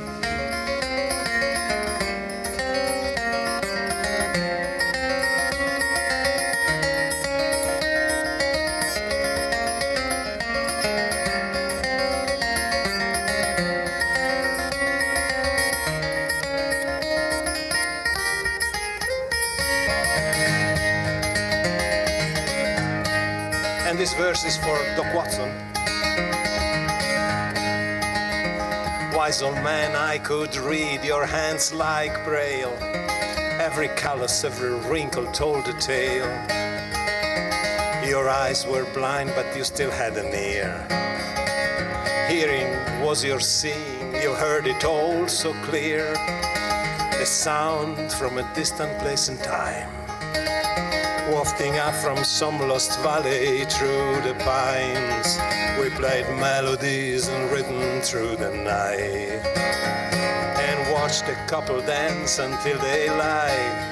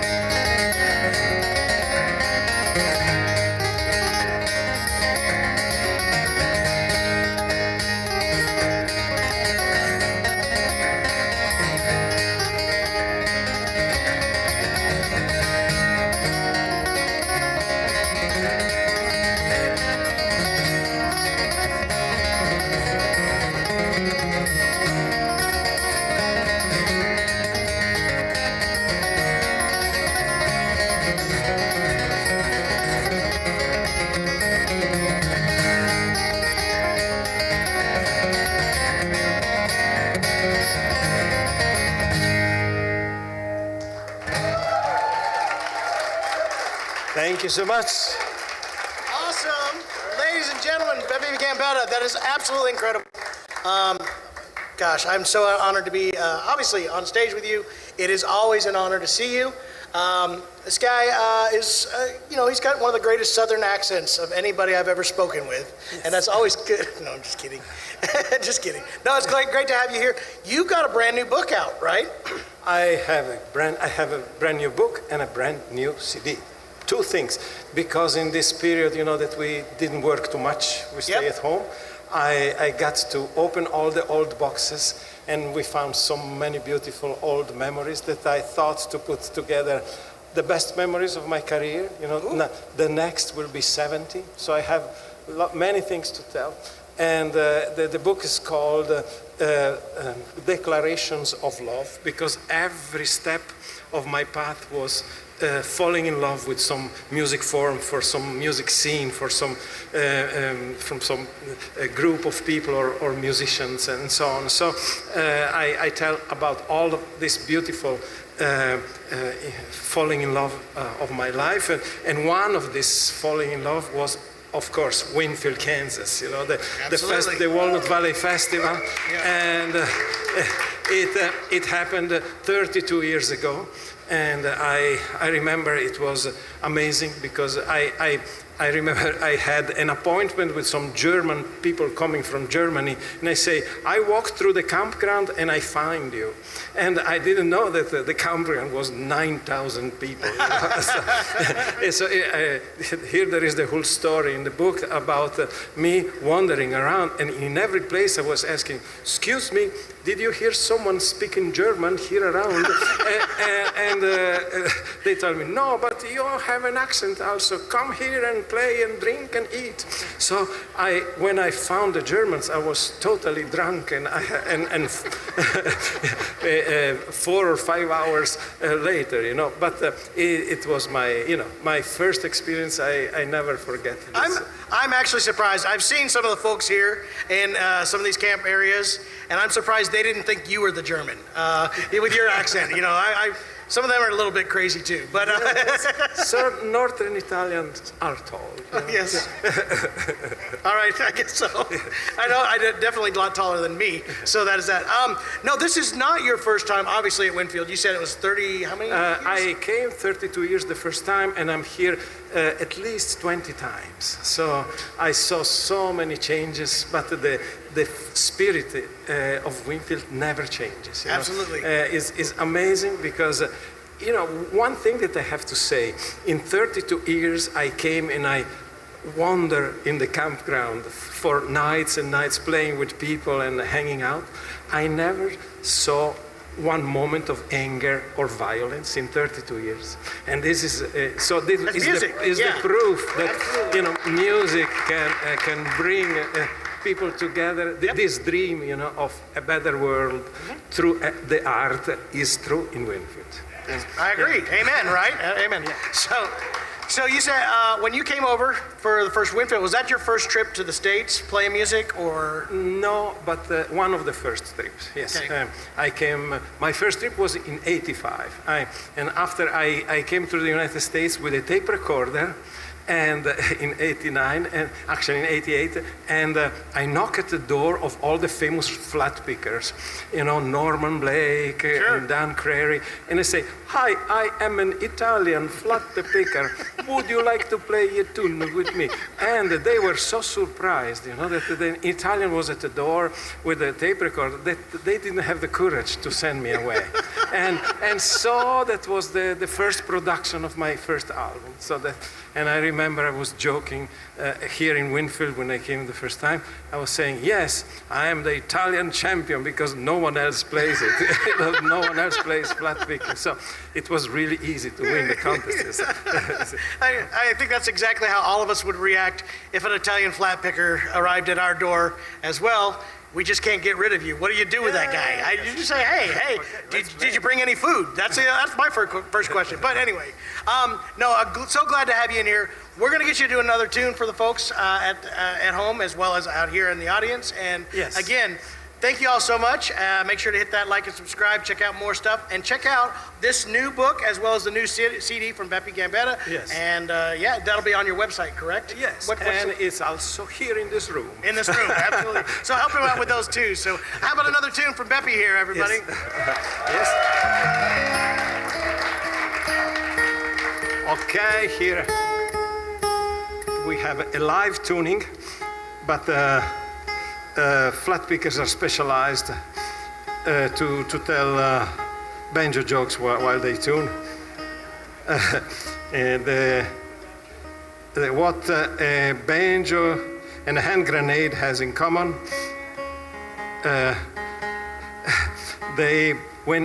When you hear them, it's too late. So at this point, I should be in tune.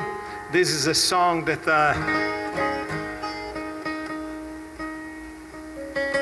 I wrote for this new album, Terra Madre, and I'm really happy that I finally wrote my first cowboy song in my career.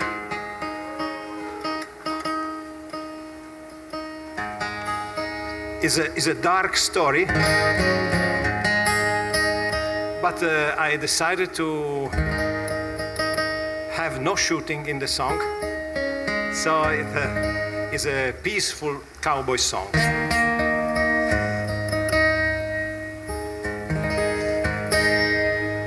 The dark yellow thread.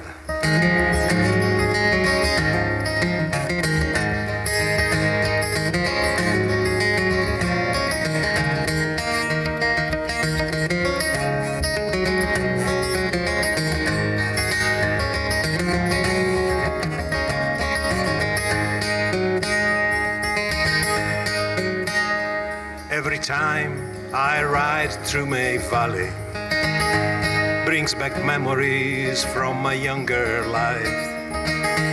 When I finished my work up in Crowley, traveling back to my home and my wife.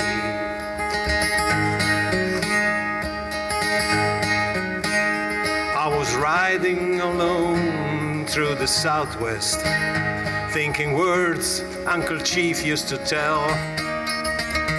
He said, hate defeated we will harvest and grow beauty in its place instead.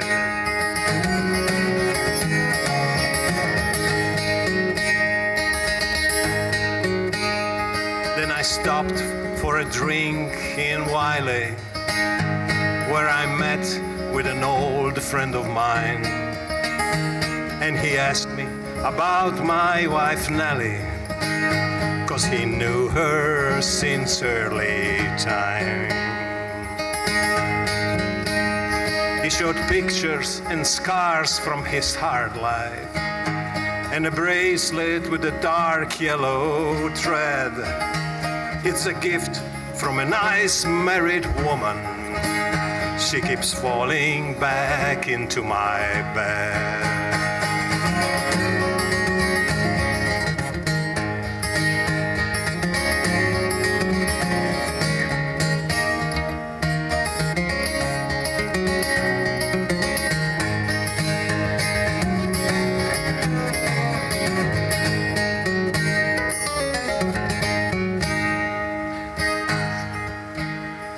I finally came home down in Holly.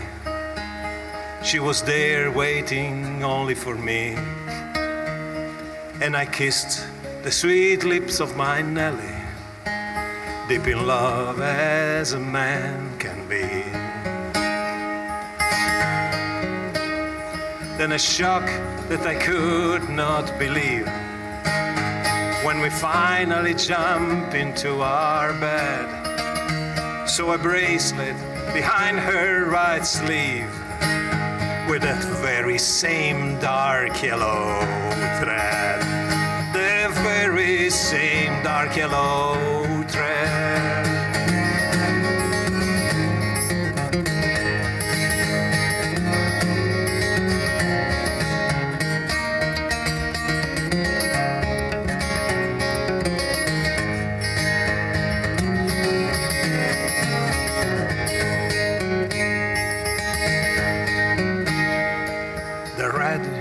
My eyes showed the anger, thoughts of violence deep into my head. But the words of Uncle Chief came to save me. I defeated hatred instead.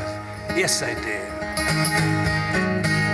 Now I ride along Arkansas River.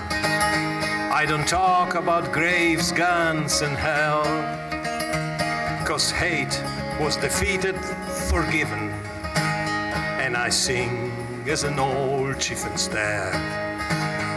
I sing as an old chief instead.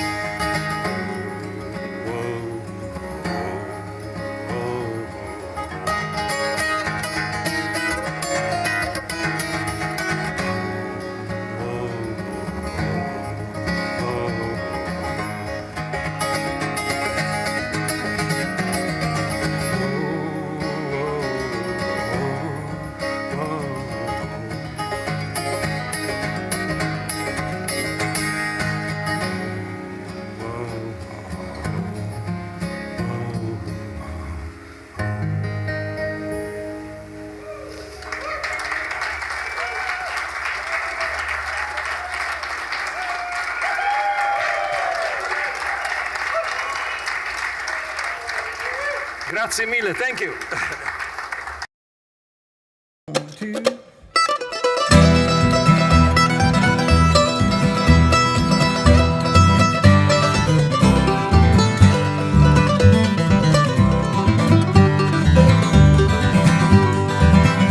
We started out from Bern one sunny August morn.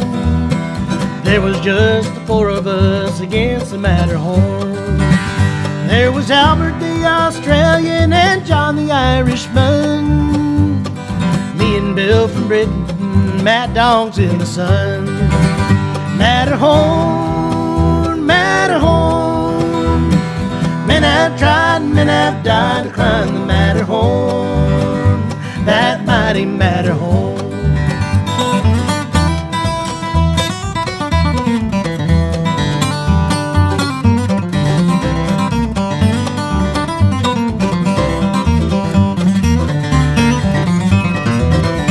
About 2 miles up, we lost John and the rations fell below, laying well lying in an avalanche of snow. Now here I am alone and I know I cannot stop. Just 2 more yards in front of me before I reach the top. Now here I am a-dying upon the Matterhorn. Not a thing for me to lie in or a thing to keep me warm. The Queen would surely knight me if I could get back down, but it's closer here to heaven than it is back to the ground. Matterhorn, Matterhorn, men have tried and men have died to climb the Matterhorn, that mighty Matterhorn, that mighty Matterhorn.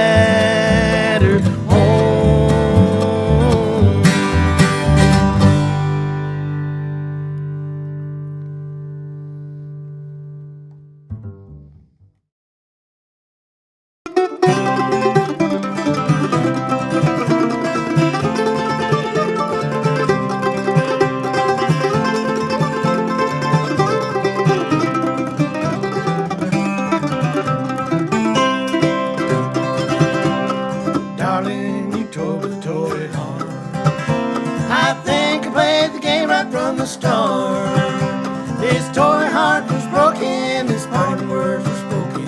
Darling, you told the toy heart, you play with my toy heart like a toy. This toy broke and then we had to part. It never can be mended, I hope this romance ended.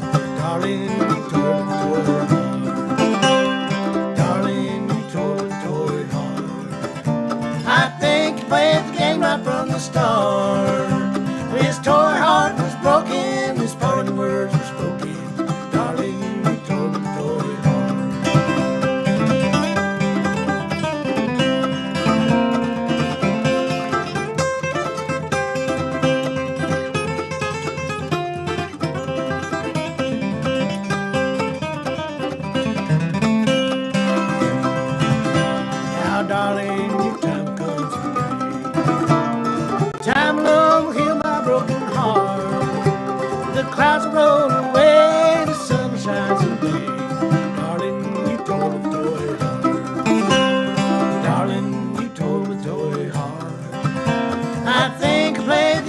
from the start.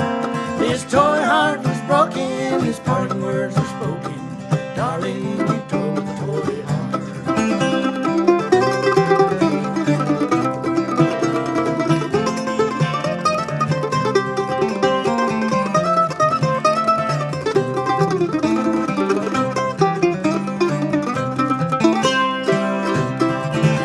Now, darling, you know you done me wrong.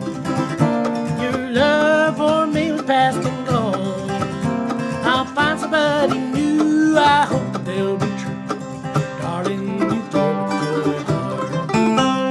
Darling, you tore the toy heart. I think you played the game right from the start. This toy heart was broken, his parting words were spoken. Darling, you tore the toy heart.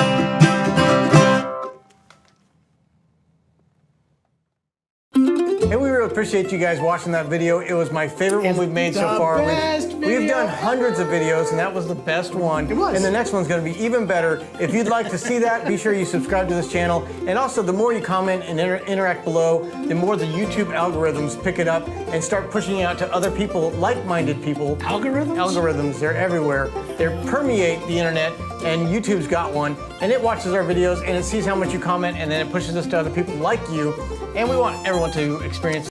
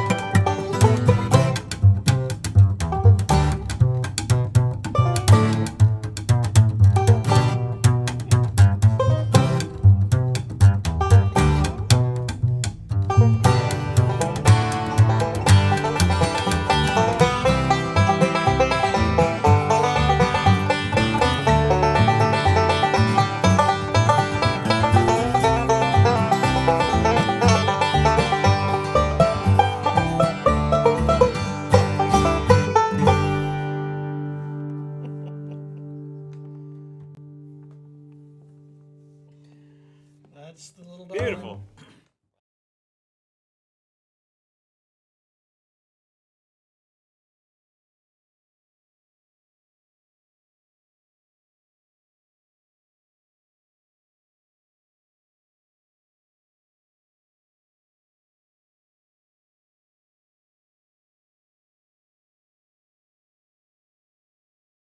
Hey guys, we're back. It's the Ozark Music Shop live here for Walnut Valley Festival 2024. Welcome back, and it is still hot. Yeah. If you're watching from home, you're welcome. Yeah, Jeremy, we were there just yesterday going, is it hot or am I sweating? And yes, that's exactly what it was. And we're so glad to have these folks here. We just heard sound check, and I'm here to tell you, this is the best I have ever heard this band. I think they heard they were going to be on the show, and they have been woodshedding. They have been practicing. They are together. No, we've known all of these folks for a long time. Greg Cahill literally is older than all the dirt in this park. And it's totally true. And every day is his birthday, too, which is really weird. If you ever go out to dinner with Greg, it's always his birthday. He loves the free cupcakes. He does love free cupcakes. Anyway, we are so glad to have the Special Consensus with us. In fact, so much so, we're going to let him pick for you right now. Ladies and gentlemen, Special Consensus.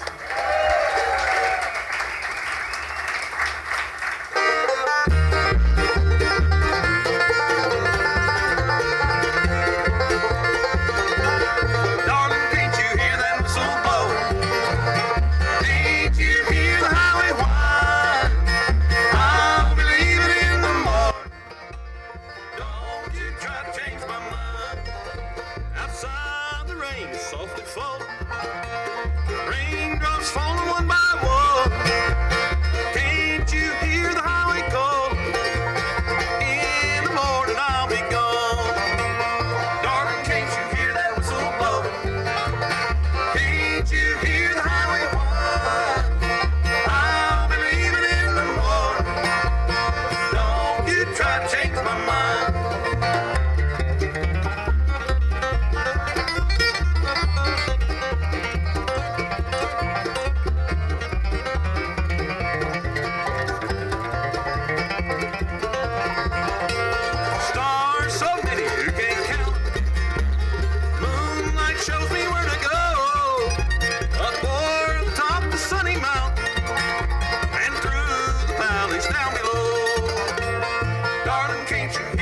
whistle blow.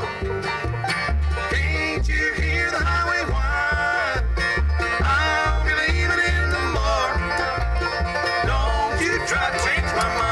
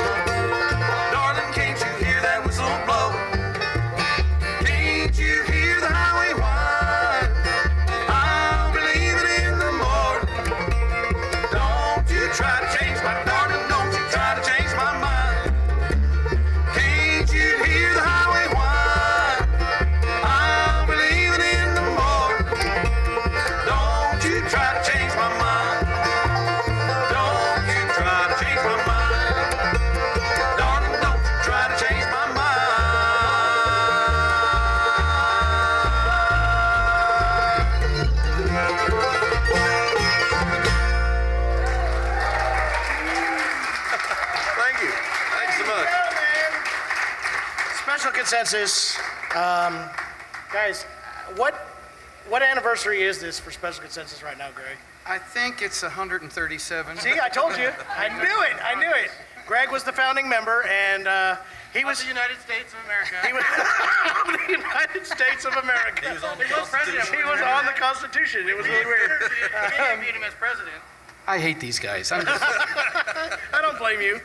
You always tell the guys that we used to tour around, and because they were brutal to us, we were brutal to them, and that's just how it worked. The fun thing with Greg is before there was an Acoustic Shoppe and before we had the TV show, we actually we called it Chap TV, where we go on the road with a camera and film things. And we got Greg to stop by our booth. He became president of IBMA, which is the International Bluegrass Music Association. Right. And we sat him down and we had a flag waving behind him and patriotic music, asking him what it was like to be Mr. President. And it was, the thing is, if you go to YouTube and Greg Cahill at Chap TV, it was quite the interview. I love that interview because Very of the fact to yeah, he was actually discussing foreign diplomacy, all those kind of great things. It was a wonderful time, and we were so glad to have Greg.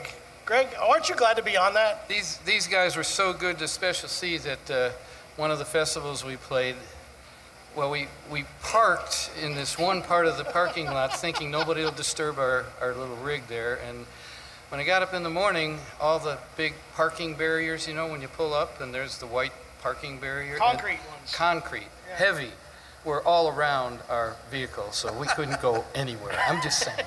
We all knew there was no way Greg was going to be able to pick one up, so but somebody took a video, so we knew he did it. We made the video. Yeah, we made the video. Anyway, these guys have been around for quite a long time, out of Chicago. Amazing band. They've been nominated for Grammys. They've been IBMA awards. This is a testament to a band that has just really pioneered throughout bluegrass for many, many decades, and I'm proud of Greg, and I'm proud of the entire band that is up here. I've had a lot of fun with them on the road, and yeah, we're just so glad that they're here with you all this weekend as well. This is not your first Winfield either, if I remember right. How many times you guys played Walnut Valley? Warren Friesen told me last night that there are two bands that have played here 11 times. It's us and Newgrass Revival. Well, there you go. 11 times they have been here, and we're glad to have them back. Ladies and gentlemen, we're going to get them to pick another tune for you. How about, again, the Special Consensus? It really is great to be here, and we want to do a song off of our brand new album, which is a tip of the hat to Canadian singer-songwriters. The title of the album is The Great Blue North, and of course, with a tip of the hat to Canadian singer-songwriters, one of the greatest songwriters of all times from our neighbors up to the north is Mr. Gordon Lightfoot. And so we put two songs of Gordon's on there, and we're going to do one of those for you right now. I'm going to feature our mandolin player over there, Mr. Michael Pruitt from the great state of Kentucky. And this song talks about traveling westward across the prairies. It's entitled Alberta Bound.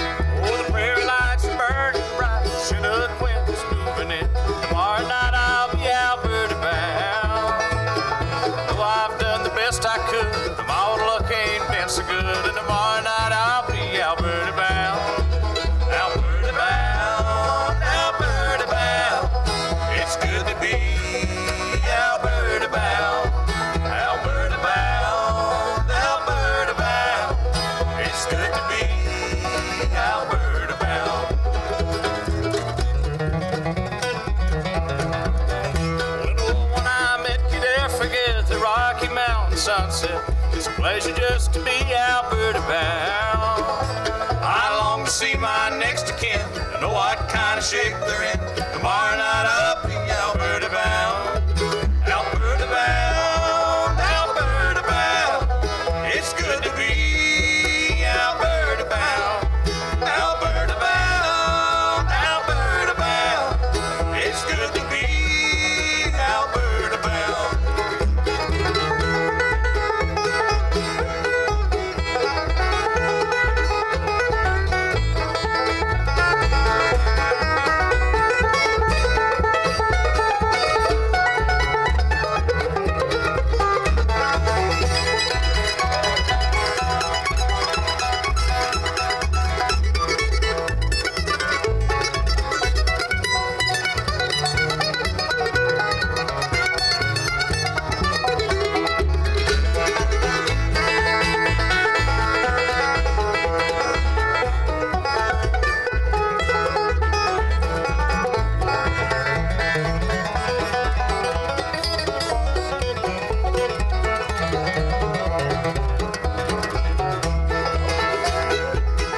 Oh, the skyline of Toronto is something you'll get on to, but to say you gotta live there for a while.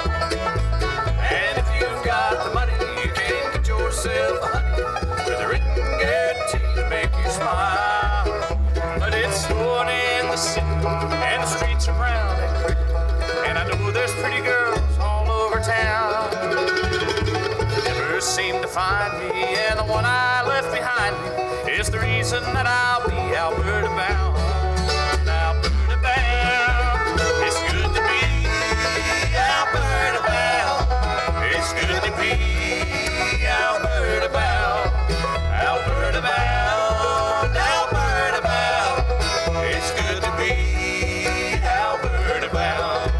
Alberta bound. Alberta bound. Alberta bound. It's good to be. It's good to be Alberta bound.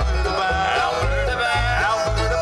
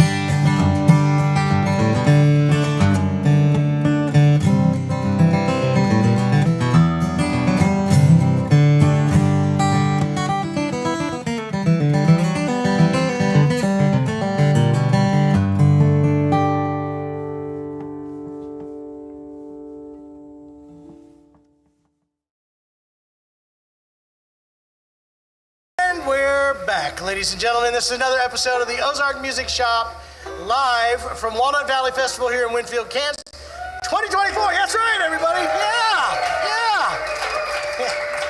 Again, I want to thank all of our sponsors. I know we have a clip to throw up there. Maybe they'll throw it up, maybe they won't, so I don't have to read it all. But we have a lot of sponsors, and I want to thank them for helping make sure Ozark Music Shop Live is able to be run. Please go buy something from each one of them. I think every one of there's like 6 guitar companies, so buy one of each of their guitars. And from the Acoustic Shop would make it better. So anyway, I want to thank both of these acts here today, Special Concessions as well as Beppe Gambetta. We're actually going to do a couple tunes together. They've allowed us to stand on stage with them, so we're going to hide off to the side. But, Beppe, you got a song that you wrote, right, that we're going to do? Yes. Tell them about it. It's called Sit and Pick With You. It comes from this latest album, Terra Madre, and it represents the joy of meeting finally with Special Consensus after so many years. And yeah, we are sort of, Greg and I, we are road warriors. We never gave up, and it's such a beautiful thing to be together. And the chords are easy. C, G, F, C, D minor, A, B flat, C, F, C, F. Huh? Okay?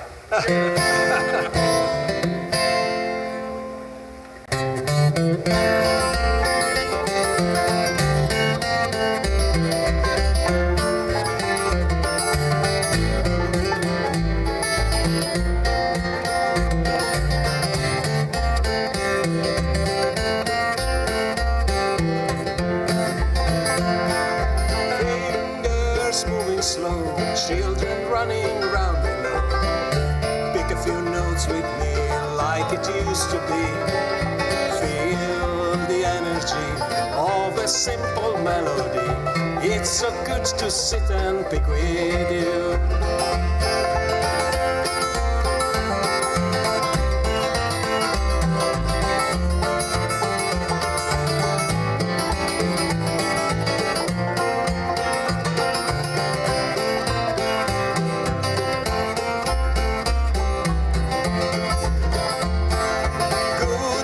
Sit and play gently as we did one day. We don't need too much rhythm, tone and touch. Here it comes back again, steady as an old freight train. It's so good to sit and pick with you.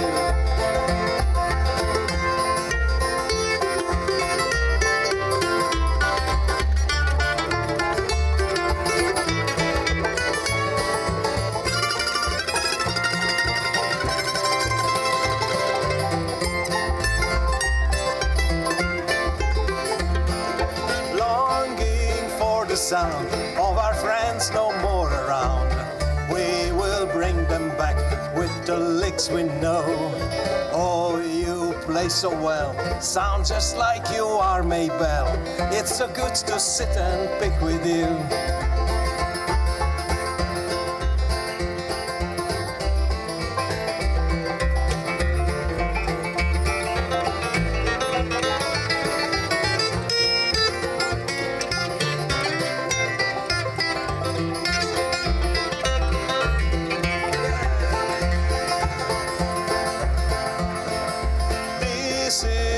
The past, this is music that will last.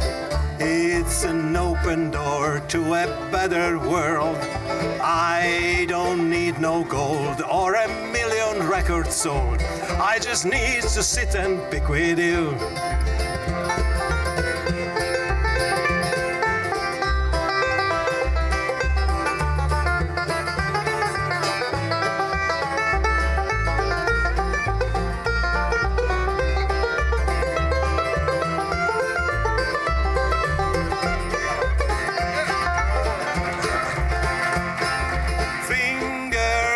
Slow, children running round below.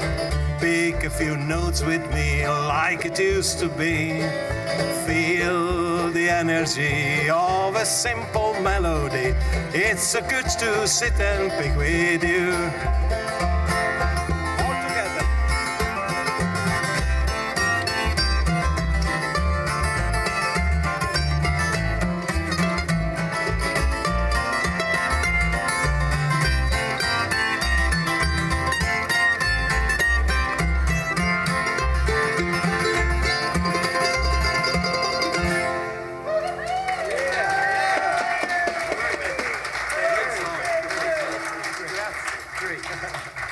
good. Well, we're going to do one more tune and get on out of here. We're going to get Bluegrass Standard. Greg, did you decide what we're going to do yet? Yeah, I think let's do a little bit of I'll Stay Around. I'll Stay Around. What key are you going to do that in? All right. No, Greg, you only got one more. Again, thank you all so much for being with us here at the Ozark Music Shop Live. It's always fun to get to pick with all these folks, and I hope you guys had fun. We'll be back again tomorrow, I think at least once. Maybe. Depends, twice. Maybe it depends on how schedule goes. They may cut us tomorrow, too. Are there any more contests tonight? Are there any more contests today?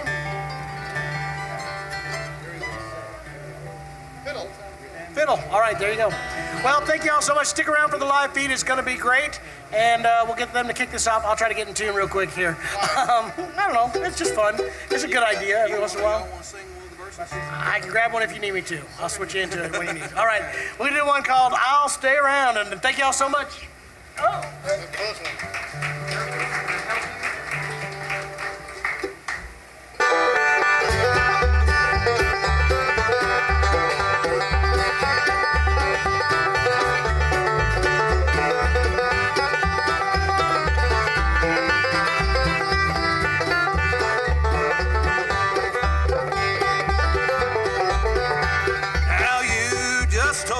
You're leaving on the next train coming down. I love you, dear, but I won't follow. I just think I'll stay around.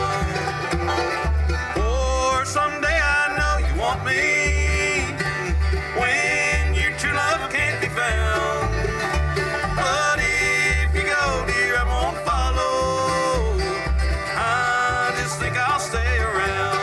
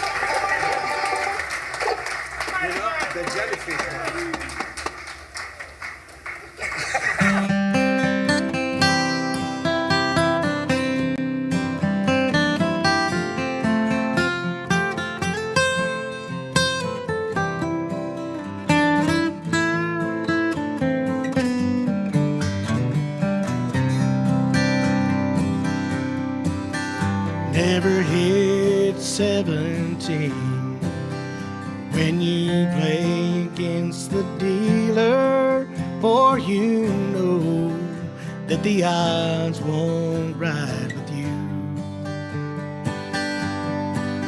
And never leave your woman alone when your friends are out to steal her. Years are gambled and lost like summer waves.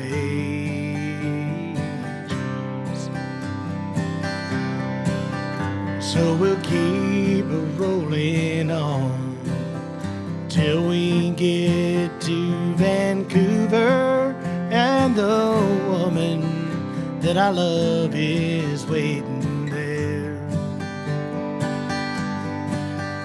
It's been 6 long months and more since I've seen her. She may be far off and gone like summer waves.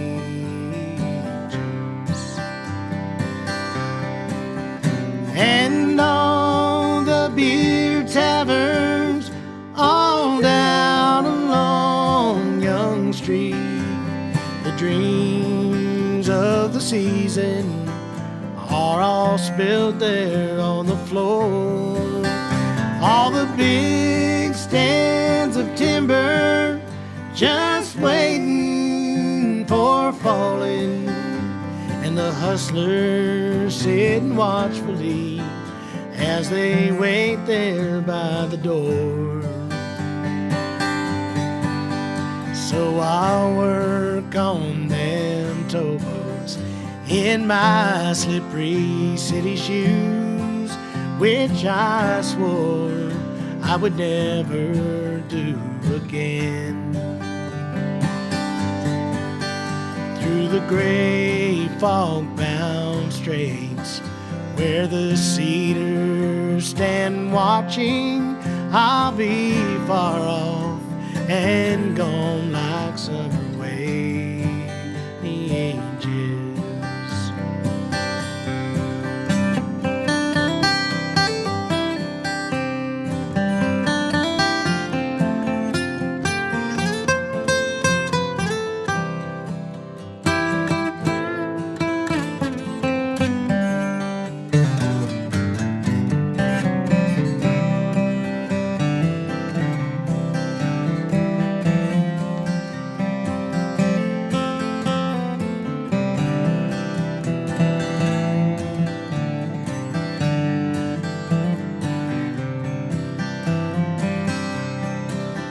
She's a woman so fine, I may never try to find her, for good memories are what we had before. They should never be changed, for they're all that I'll take with me. Now I've gambled and lost my summer wages.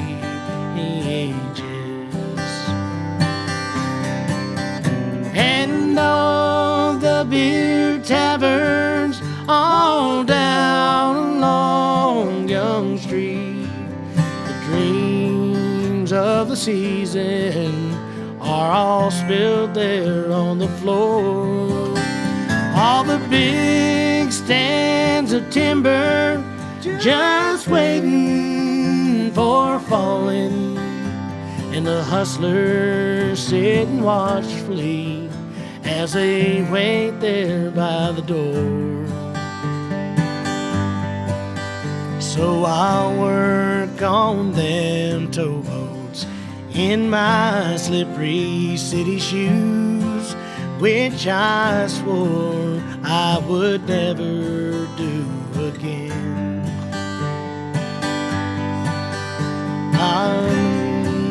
They're gone, for they're all that I'll take with me. Now I've gambled and lost my summer wages. Years are gambled and gone like summer wages.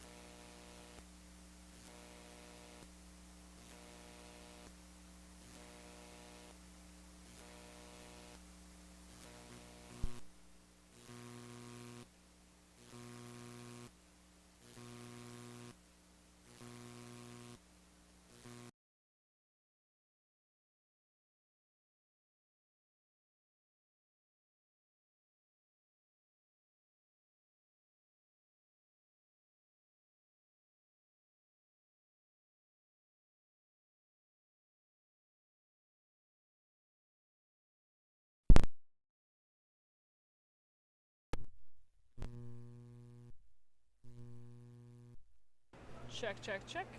Testing, testing. Let's take a listen. Check, check, check. Checking the microphone. I hear nothing. Hello, hello, hello. I'm fixing stuff.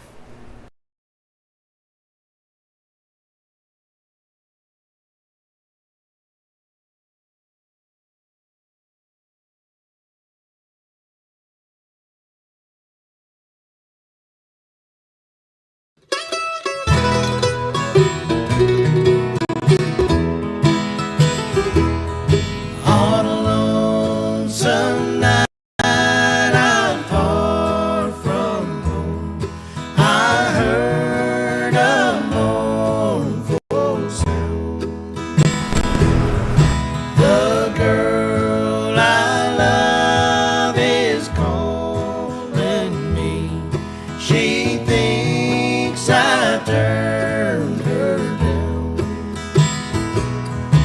In the pale moonlight, we quarreled one night.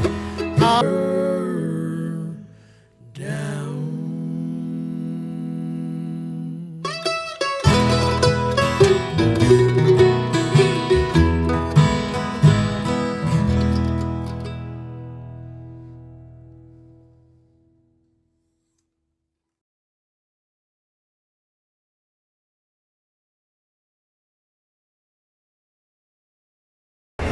Testing?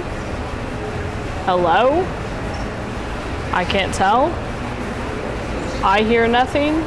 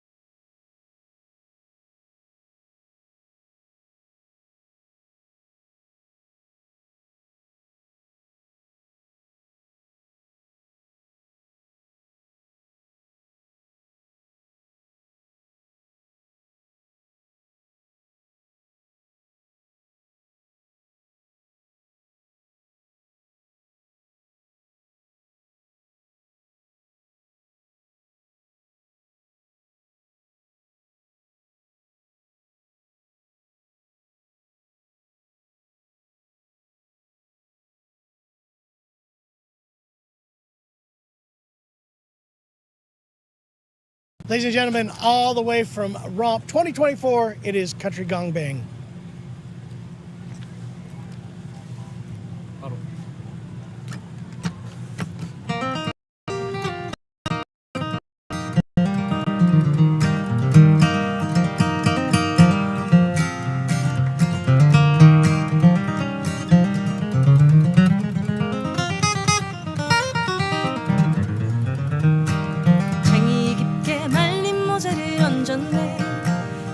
청바지도 나이를 모르고 막걸리 담긴 까만 봉다리 들고 가파른 언덕길 오른다. 빗바람은 F키로 145 고를 찡긋하면 반음도 높아지네. 누굴 속인 적도 눈물을 참은 적도 없었지. 언제나 뜨겁다네. 가후 보이는 2층에 산다. 빨간 벽돌집 2층에 산다.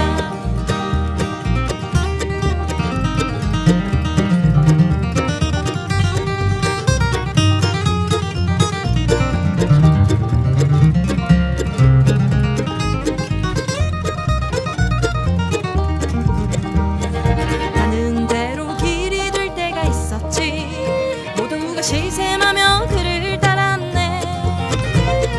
회전을 안고 홀로 돌아오니 이젠 햇살조차 벽을 두네. 가후 보이는 2층에 산다.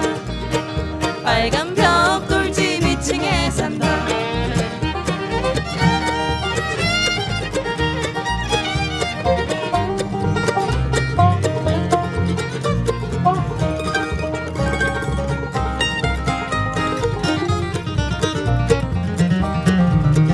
비가 창문을 여네. 달빛이 붉을 때를 기다렸다네.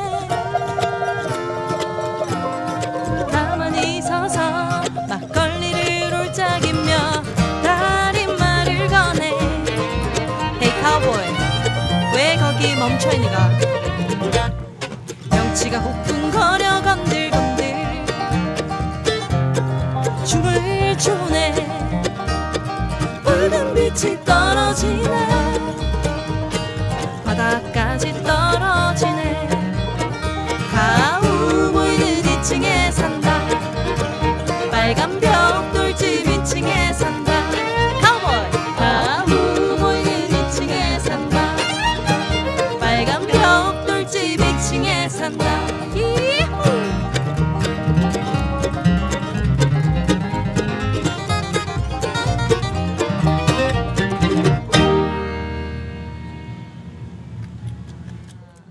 The story about the cowboy. When he was young, he had a beautiful life, but now he getting lonely and sad. So it's a little sad song, Cowboy of the Steep Hill. The next song is Portrait.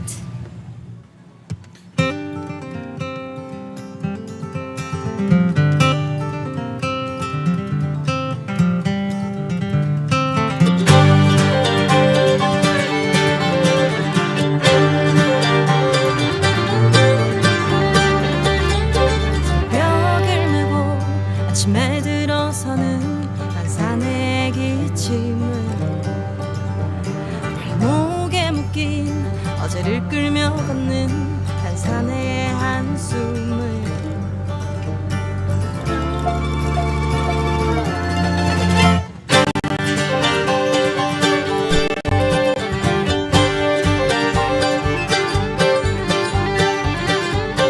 지와 같은 한낮을 둘러쓴 한 산의 신음을 내일을 빌려 오늘을 지고 가는 한 산의 앙금을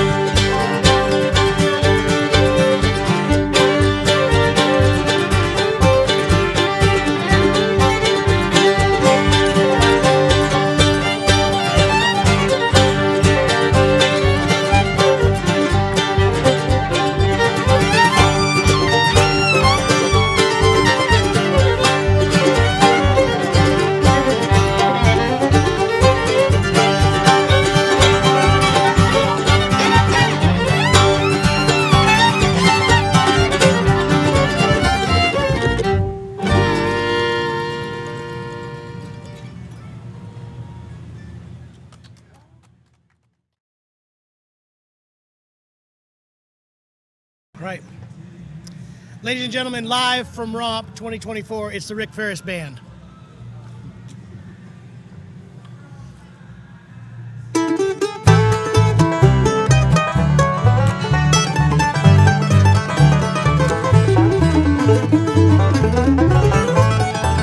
Mama didn't raise no fool. I shall not abide you walking over me. How could a heart be so cruel? Maybe this old lonesome life is the best thing for me. Half past lonesome, knowing that it's time for this free man to move along. Half past lonesome, don't you have somebody to heap indignities upon? Half past lonesome, we're past time to move on.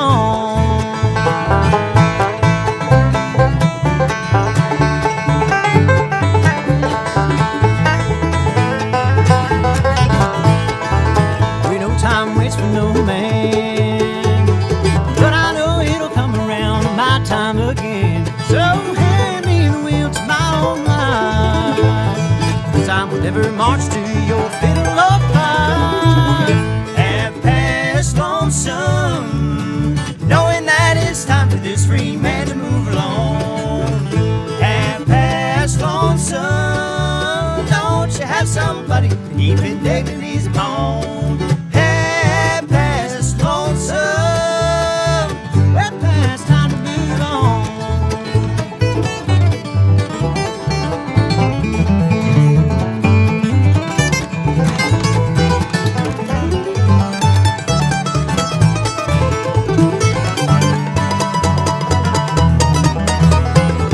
I seek the great unknown. I've always been the one to blaze my own trail, 'cause for freedom I'm cut out to be alone. Show my next mountain and I know I will prevail. Half past lonesome, knowing that it's time for this free man to move along. Half past lonesome, don't you have somebody keeping dignities upon? Half past lonesome, we're past time to move on.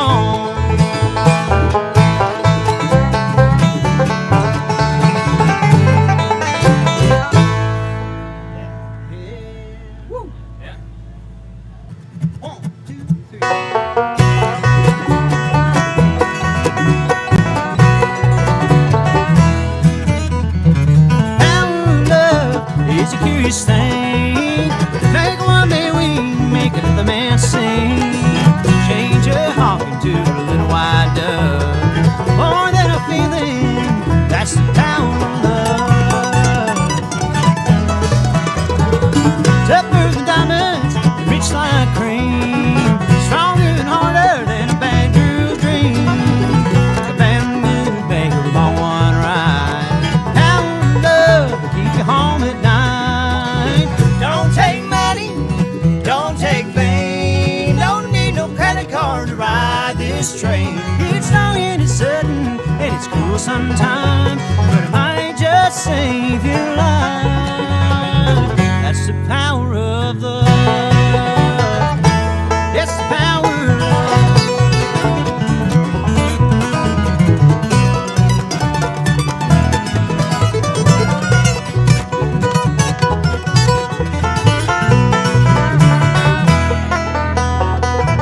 First time you feel it, it might make you sad. Next time you feel it, it might make you glad. Oh, do glad, baby, when you found it's the power of love that makes the world go round.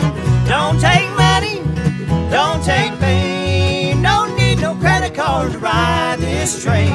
It's long and it's sudden and it's cruel sometimes, but it might just save your life. They say that all in love is fair. Yeah, but you don't care, and you'll know what to do when love gets hold of you. And with a little help of above, you feel the power of love. It's the power of love.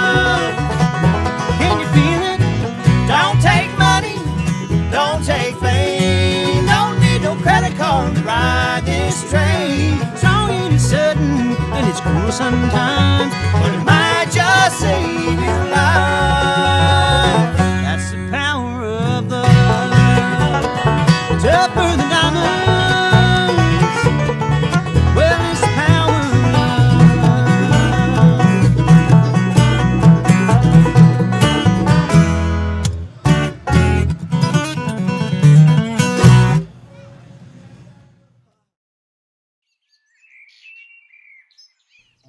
We saw the Right.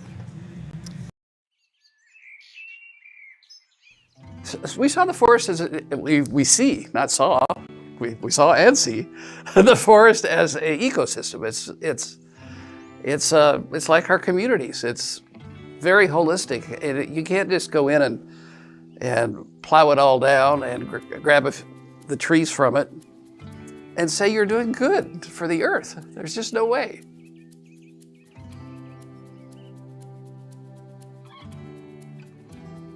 People are just starting to understand the impact of their purchases and where they get things and how those things are brought to the product that they're looking for, right? And so I guess I would hope that we're turning the corner right now and that we raise awareness for everybody to start thinking about what are the raw materials, the natural resources that go into making this, in our case, a beautiful musical instrument. You know, most musicians are really pretty passionate about conservation and are socially conscious, but they never really stop to think about the instrument that they're playing. They use it as a tool, but never consider where did the wood come from that built this guitar or mandolin. So that made us think as the front-facing point where we're actually in direct contact with the consumer or the musician, we're able to tell that story a little bit. We're able to kind of explain, hey, have you ever considered where the woods come from that your guitar is built out of? We have a Shoppe Sustainable program now. If an instrument, we know that the manufacturer is sourcing their tone woods using a vendor that passes FSC standards, then we plant one tree. Every guitar that we sell, every guitar or mandolin, regardless if it passes that standard, we're going to plant one tree. We use a charity called One Tree Planted, and for every $1 we donate, they plant a tree. We get to pick the region where they plant that. And any instrument that does not reach that standard that we're pushing for, we're going to plant 5 trees in place of that. And along with that, we send the customer home with some information on that to think of. We contact those manufacturers, and we're trying to get them up to that, at least that minimum threshold. And as we get more developed in this, we're going to keep raising that bar a little bit higher and higher until we have different thresholds of Shoppe Sustainable. But so far it's been great. We planted over 3,000, I think 3,700 trees around the world. And really kind of, we had a lot of consumers that say the same thing. We never really considered this. So we feel that we're taking one step further in pushing this mission.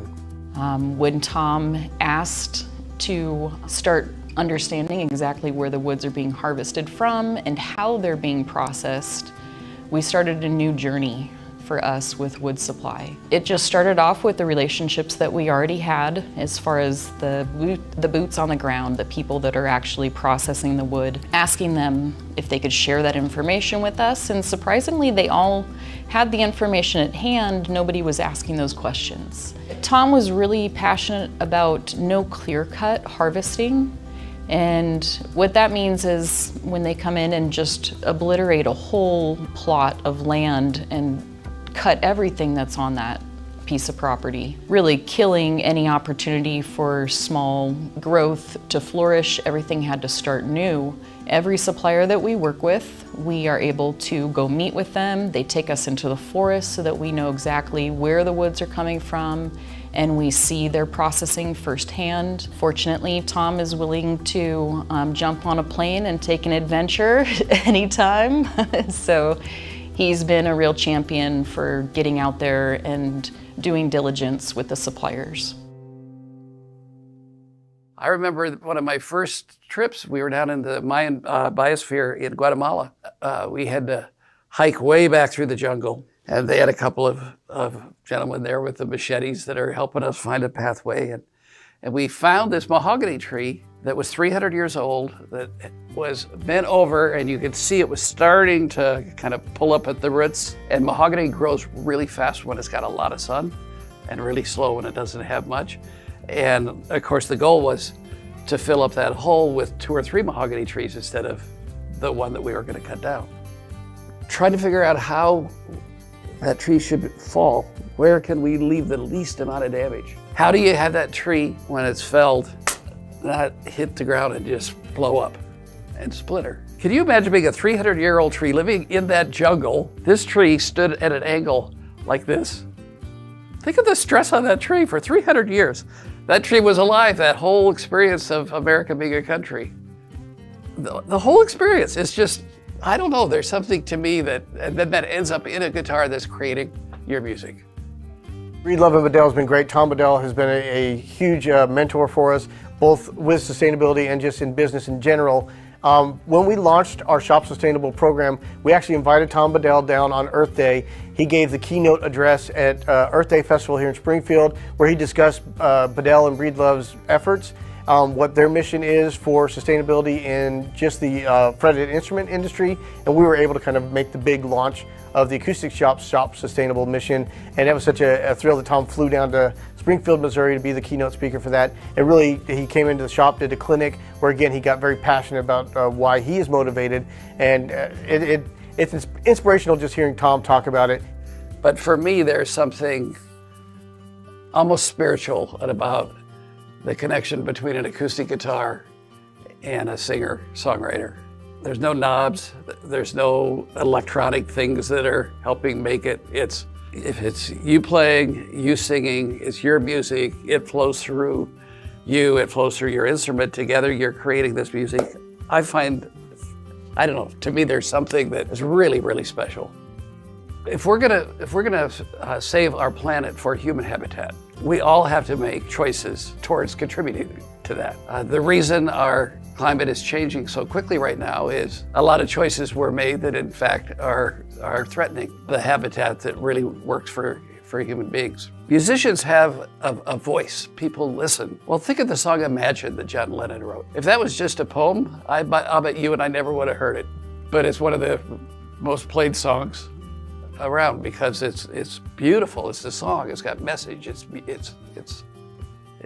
music.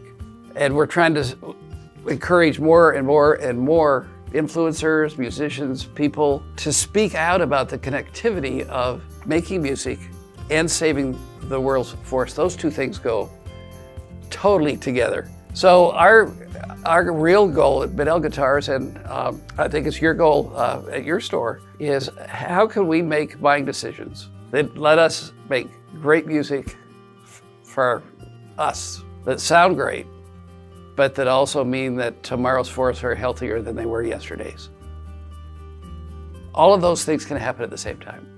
So our long-term goal is to have every single manufacturer, and that's both in guitars and fretted instruments, but also woodwinds, percussion, all considering where they're sourcing the woods. And the good thing is they're mostly getting it from only a few mills and brokers. And if we can get those brokers on board, then the entire industry can be sustainable. And I think that's our end goal, is to make the entire industry as sustainable as possible. Tom hit the point exactly. We as musicians never stop to think, and even we as retailers, where we're getting all these beautiful instruments in, we never stop to ask that question about what impact is this having on the environment. Even if as small as it might be in the overall scheme of things, are we doing good for the environment or are we harming it? I can absolutely say without Tom Bedell and their team up there, this wouldn't have come onto our radar and we would not have launched our Shop Sustainable program.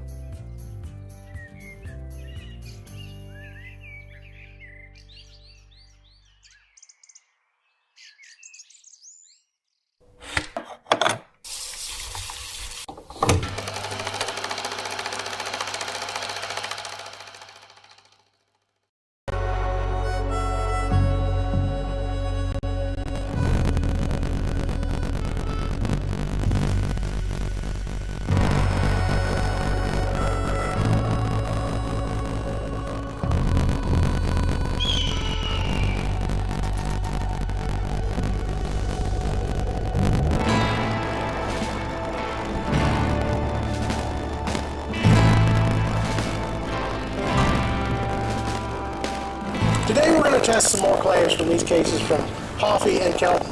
This one being the durability of these cases. We want to find out whether these claims are true or just a steaming pile of nonsense.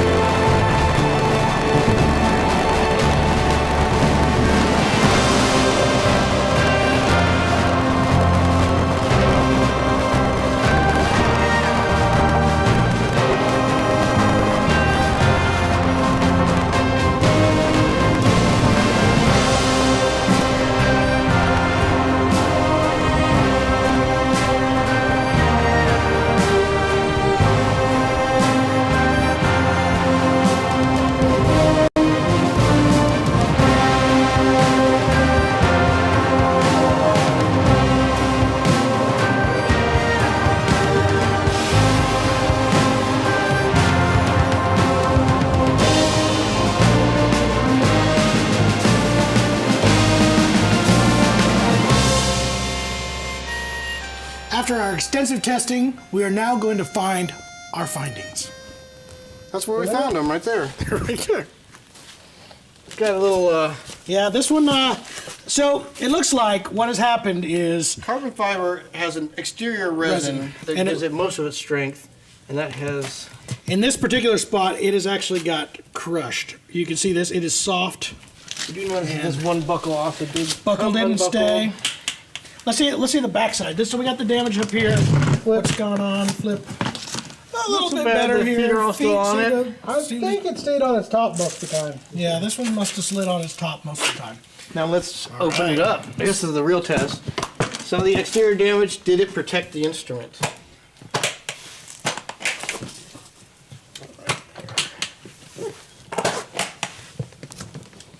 It's not wanting to open it. We got one more, that's why. The banjo is intact. No physical major damage. But I did notice we're getting a bit of stability issues in the case itself. You see, that's a little bit. There's a little opening and closing a little bit. A little flimsy. So we might have damaged the structural integrity of this case. But the banjo survived. Next. Now let's check out the Kelton case. Kelton is a fiberglass resin case as opposed to carbon fiber. So it does have some damage on it, but because it goes all the way through. Looks like some chips. Upper part where it got hit. Actually, still, that's just mud. A few little tiny chips in here. Let's check the bottom as well. That's not mud, by the way. We do have a little bit of damage on this upper end here. But again, firm. Fiberglass goes all the way through, so it's a little bit more. Not as soft in that particular area.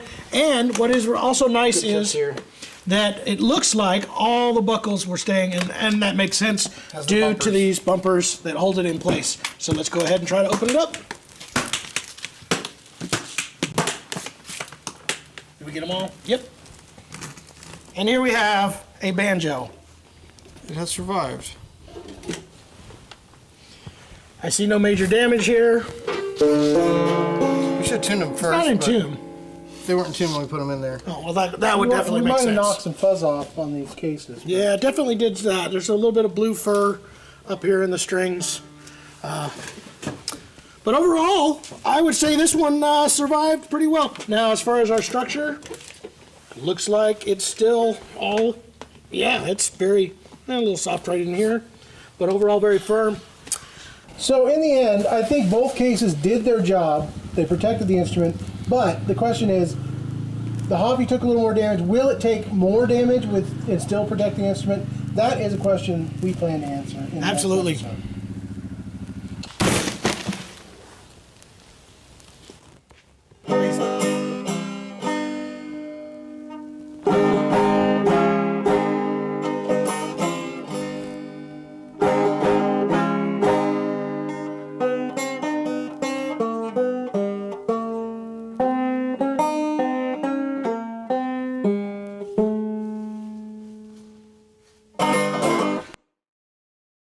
We're here today to once again put to test these flight cases by Kelton and Huffy Cases. Boom goes the dynamite.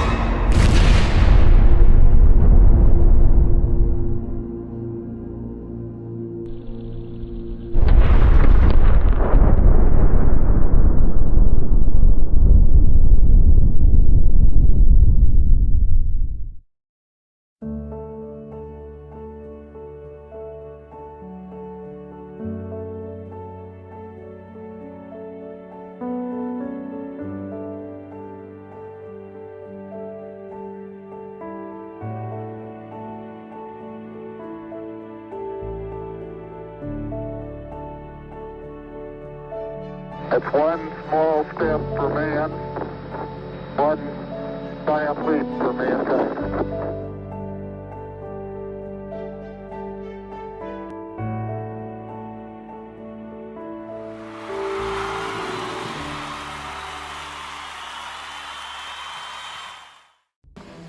Today on Shop Labs, we will be continuing our battle of the cases with our flight cases from Hoffy and Calton cases. Today we'll be discovering how well they do in water resistance and buoyancy.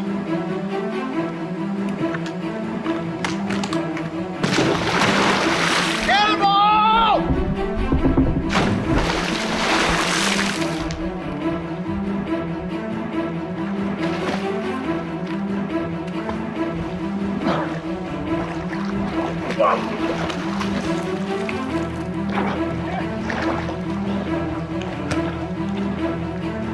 Oh!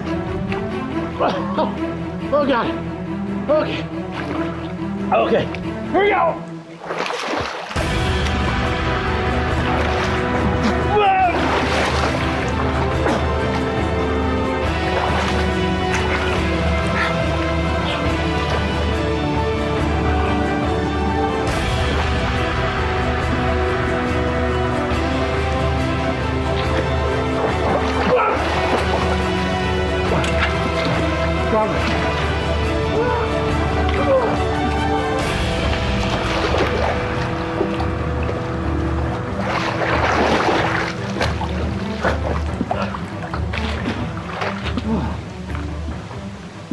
Did it work? There's a flotation.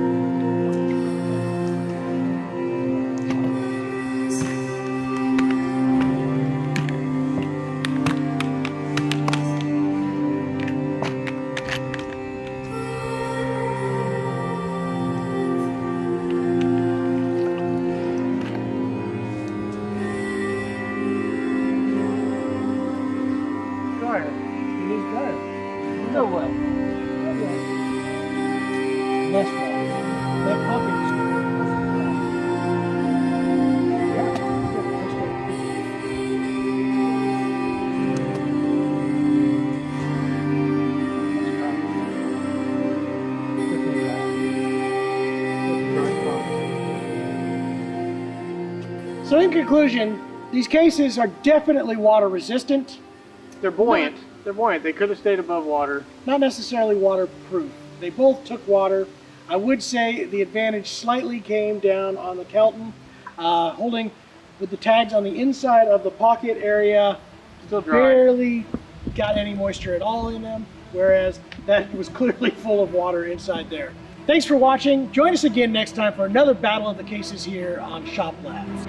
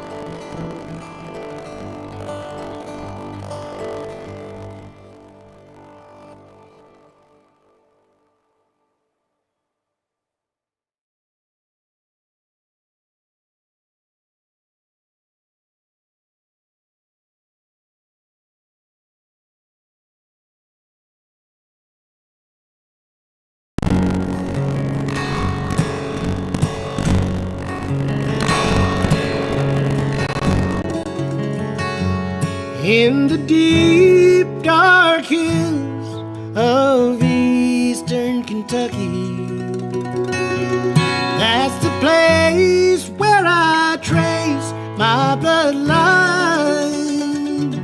It was there I read on a hillside gravestone, you'll never leave Harlan alive. Well, my grandfather's dad crossed the Cumberland Mountains, where he took a pretty girl to be his bride. Said, won't you walk with me out on the hill of this old hollow, and we'll never leave Harlan alive. When the sun comes up about 10 in the morning and the sun goes down about 3 in the day, and you fill your cup with whatever bitter brew you're drinking, and you spend your life just thinking about how to get away. No one ever knew there was coal in these old mountains till a man from the northeast arrived, waving $100 bills. He said, I'll pay you for your minerals, but he never left Harlan alive. Grandma sold out cheap and they moved west of Pineville to a farm where Big Richland River winds. And I bet they danced a jig and they laughed and sang a new song. He said, we'll never leave Harlan alive.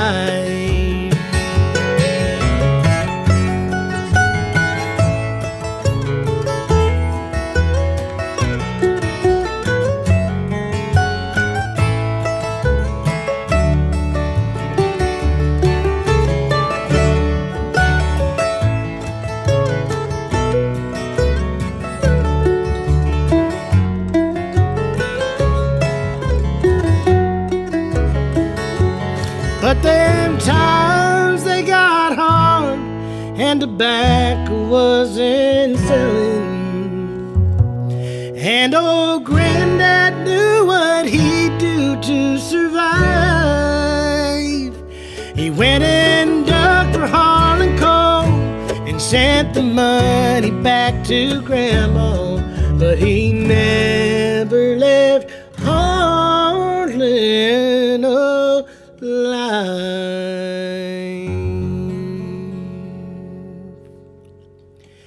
And the sun comes up about 10 in the morning, and the sun goes down about 3 in the day, and you fill your cup with whatever bitter brew you're drinking, and you spend your life just thinking about how to get away.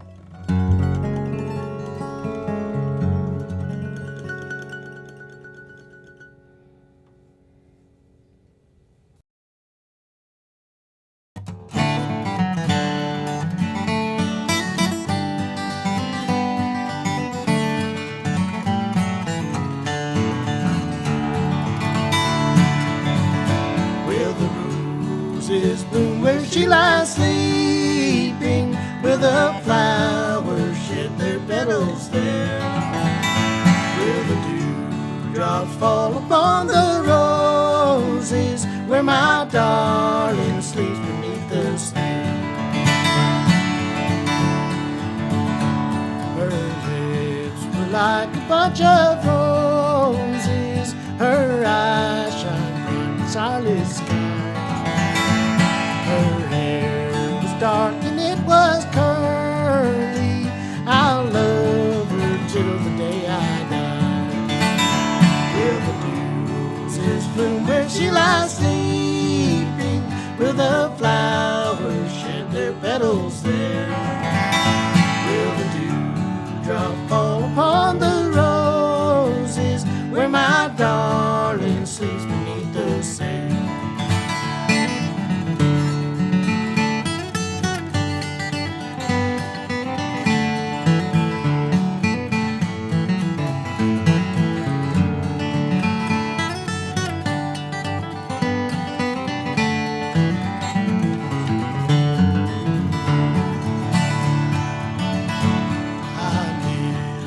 Darling, as she's sleeping underneath the beautiful sky. I miss her now that she has left me. I'll love her till the day I die. Will the roses bloom where she lies sleeping? Will the flowers shed their petals there? Will the dewdrop fall upon the where my darling sleeps beneath the sea?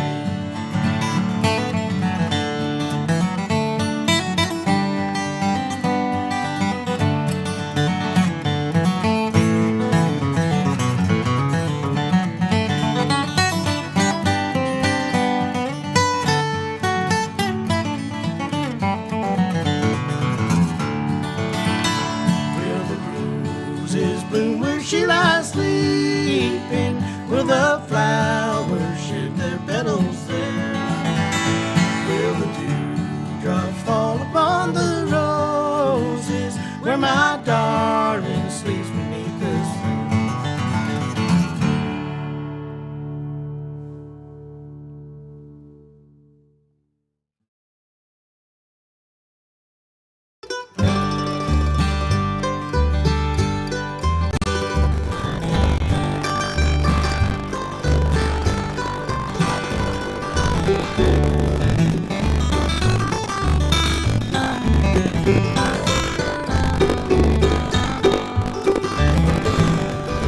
Lord, I hope this day is good.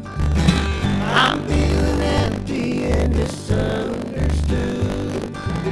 I should be thankful, Lord, I know I should. But Lord, I hope this day is good. Lord, have you forgotten me? I've been praying to you thankfully. I'm not saying I'm a righteous man, but Lord, I hope you understand.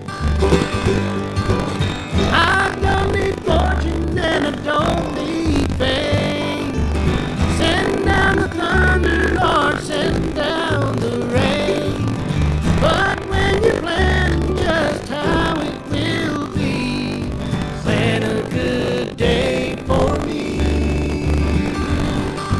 Lord, I hope this day is good. Feeling empty and misunderstood. I should be thankful, Lord, I know I should. But Lord, I hope this day is good.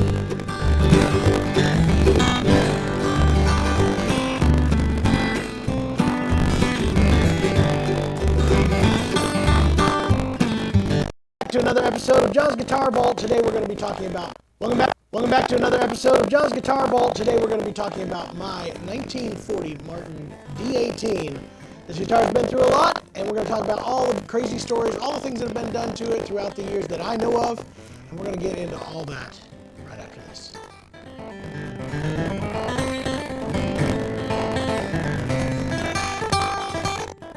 This guitar has been with me for now, I want to say, a little over 20 years now. I bought this guitar from a friend of mine in Colorado that runs a shop called the Old Town Pick and Parlor, Uncle Kit Simon, who called me up one day. We were still touring as the Chapmans, and he called up and said, John, I got this great guitar that has been in the shop too long, and everybody believes that it's got a broken headstock. So... And the funny part about that was he had it priced at a point where it really wouldn't have mattered, even if it did have a broken headstock. But in the years of having it since, I do not believe it to have some. And the reason why people thought that it might have had a broken headstock was there's some really crazy refinish jobs that have been done on this. Up near the headstock it's all darkened out and blackened, and then it's wore off of the neck as the years have gone by. The whole back side has been just rubbed with an add-on shellac of some sort, which actually slid, and you'll see this in the pictures, where it just kind of slid around on here. I love on the bottom side where at the waist, you can see where he couldn't wait for it to dry because and try it on, you got a good denim imprint on it, on that, like I said, the slide on there. And then one of my favorite characteristics in the refin here is this has been sanded, the top has been sanded and thinned, and you can feel a bevel up to the pickguard because of the fact that they used to finish these guitars with the pickguard underneath them. So he didn't go up to the pickguard, he just kind of got right up to it and then quit sanding so you can feel it, especially on this front side of that. But even said, Kit called me up and said, hey, I need help selling this, so if you want to take it on the road, help me find a buyer for it. And by the way, if you decide you want to keep it, let me know. And so that's what happened. I got it shipped to me. It arrived. It had a loose bridge on it, which had, was starting to come up, and some other details. And I kind of looked at it and I was like, oh, this will make a good deal. I'll keep it, and eventually maybe I'll sell it and trade it for something else that I like. Then what was really funny is I got a hold of a guy by the name of David Musselwhite, who is one of the greatest guitar repairmen out there. In fact, was a vintage expert for Martin themselves out in Nazareth, Pennsylvania. And I shipped this to him, and actually I had a friend of mine bring it up to him that lives up there. And he gave me a call, and he said, John, this is an example of a guitar that if it's a great guitar, you just can't kill it, because somebody absolutely tried to kill this guitar. He was going through all the various different repairs that had been done at the time, which is really funny. And I'll kind of go through a couple of those. One of them is, I love this up here. Where is it? I know it's out here. This one right here is a patch that has added a piece of spruce to it, which is just such a tiny, tiny patch. It's a 2 to 3 grain width patch where you can tell it got a crack and missing a little hole there. But that's such a tiny area to even want to cut out. It would have been better just to leave it like this one was a big dent that had also happened in there. On the back side of this guitar, there's a big crack that has been glued and fixed, but I ran a mirror down inside there, and instead of doing cleats and just gluing it, they laid a flat piece of mahogany right along it. It's about, I'd say about 2 to 3 inches wide, and all the way the length of that entire deal, and just laid it right on top of that crack.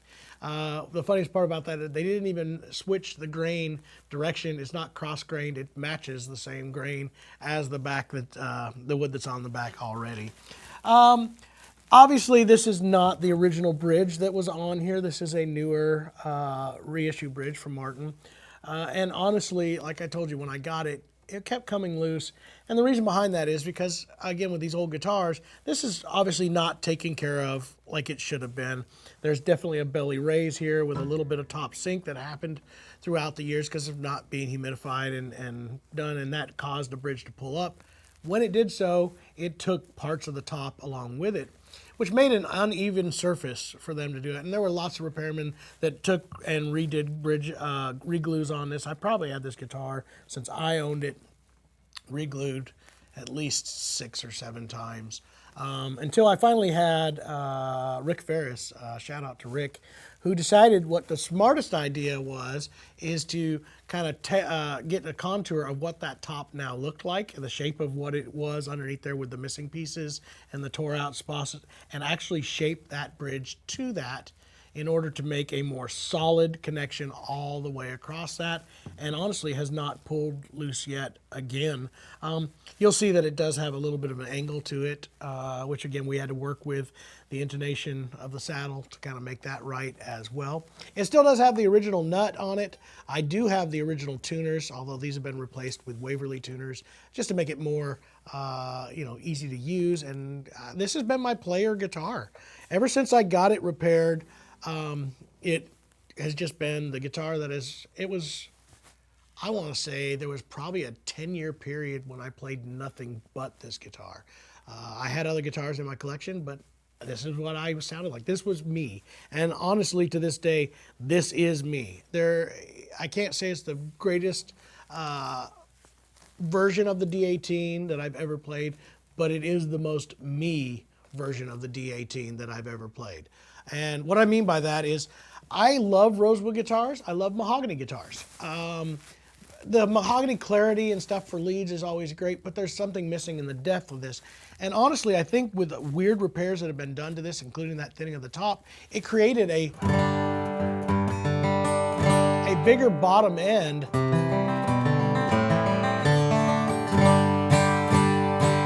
So I almost have that 28 style rhythm guitar, and I have the lead clarity of the mahogany guitar. So it's like this in-between spot that just works for me. And I don't know if it's because I blended to the guitar or if the guitar created who I become.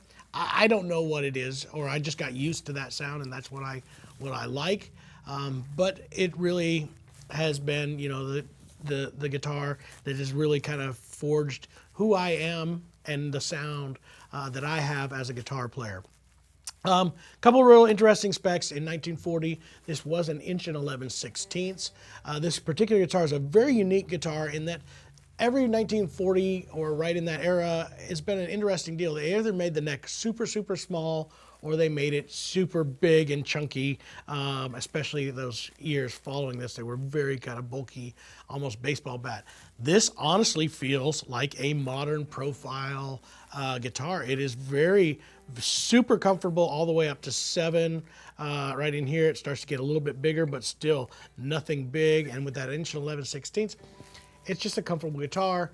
And even though we've talked about this before, I tend to prefer 1 3/4 nut widths. This 1 11/16 has never been an issue for me, and honestly, I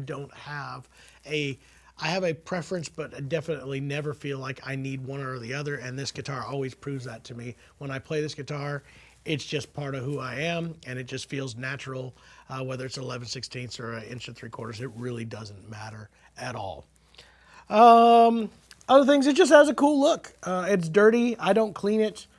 There is dirt that has been built up here. I know I used to get a kick out of when Rick worked on this guitar last. He was worried about steaming off because he took some of the, quote, patina off of here, which is basically dirt, and that was his big concern. That's definitely not a major concern for me. Another thing that I did to this guitar, which I highly recommend, and I will do probably with every guitar as they need to be done, I replaced all of the frets with EVO frets or Evo fret wire. I also use tall fret material. It is standard medium width, but taller than average. I like that because it bites, it's easy to play. And in fact, now that I've been playing this guitar just for this little bit here, I remember why I like that so much. I don't have to press as hard to get a more solid, controlled note. And I also, when I was touring all the time, I needed to have them replaced all the time. So that Evo fret wire really pays off for me. I have not, this is probably 12 years since I did the last fret work on this guitar, and they still look and play. No dents, no nothing in 12 solid years of playing. So I have no need to have those replaced and yet sound great. Other thing that I've done with this, it does have a K&K Trinity pickup setup, which all my guitars that I perform with have. I did modify the install a little bit, so you guys might find that interesting. The Trinity has a microphone that is on a gooseneck, and you'll see that right now as I'm pulling it out here. And what I did was, instead of installing it behind the bridge on the the top here and miking the inside of the guitar. I wanted to mic the outside of the guitar to make the blend a little more natural. And what I did was this curled gooseneck. When it's out, you'll see it is controlled there. I play mostly down in here. I'm not going to run into that in any way. And I have all that control, and it's a much more natural deal. Now, again, when I need to put it away in order to not damage it, which you can probably see I've probably hit it a couple times, all I have to do is tuck that away on the inside of the guitar, and it's good to go. Again, that's just my personal deal. Now, I did have to do a little more EQ to the preamp after I did that, but I got it exactly the way I wanted it. Since I mostly lean in live shows on that microphone, I wanted to get it as natural as I possibly could make it, and that was my install choice. We've done that for a lot of other customers as well when they decided they wanted to do something similar, but for me, that is the K&K Trinity, and it's the same way I have on all of my stage guitars that I use live. Other than that, this is definitely my sound. I love this guitar. I also did change it out with, I wanted black, but I wanted a harder material. It does have the water buffalo horn bridge pins instead of ivory or bone, just mainly for the black look, which is more D18-like. And yeah, this is my 1940 D18.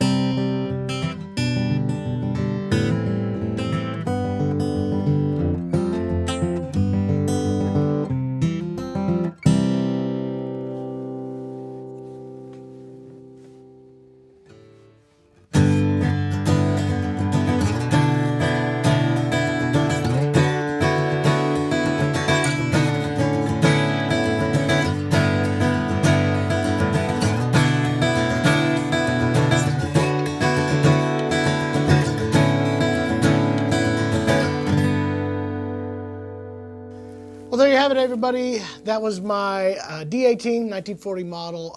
If you like that and you want to see other videos like it,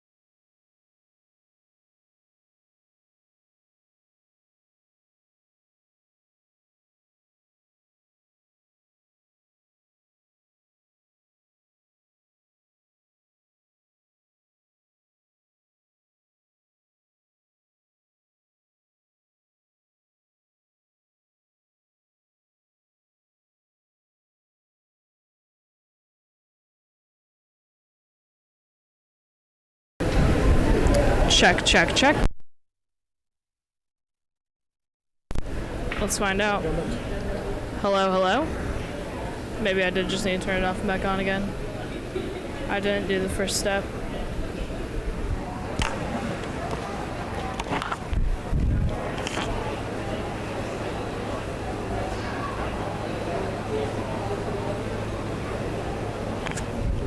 All right, let's make sure it's not. Hello? It's working. I was lying, I guess. I don't know if I'll get their stage stuff, but I'll listen. I probably should, yeah. Okay.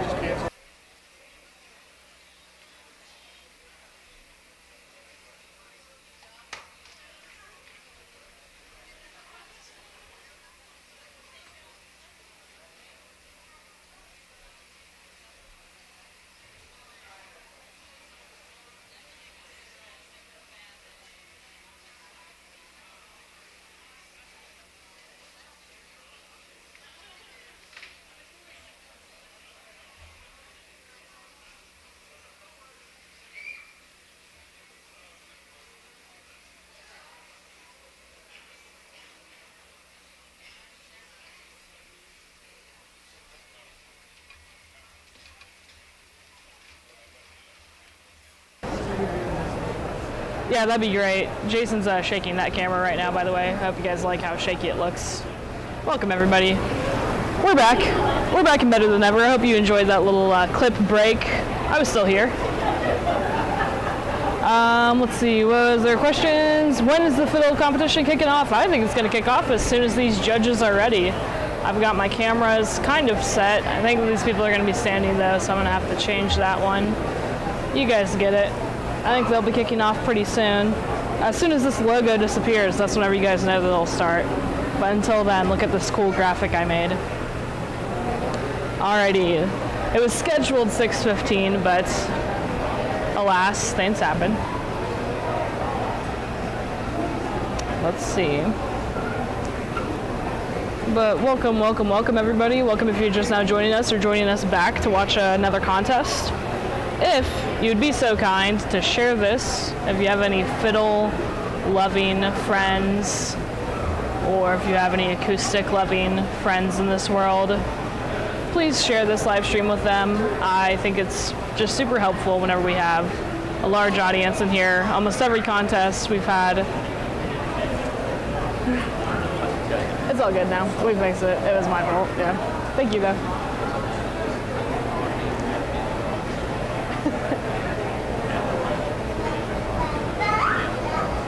Gotcha. Alrighty. Which Chapman wears a hat like that? Oop, they're doing sound check. That's how you definitely know it's about to start. Chapman wears a hat like that? I don't know what hat. I don't know where. I don't know. Let me know if you guys can hear everything fine, or if you can't hear everything fine. Let me know where you guys are watching from. Please. Here's the sound check.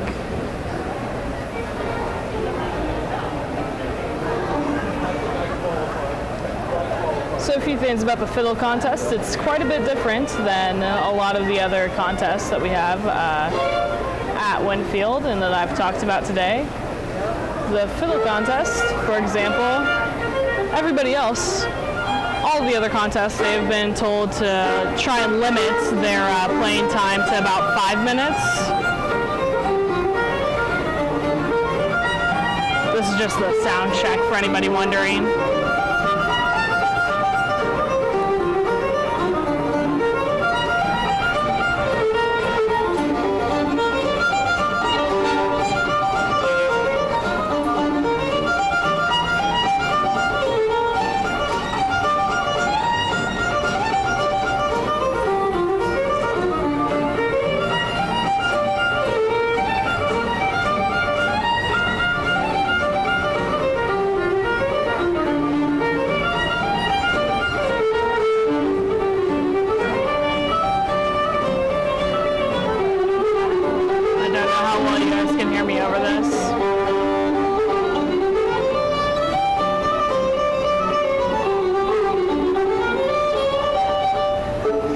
got Arkansas in the house. The lower right logo. Oh, I looked at all of them to wear that hat. Why not? Testing 1, 2. Lakewood, Colorado. That sounds cool. Welcome to the 2024 Walnut Valley Festival Old-Time Fiddle Championship. And I'm going to get my cue card here in just a second. Alrighty, I think that Karen's going to explain a bit of the rules, but I know that Old Time Fiddle is going to work a little bit differently. Let's see what's up. Okay, our contestants is going to be judged as followed. 25 points for authenticity. Tunes must have an old-time traditional sound and feel. 25 points for rhythm and timing. Again, tunes must have an old-time traditional rhythm with a steady, danceable timing. 25 points for execution. Notes should be clear, distinct, and in tune. Tone quality will be considered. And 25 points for expression. Tunes should be lively, yet maintain that old-timey sound and feel. Contestants will be judged on the authenticity, rhythm, timing, execution, and expression, with the highest scores going to the traditional old-time tunes or songs played in that old-time traditional style. The contestants may retune their instrument on stage, and they are aware that time spent retuning is part of their performance time. They get 7 minutes for round number 1 and 5 minutes for round number 2.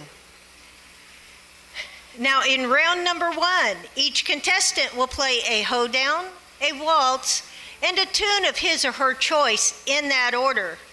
Again, that's a hoedown, a waltz, and a tune of their choice in that order for the first round, and they get 7 minutes for that. If a contestant is selected for the second round, a contestant will play a hoedown and a waltz in that order.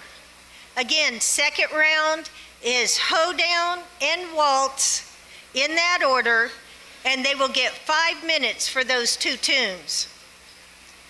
A medley of tunes is not acceptable. No trick or fancy fiddling will be allowed. Contestants will be disqualified for playing Mockingbird, Black Mountain Rag, or Orange Blossom Special. A contestant may have one rhythm instrument as an accompaniment, but not another fiddle.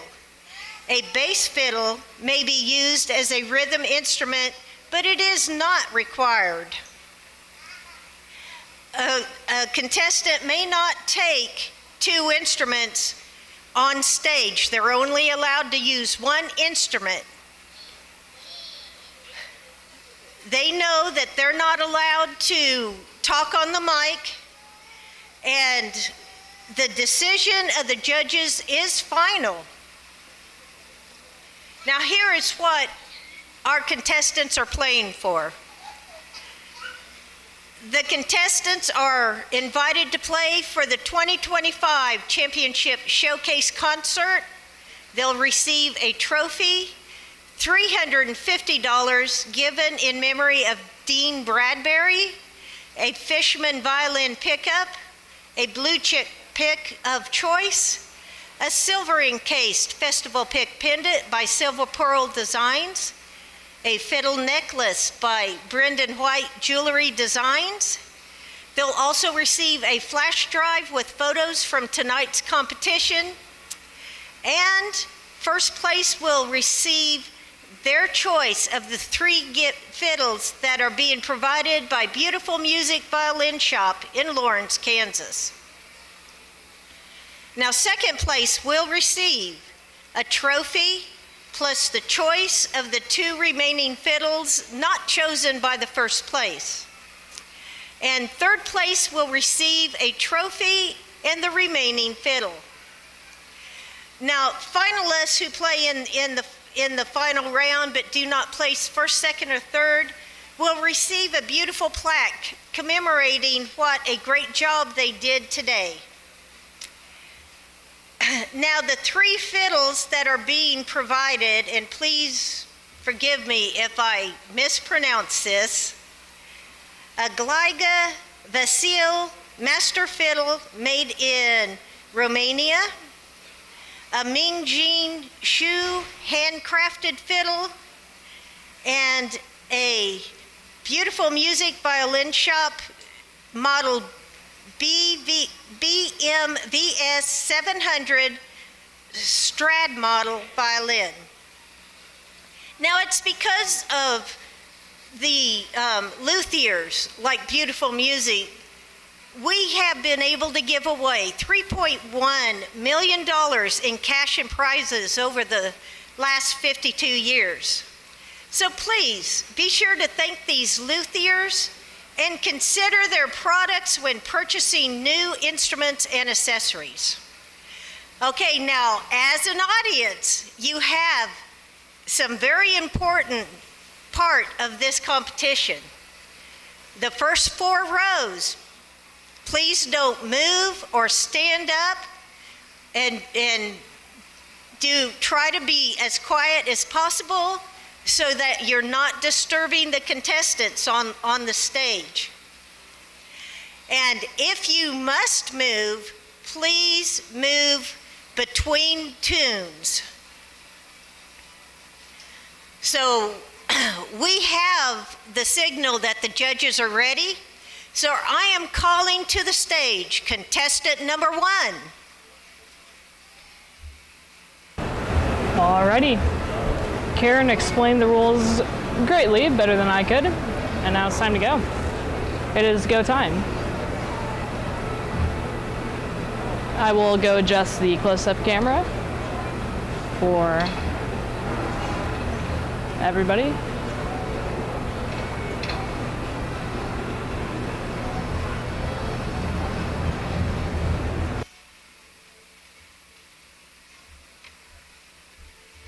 That is the same rules as Chapman's concerts. You don't want to distract them. This is contestant number 1. Don't distract them.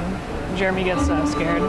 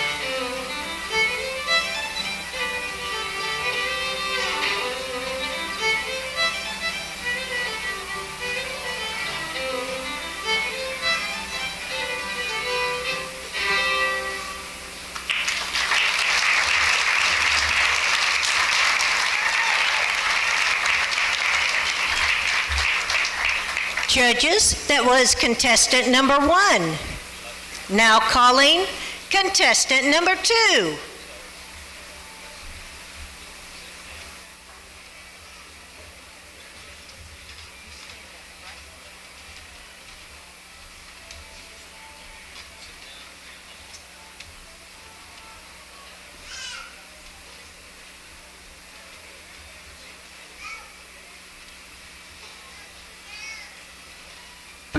Alrighty, yeah, I think that they just weren't really that close to it. Oh my gosh, there's 3 on stage. Well, there we go. Alright, I'm gonna go adjust that front camera there, and I expect this one to be, much louder. And yes, as Jason was pointing out, the accompanying instrument is not supposed to be heard by the judges. Judges, this is contestant number 2.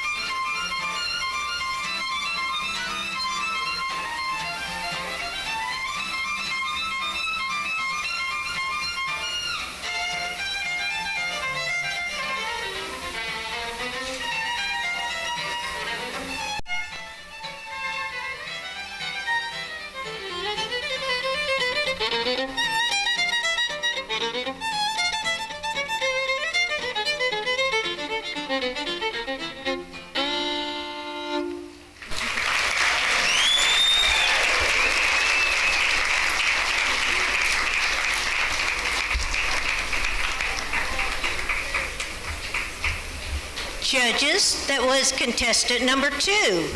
Now calling contestant number 3.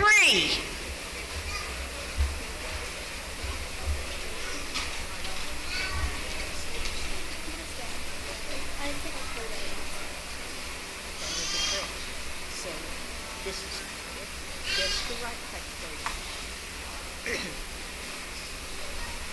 So when everything is said,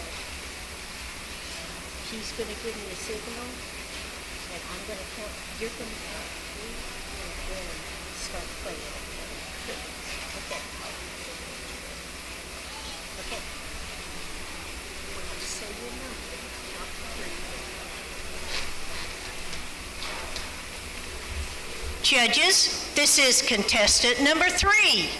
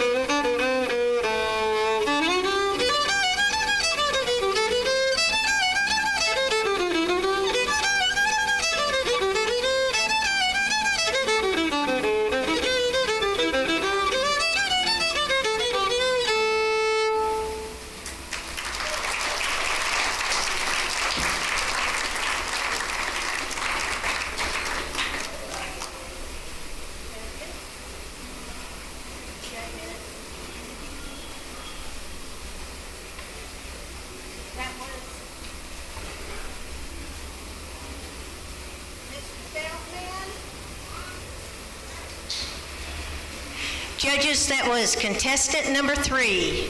Now calling contestant number 4.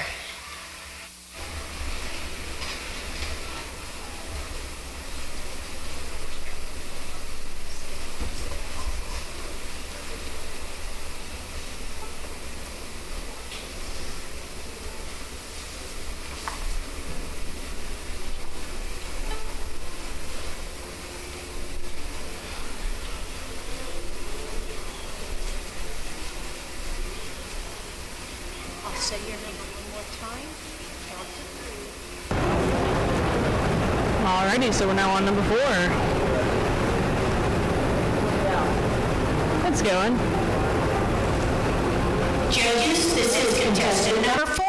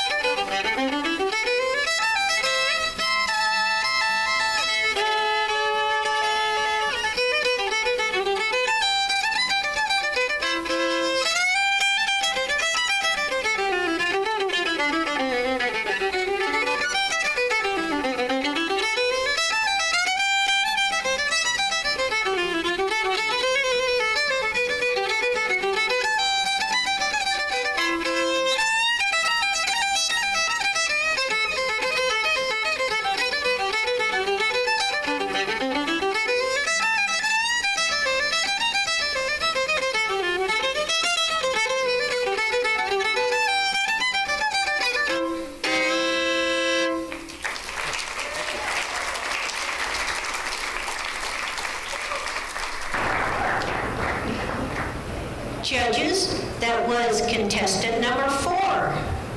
Now making an official call for contestant number 5. Contestant 5 was a no-show. Now calling contestant number 6. All right, so for those of you that can't see, contestant 4 was Joe Osborne. We're now on to contestant 5. I do not have the list in front of me of who all is going to compete. And this one looks like it is Tyler Henderson is what I think I'm reading. Hendrickson. Tyler Hendrickson. Judges, this is contestant number 6.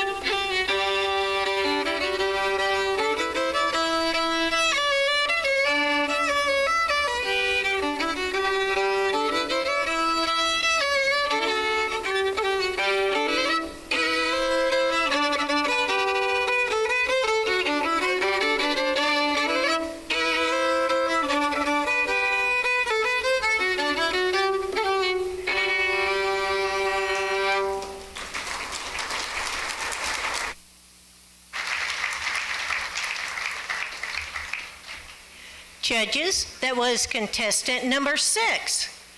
Now calling contestant number 7.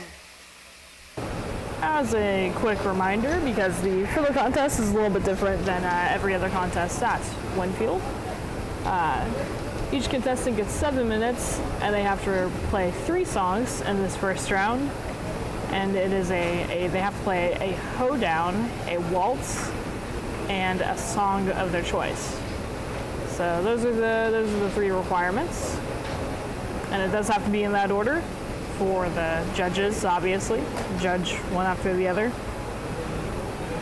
And no trickery and no tomfoolery also is in the rules. I hear the Winfield train going past. Judges, this is contestant number 7. Looks like this is Jason Shaw.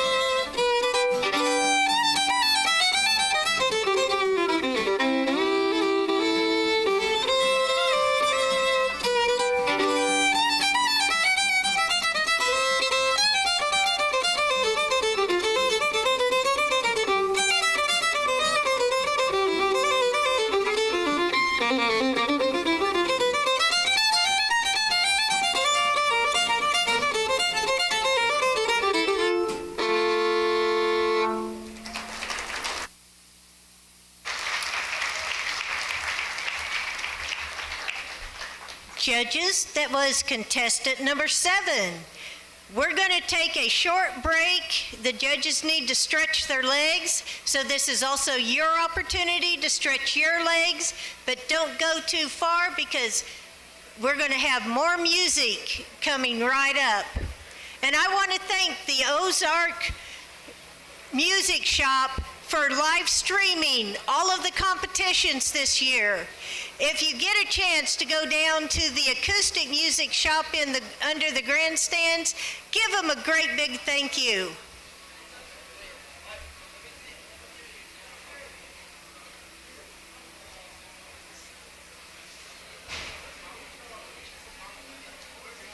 Alrighty, so I guess it's a little bit of break time, which makes sense. They are actually halfway through the contestants. Through Jason Shaw's performance, I got an update on the list of the contestants. So Jason Shaw is from Lincoln, Nebraska, and this is not his first time competing in the contest. I was trying to look up if he was a previous winner. There we go, the list is finally loaded. Let's find out. It's a very long list of winners, and they do it for, you know, all types of contests. Let's see. I know the secrets.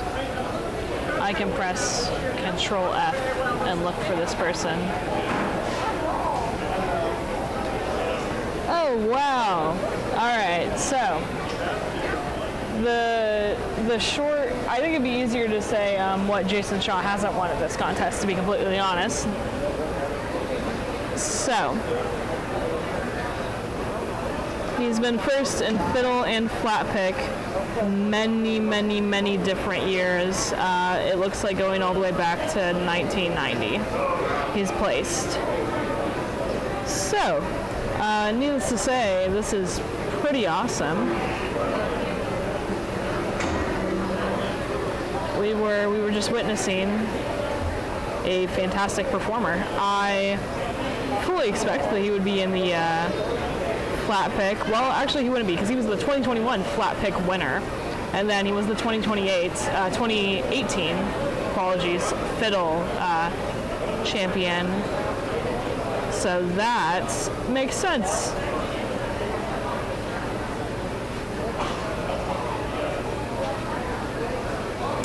I think, yeah, we filmed it in 2021. I should have remembered that. That's why his name sounds familiar.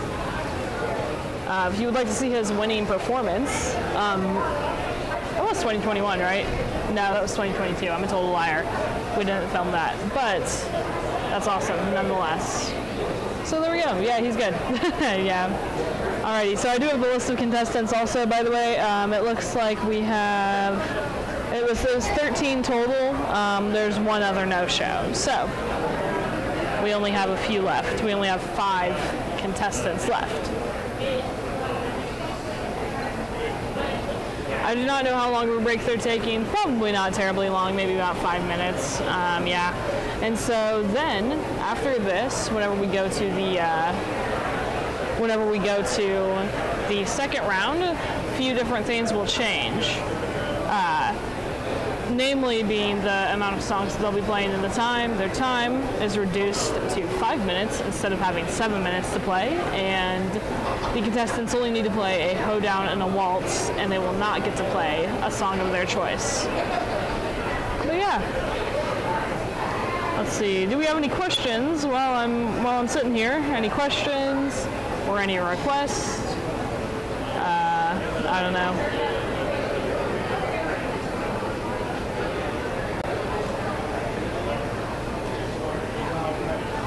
We'll be back very shortly. I'm really glad that Karen took a moment to thank us. I'm going to take a quick moment to thank all of our sponsors that have made this live stream possible, as well as us going to IBMA possible. First and foremost, the Walnut Valley Festival. They've given us, you know, this amazing space to share the live streams with you guys.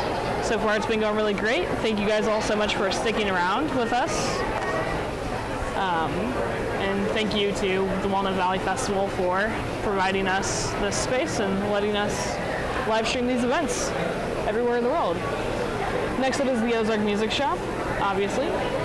And then a very, very big thank you to Gallagher Guitar Company, Adkin Guitars, Bourgeois Guitars, Eastman Handcrafted Guitars and Mandolins, Martin & Company, Yamaha, Fishman, Preston Thompson Guitars, Boucher Guitars, and Bedell Guitars. And Diodario. Did I say Diodario? I missed it because that doesn't say the word Diodario, I think, for a second. I do like the clean look of the circles. Nonetheless, thank you very much to those sponsors that we have that are able to get us here, to get us doing what we're doing.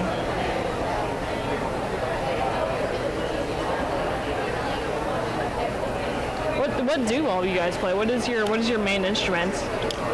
Monkey Sweeper has 30 years on guitar. That's awesome.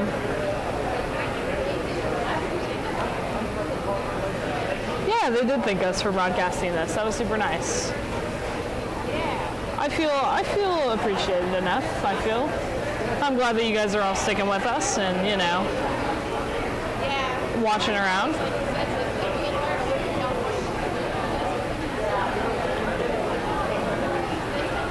Contra banjo. I'm going to assume that your main instrument is probably a banjo.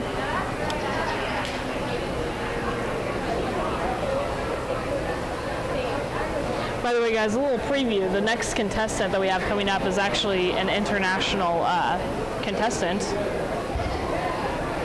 coming from Japan. So, get excited.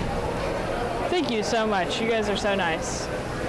This is, I will say, I'm a little bit sleepy, but this is the longest day of the contest, so tomorrow it'll be even easier. Very, very excited for Flat Pick, right in the morning, jumping into it. Hopefully we'll have a lot of people watching with us. Who do you guys think are making it to the final, besides the very obvious Jason Shaw? Is there anybody else sticking out on your list? I know that we do have quite a few more contestants to go, but let me know. Yes, you're hanging with Hinckley now.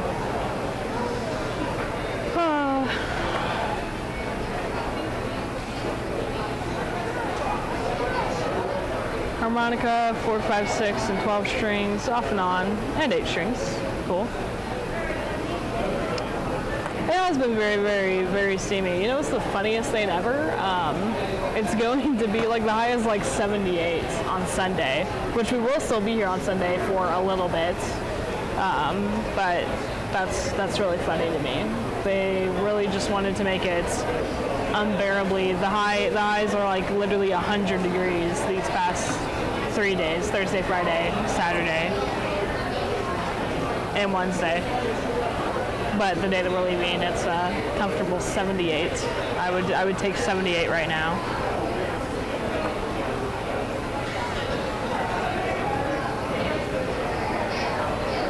Sitting here with an Eastman E20D. That's awesome. Ashokan Farewell got you hooked on fiddle, but you couldn't sing it at the same time, so you went back to guitar. That's interesting, Tex. I was thinking about this question, and I think I'm going to ask it on a shop talk, but out of curiosity, let's say you're trying to get somebody, because you guys were talking about Orange Blossom Special, let's say you're trying to get somebody into bluegrass. What song do you show them? What song and by what artist do you show them to try and show them how impressive and cool bluegrass can be? I want to know that. Let's see how many Tony Rice. I feel like that's a harder question than you might think it is. And if the Chapmans are watching this, close your ears. I'm going to ask you this later.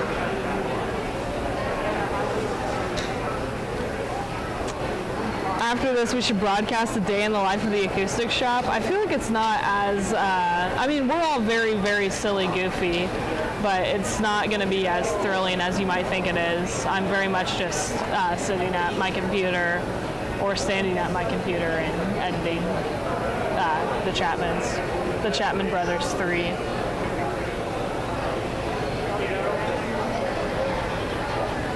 Paul's playing an E60 right now. That's awesome.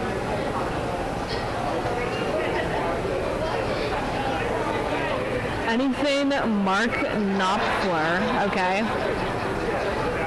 The Deliverance soundtrack. Deliverance, or Oh Brother, Where Art Thou? It's got to be from one of those. Makes sense. Trey Hensley, solid, solid.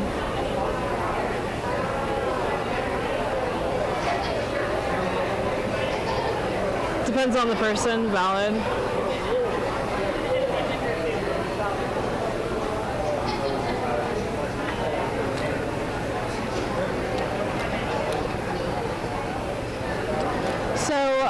Nick, we will, at least I have not been talked to about streaming the Picking for a Prize guitar contest to IBMA.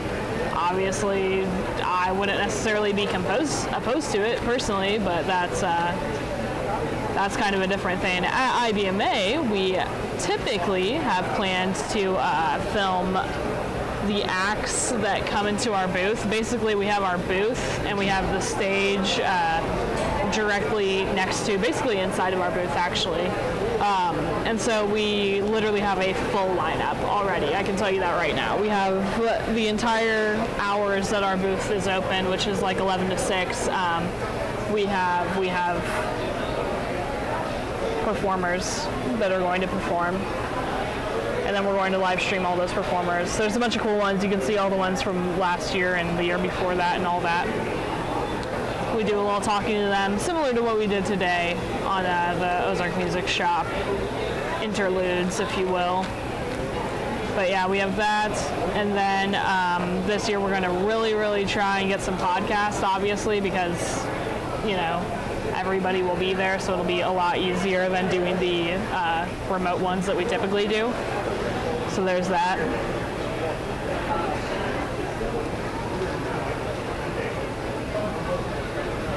Anything by the Chapmans, LOL. Okay, if you would take your seats, please. Getting started. Our judges have had a stretch. And again, I want to thank the Acoustic Shop for live streaming all of the competitions this year. So give them a big thank you as you go around under the grandstand.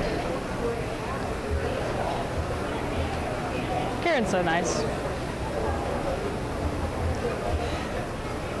Now calling contestant number 8. Awesome. So this is Sakura Kawakami from Kyoto, Japan. Very cool.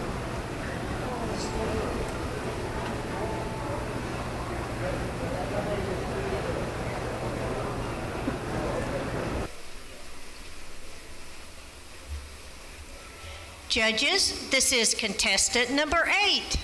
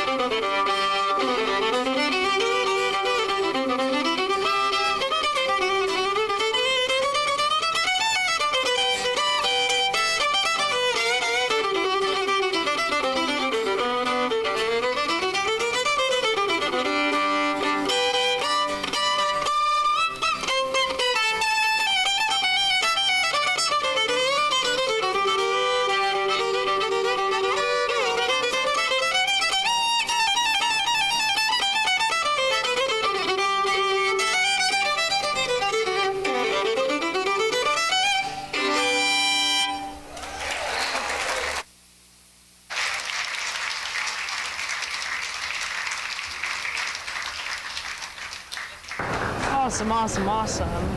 Judges, that was contestant number 8. Now calling contestant number 9.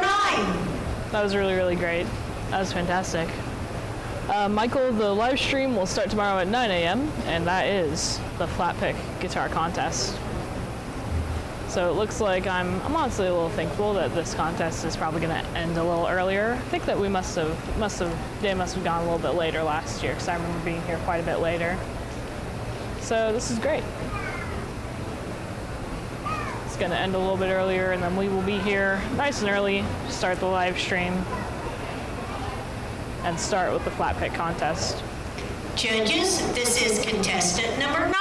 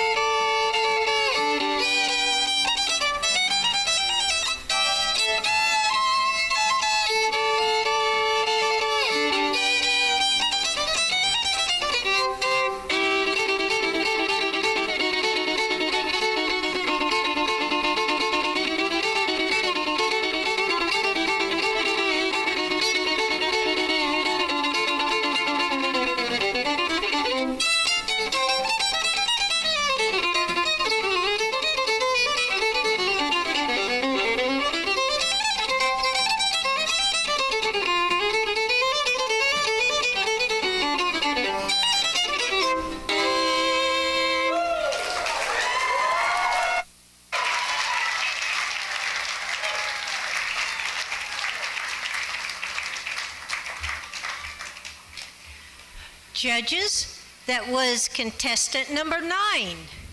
Now making an official call for contestant number 10. Number 10 is a no-show. Now calling contestant number 11. Alrighty, if I remember correctly, I think that Edith was a finalist last year.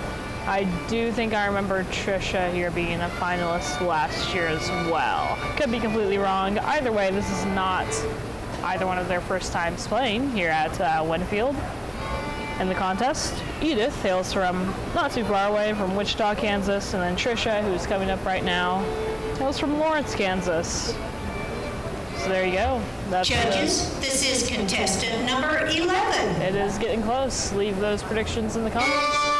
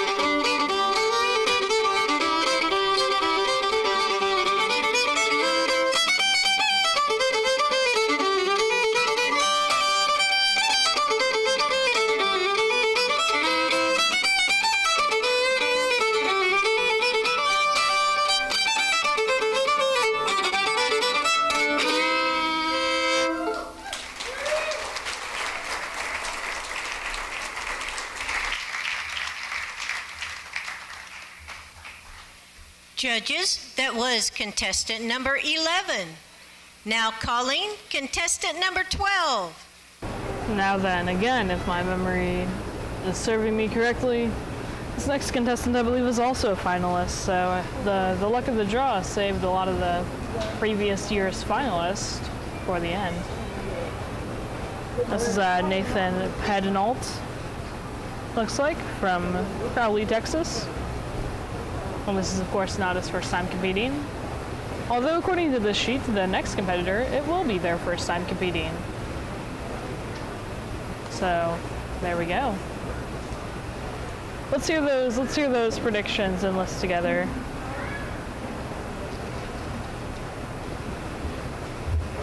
There's been Judges, this is contestant number 12. There's been some very impressive talent so far.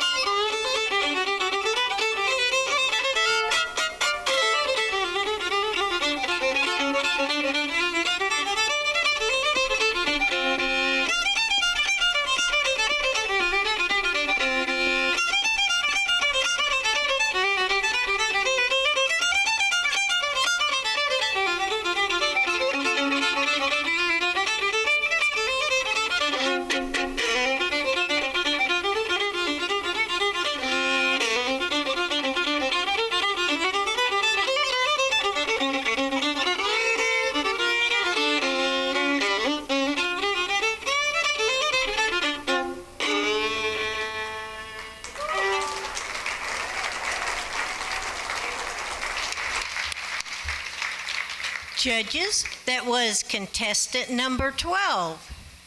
Now calling contestant number 13.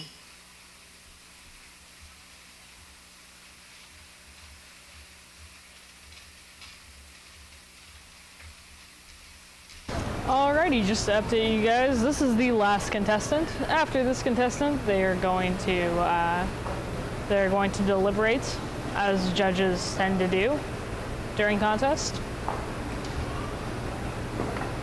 And then they will come back to us with the finalists. And then I'll be live streaming the final. After that, the live stream will be ending. But I thank you guys so much for joining us. If you liked what you saw today, please leave a little like on the live stream. It helps us a lot.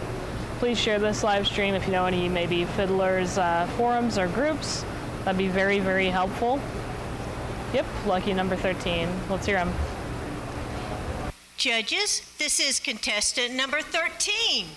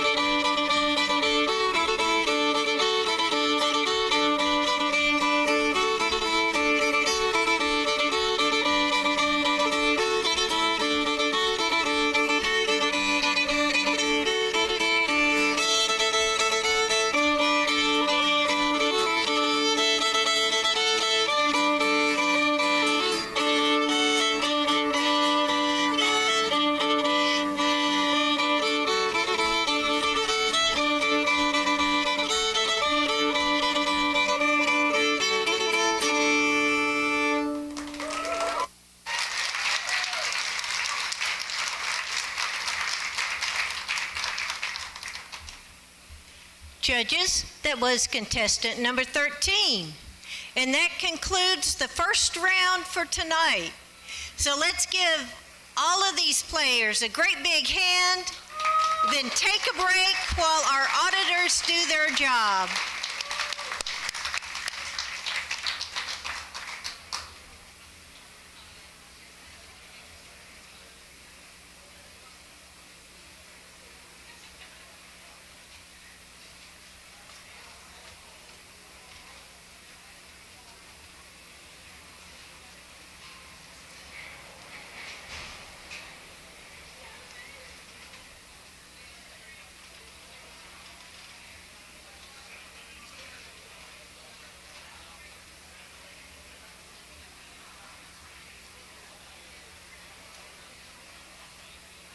Thank you.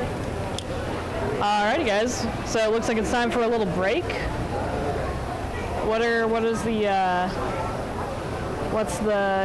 So the Greenwich band's definitely not for that. They don't allow alcohol in Winfield, for fun fact, if anybody cares, like inside the actual concert area. You can have it in like the campgrounds and whatever. Actually, I don't know if that's true. They might not allow that. I'm gonna take that back real quick before I'm completely wrong. And I have one. Yeah, it just lets us in the gate. Let's see.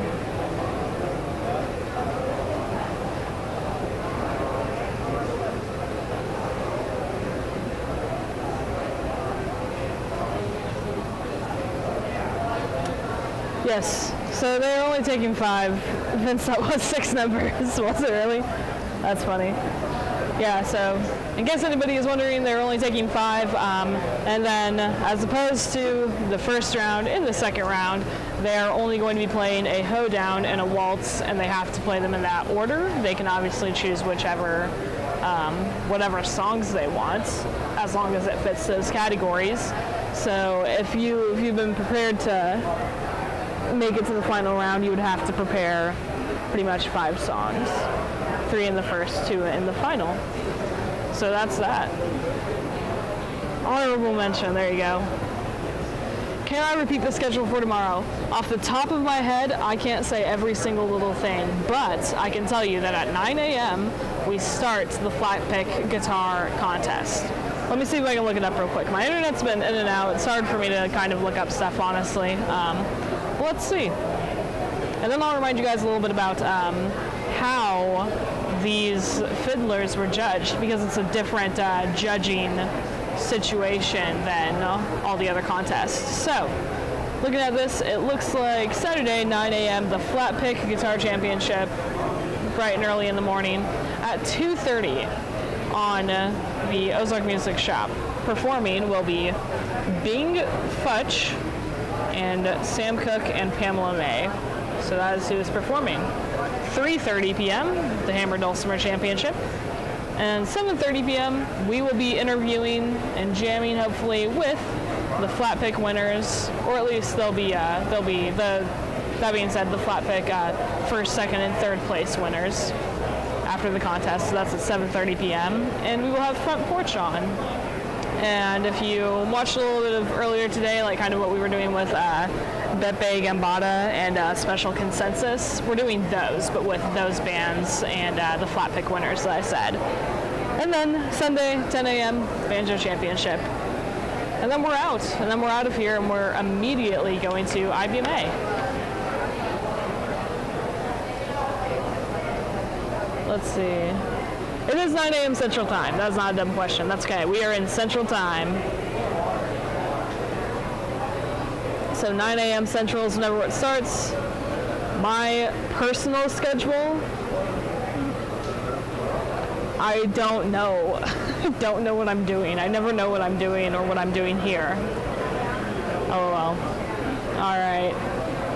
Okay, so real quick, that's what I was going to do. And I wrote it down because they didn't have this on the website, or at least I couldn't find it on the website. So I wrote it down whenever Karen was mentioning this at the beginning. Okay, so these are the categories, in case anybody was curious.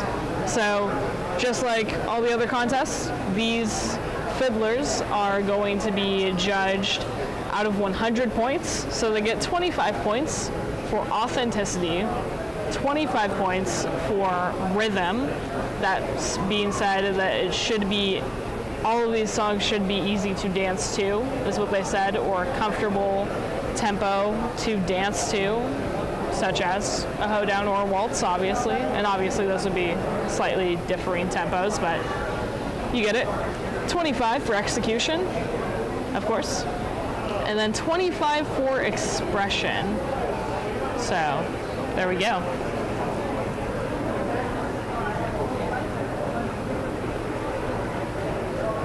Text forecasting, tomorrow morning lights followed by dark at night. I think that you might be right about that one.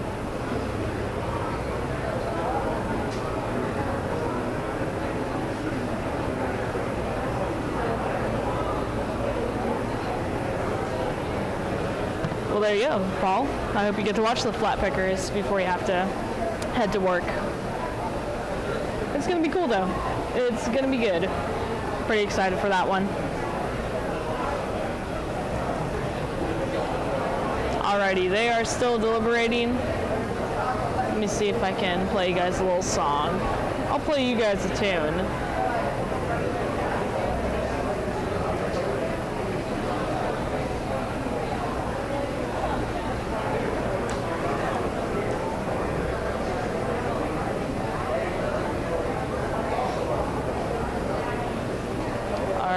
I wrote this one and I asked the chance to play it, so there you go.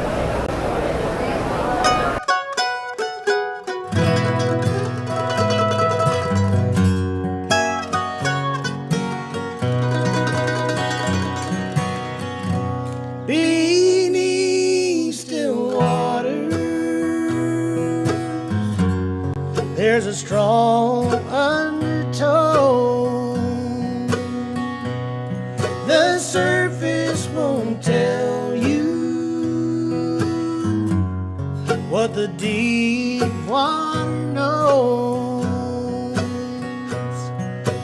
Darling, I'm saying I know something's wrong beneath still waters. Love is gone. Even a fool could see that you soon believe in me. But each and every heart must share their turn for misery. This time it's me, and I'll cry alone beneath still waters. Your love is gone.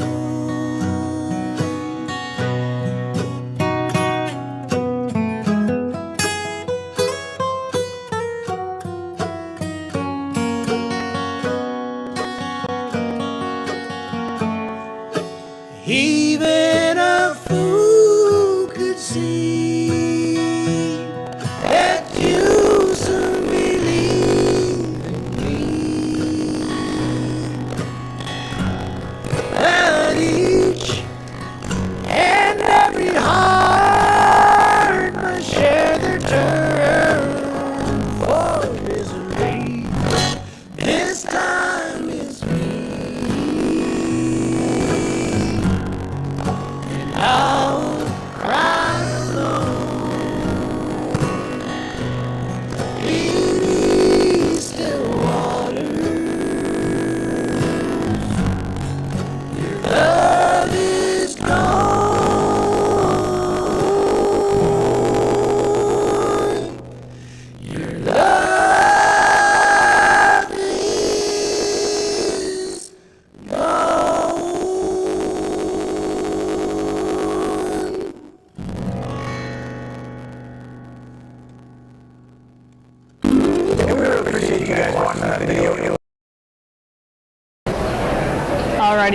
won't make you guys listen to the our old outro. Totally forgot that was even there. Pizza in the oven. Good for you, Tex.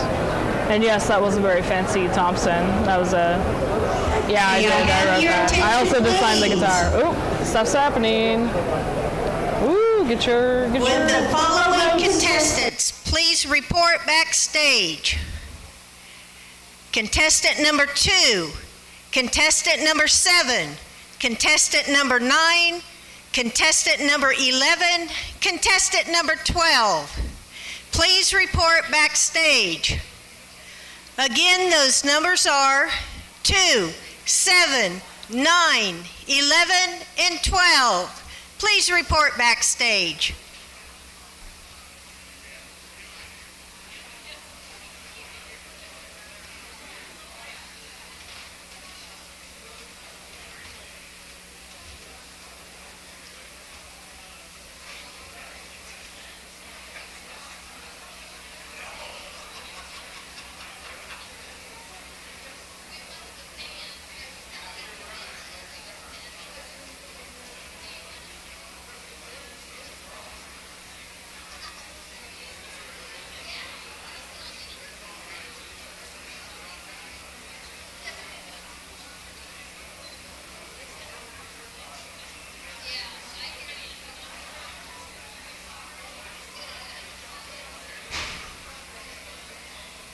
Alrighty, y'all had to get up to take care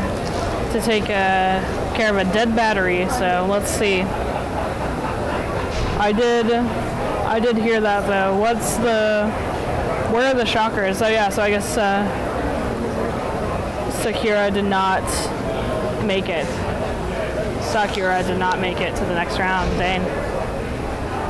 But 2 was Tashna Lindley, and then it looks like 7 was Jason Shaw, of course, Edith Sigler. I kept the logo there on accident. And then I think they said Trisha and Nathan, correct? Well, there we go. Those 3 in a row, they did it. It is almost mustache time again. Let's see if Jeremy does it. Who knows? Let's see, is this camera working okay? Yeah, cameras are working. Cameras are doing their thing. Awesome. I did. So yeah. There's that, guys. Do we have any tune predictions? That might be fun. What do you think somebody is going to break out? What do you think is going to win this contest? Audio is snapping. Well, let me take a quick listen, because that shouldn't do that. Check, check, check. I don't hear too much, honestly. I think there's quite a lot of crowd noise at the moment. I don't know how much that will help.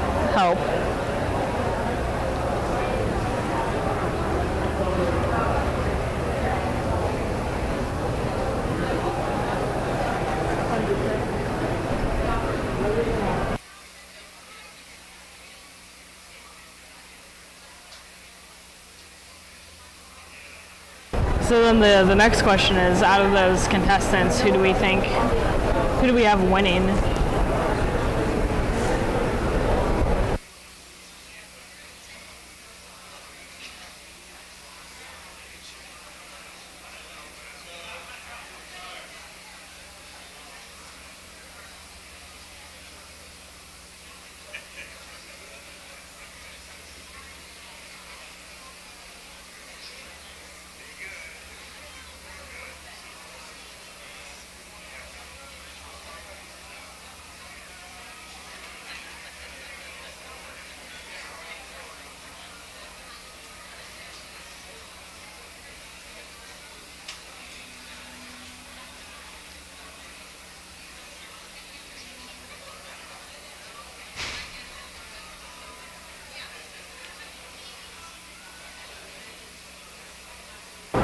The Japanese gal did not make it, actually, Jamie. Which kind of did shock me, but maybe you were correct in the the fanciness, I guess, of the playing, for lack of a word that I should know.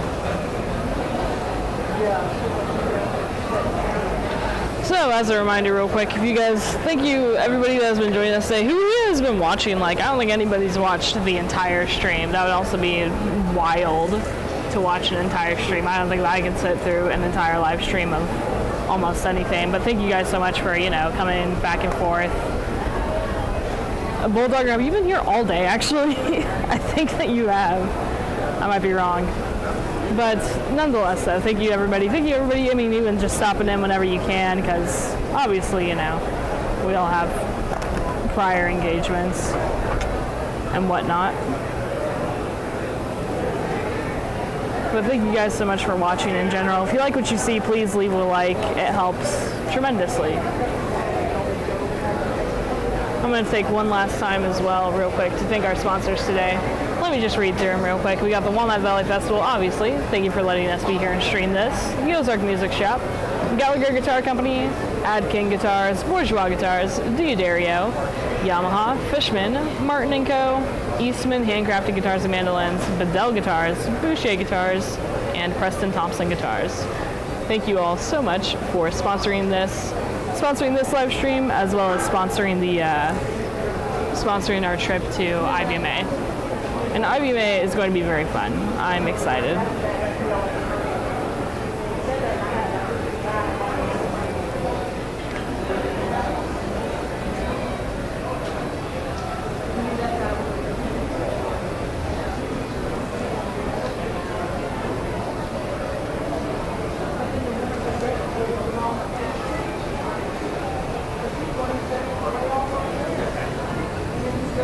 Yeah, I think that we've definitely hit record stream time.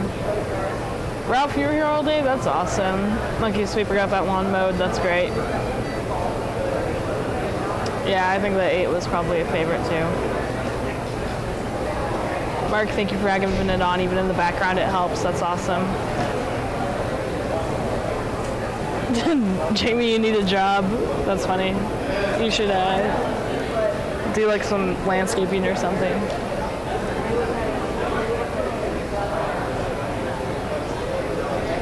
Do do do do do do. This is the waiting music. Did my phone crap out? Yeah, it did. Jason, if you're watching, I reached the limit on my hotspot. I'll type to you guys on my phone if I need to. That's funny though.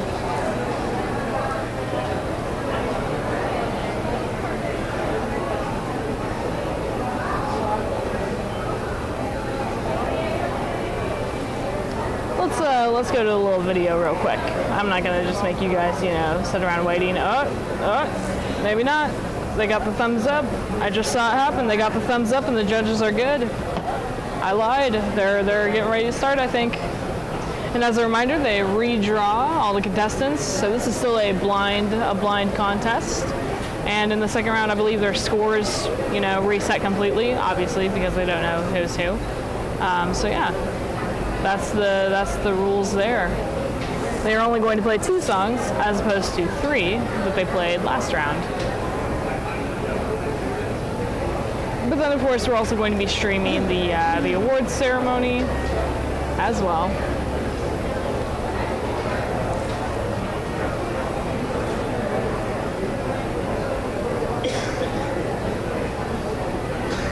And yes, everyone has to play Orange Blossom Special this round. That's correct. That is correct. Thank you very much, Vince. Well, I saw them there like 2 seconds ago, so I thought that they were ready. I saw them give the judges thumbs up. I saw it with my own eyes. I thought they were ready. Maybe not. Maybe not.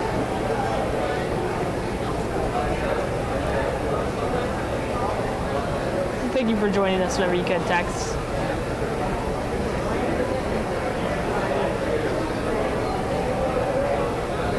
Thank you all for joining us, whenever you could. But think it's been pretty fun. I think we've been decently successful, so it's nice.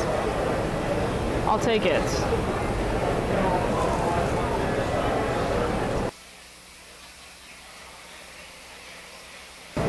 Let's go to something real quick.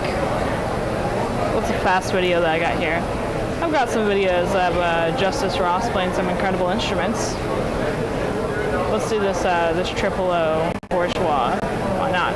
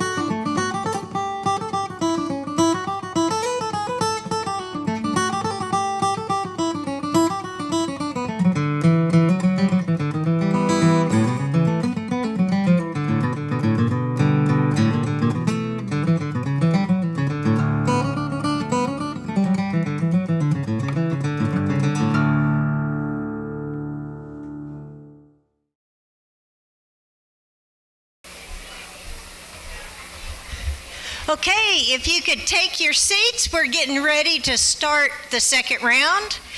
Our judges are ready. I know you guys are ready.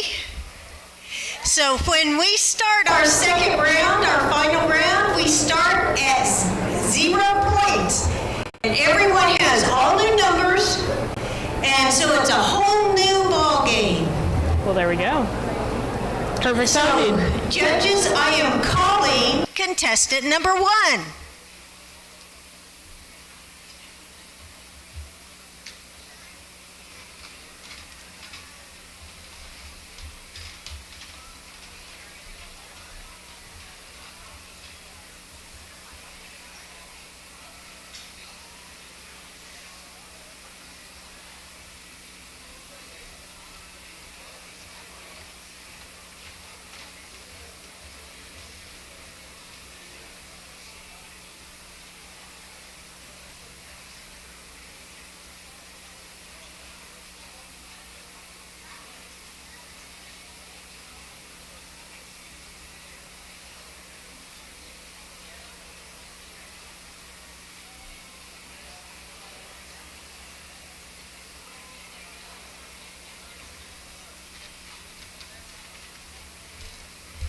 Judges, this is contestant number 1.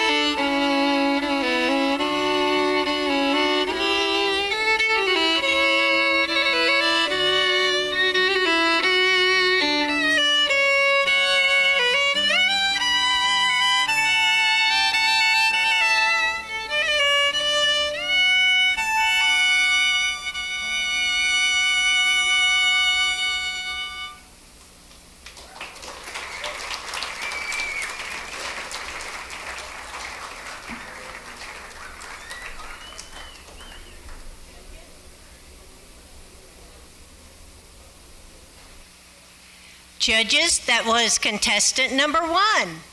Now calling contestant number 2.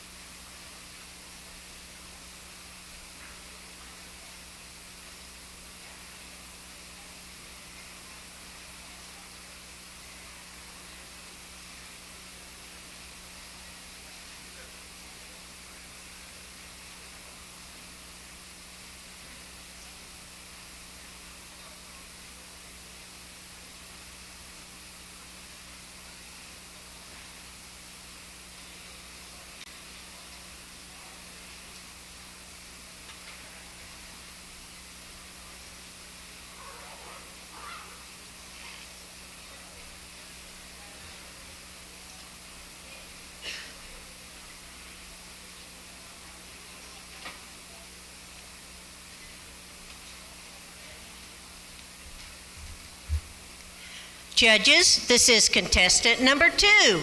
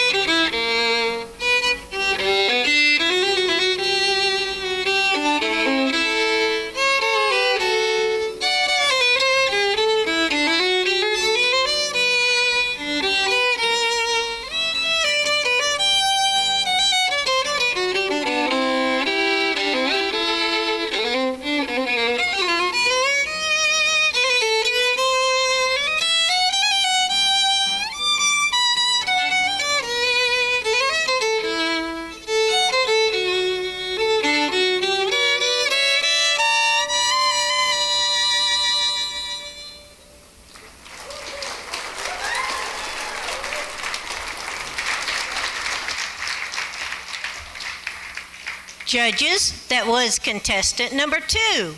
Now calling contestant number 3. Alrighty. What are you guys' opinions so far? Hi, Carol. Hi, Alex. Welcome, guys. You're catching the tail end of the finals for Old Time Fiddle. As a quick reminder, everybody, we'll be back at 9 a.m. tomorrow, bright and early, and we will be live streaming the flat-pick guitar contest. Heck yeah. Alex, we stopped the contest for you, actually, so this is just the beginning. Don't pay attention to the numbers.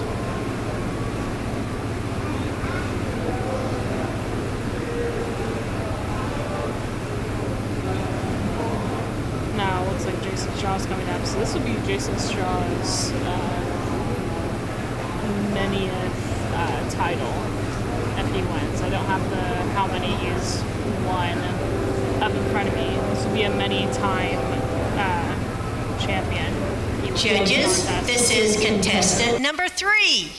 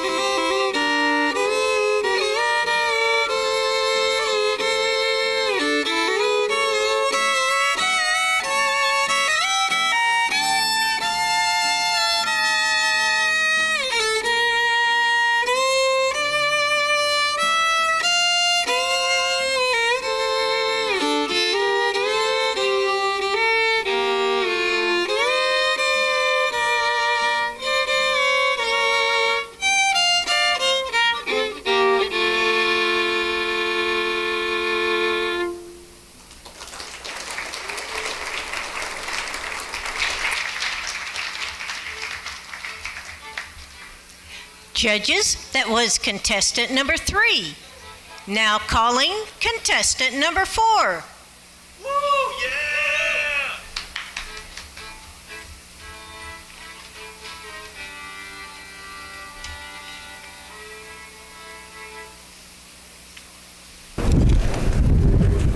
If you'd like to enter this contest, I highly recommend doing it. Why not?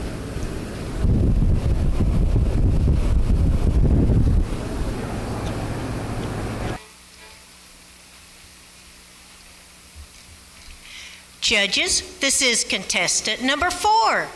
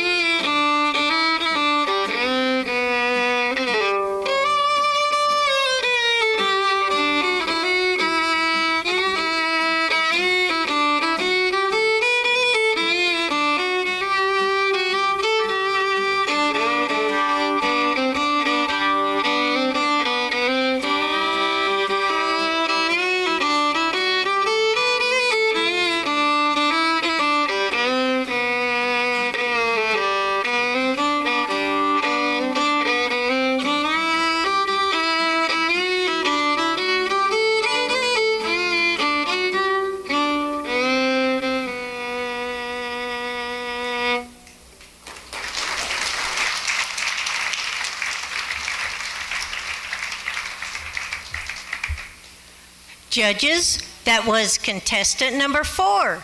Now calling contestant number 5. Alrighty, final contestants coming up. Get those predictions ready.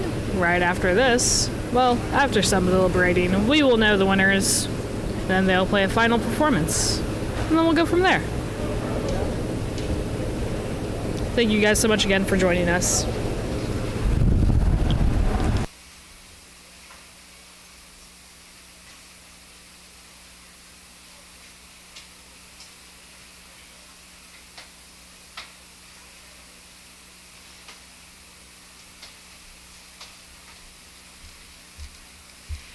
Judges, this is contestant number 5.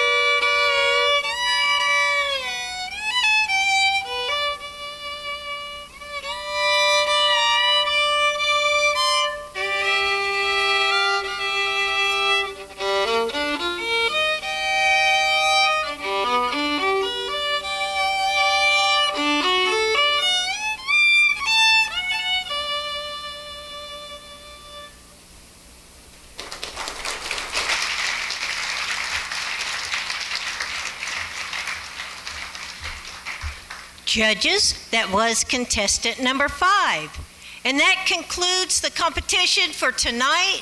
Stick around, it won't take long to get the results.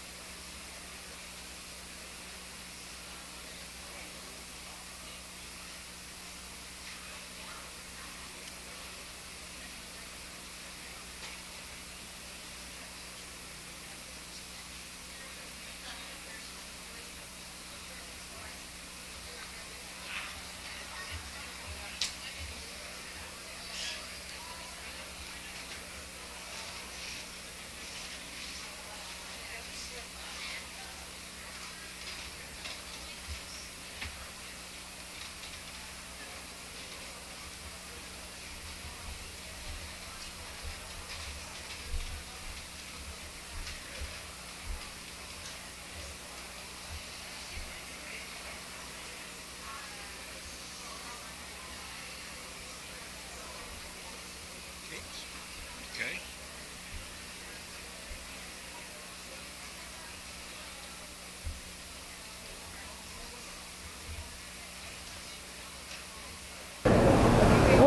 Welcome back, everybody. I was adjusting some cameras momentarily. Tell me who you guys think are doing it. I was talking to them.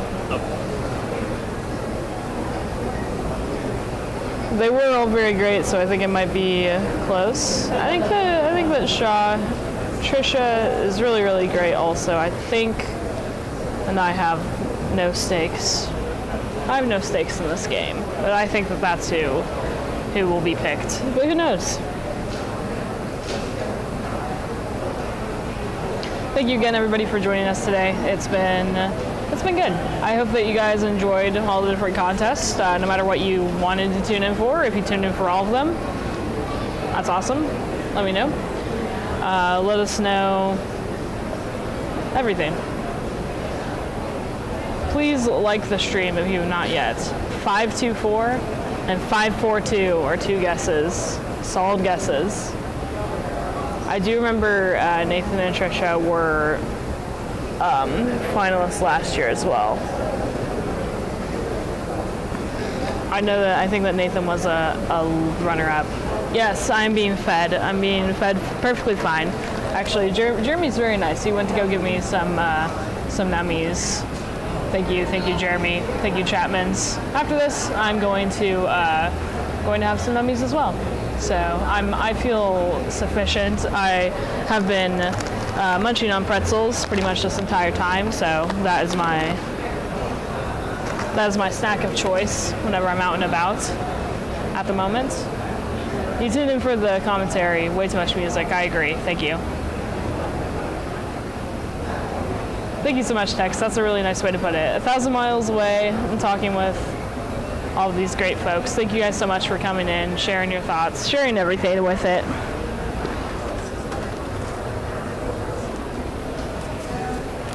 It's been great having you all.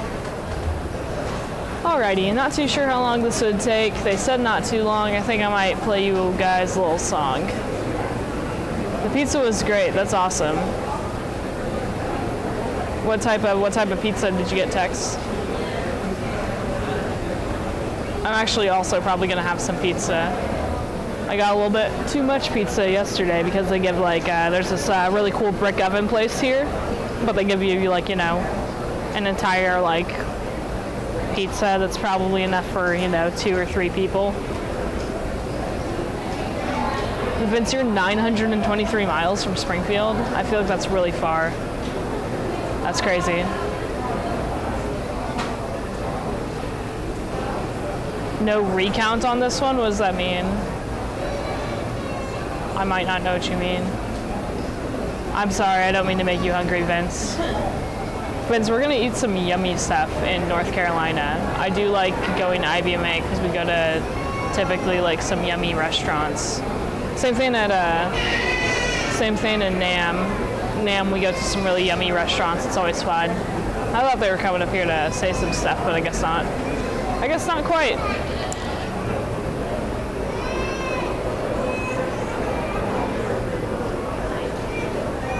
Not quite. Vince, what band are you most excited to see at IBMA? I'm curious. Even better yet, which guitar are you going to play first in the booth? I'm curious.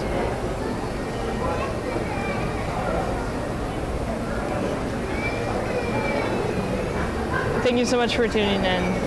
This is awesome. The Fingerpickers had a recount? I don't know if I remember that.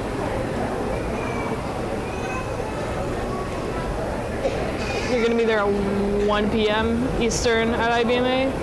I don't know when we get there. Actually, I have no clue if our, play the Torrified Boucher, that'd probably be a good first pick.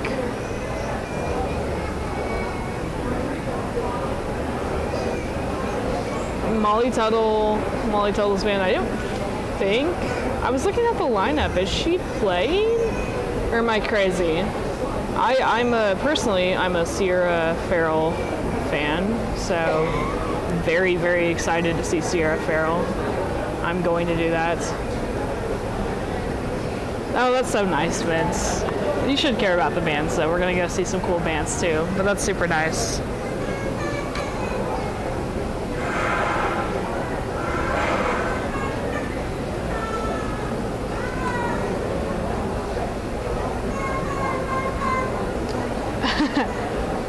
Text your issue with visiting TAS is that you might leave with more instrument than one, Dane. We'll get to see your guitar. JK didn't come today. Like it didn't come to the shop today, or oh, okay.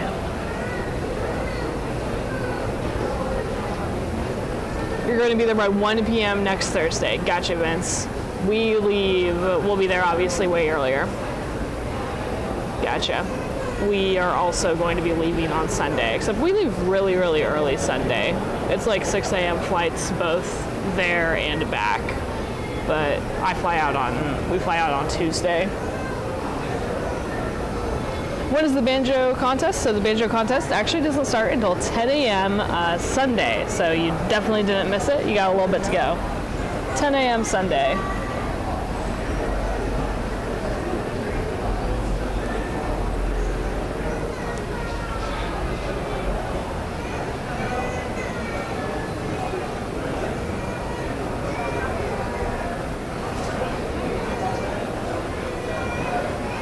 Maybe we'll get to see your guitar, Jamie. We might not, though, unless it like comes there Monday. And I don't even know if I'll be there Monday, honestly. I probably will have to be. I don't know.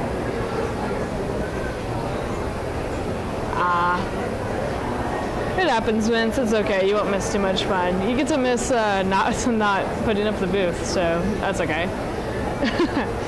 Even though it's not that bad, this new booth looks incredible. I really wish that I need to go get some pictures of it probably before we leave, but I've obviously been here all day. But I need to get some more pictures of it probably, and I'll probably get a ton of pictures at IBMA. It looks awesome.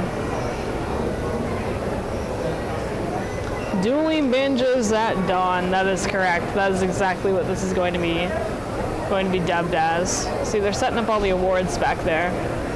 They're doing it. Yeah, an Airbnb 0.8 miles from the convention center. Very nice. We're also very decently close. We're probably in the exact same Airbnb that Jeremy gets every time. I don't know. Tex, this festival is held in Winfield, Kansas. So there you go. It's closer to you than Springfield, Missouri is. So there's that. Thank you so much, Carol. That's very, very nice. That's super duper nice. I'm just chilling. It's nothing too much. Last year I was already like kind of sitting here, honestly, you know, waiting for the finalists. Can I get Monty Gaylord backstage, please? Monty Gaylord backstage. They're looking for somebody. They got an APB out on somebody. I don't know what that stands for. Vince, what does that stand for? That's cop talk. I've heard that on cop shows. What does that stand for? Yeah. I forgot what I was saying then. Oh yeah, the whole reason why we decided to do this very long live stream is because I was kind of already just like over here waiting for the contest to end sometimes, or I would go back and forth between here and the booth. So I was like, maybe people want to see the whole contest. And then we also had a lot of people asking if we were filming for any of the first round. So I was like, might as well. Might as well. All points bulletin? What does that mean though? Okay, now you guys gotta decipher that for me because I don't even know what that means. Doesn't that mean like you're trying to find somebody, right? I don't know. Jinx. You get 2 whole Cokes. That's hilarious. Well, Alex typed his at 9:04. You typed yours at 9:03. It shows me when they come in.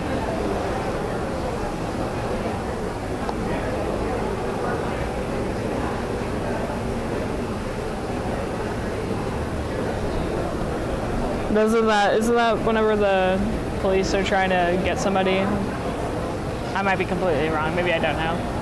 It made sense in the 50s. I'm sure it did. That's hilarious.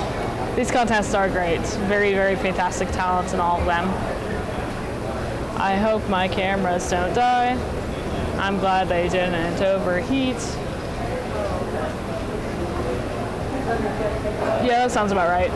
Will the 5 finalists please report backstage? Oh, they don't even have everybody back. The 5 finalists, please report backstage. They don't Monty even have Gaylord, if you're in the house, please report backstage. It's because Monty won last year. That's why they're trying to find him, because he's got to give out the, if I remember right, yeah, he's got to give out the awards. They're still searching. They're still searching there. Not all cop cars had radios. Okay, that makes sense.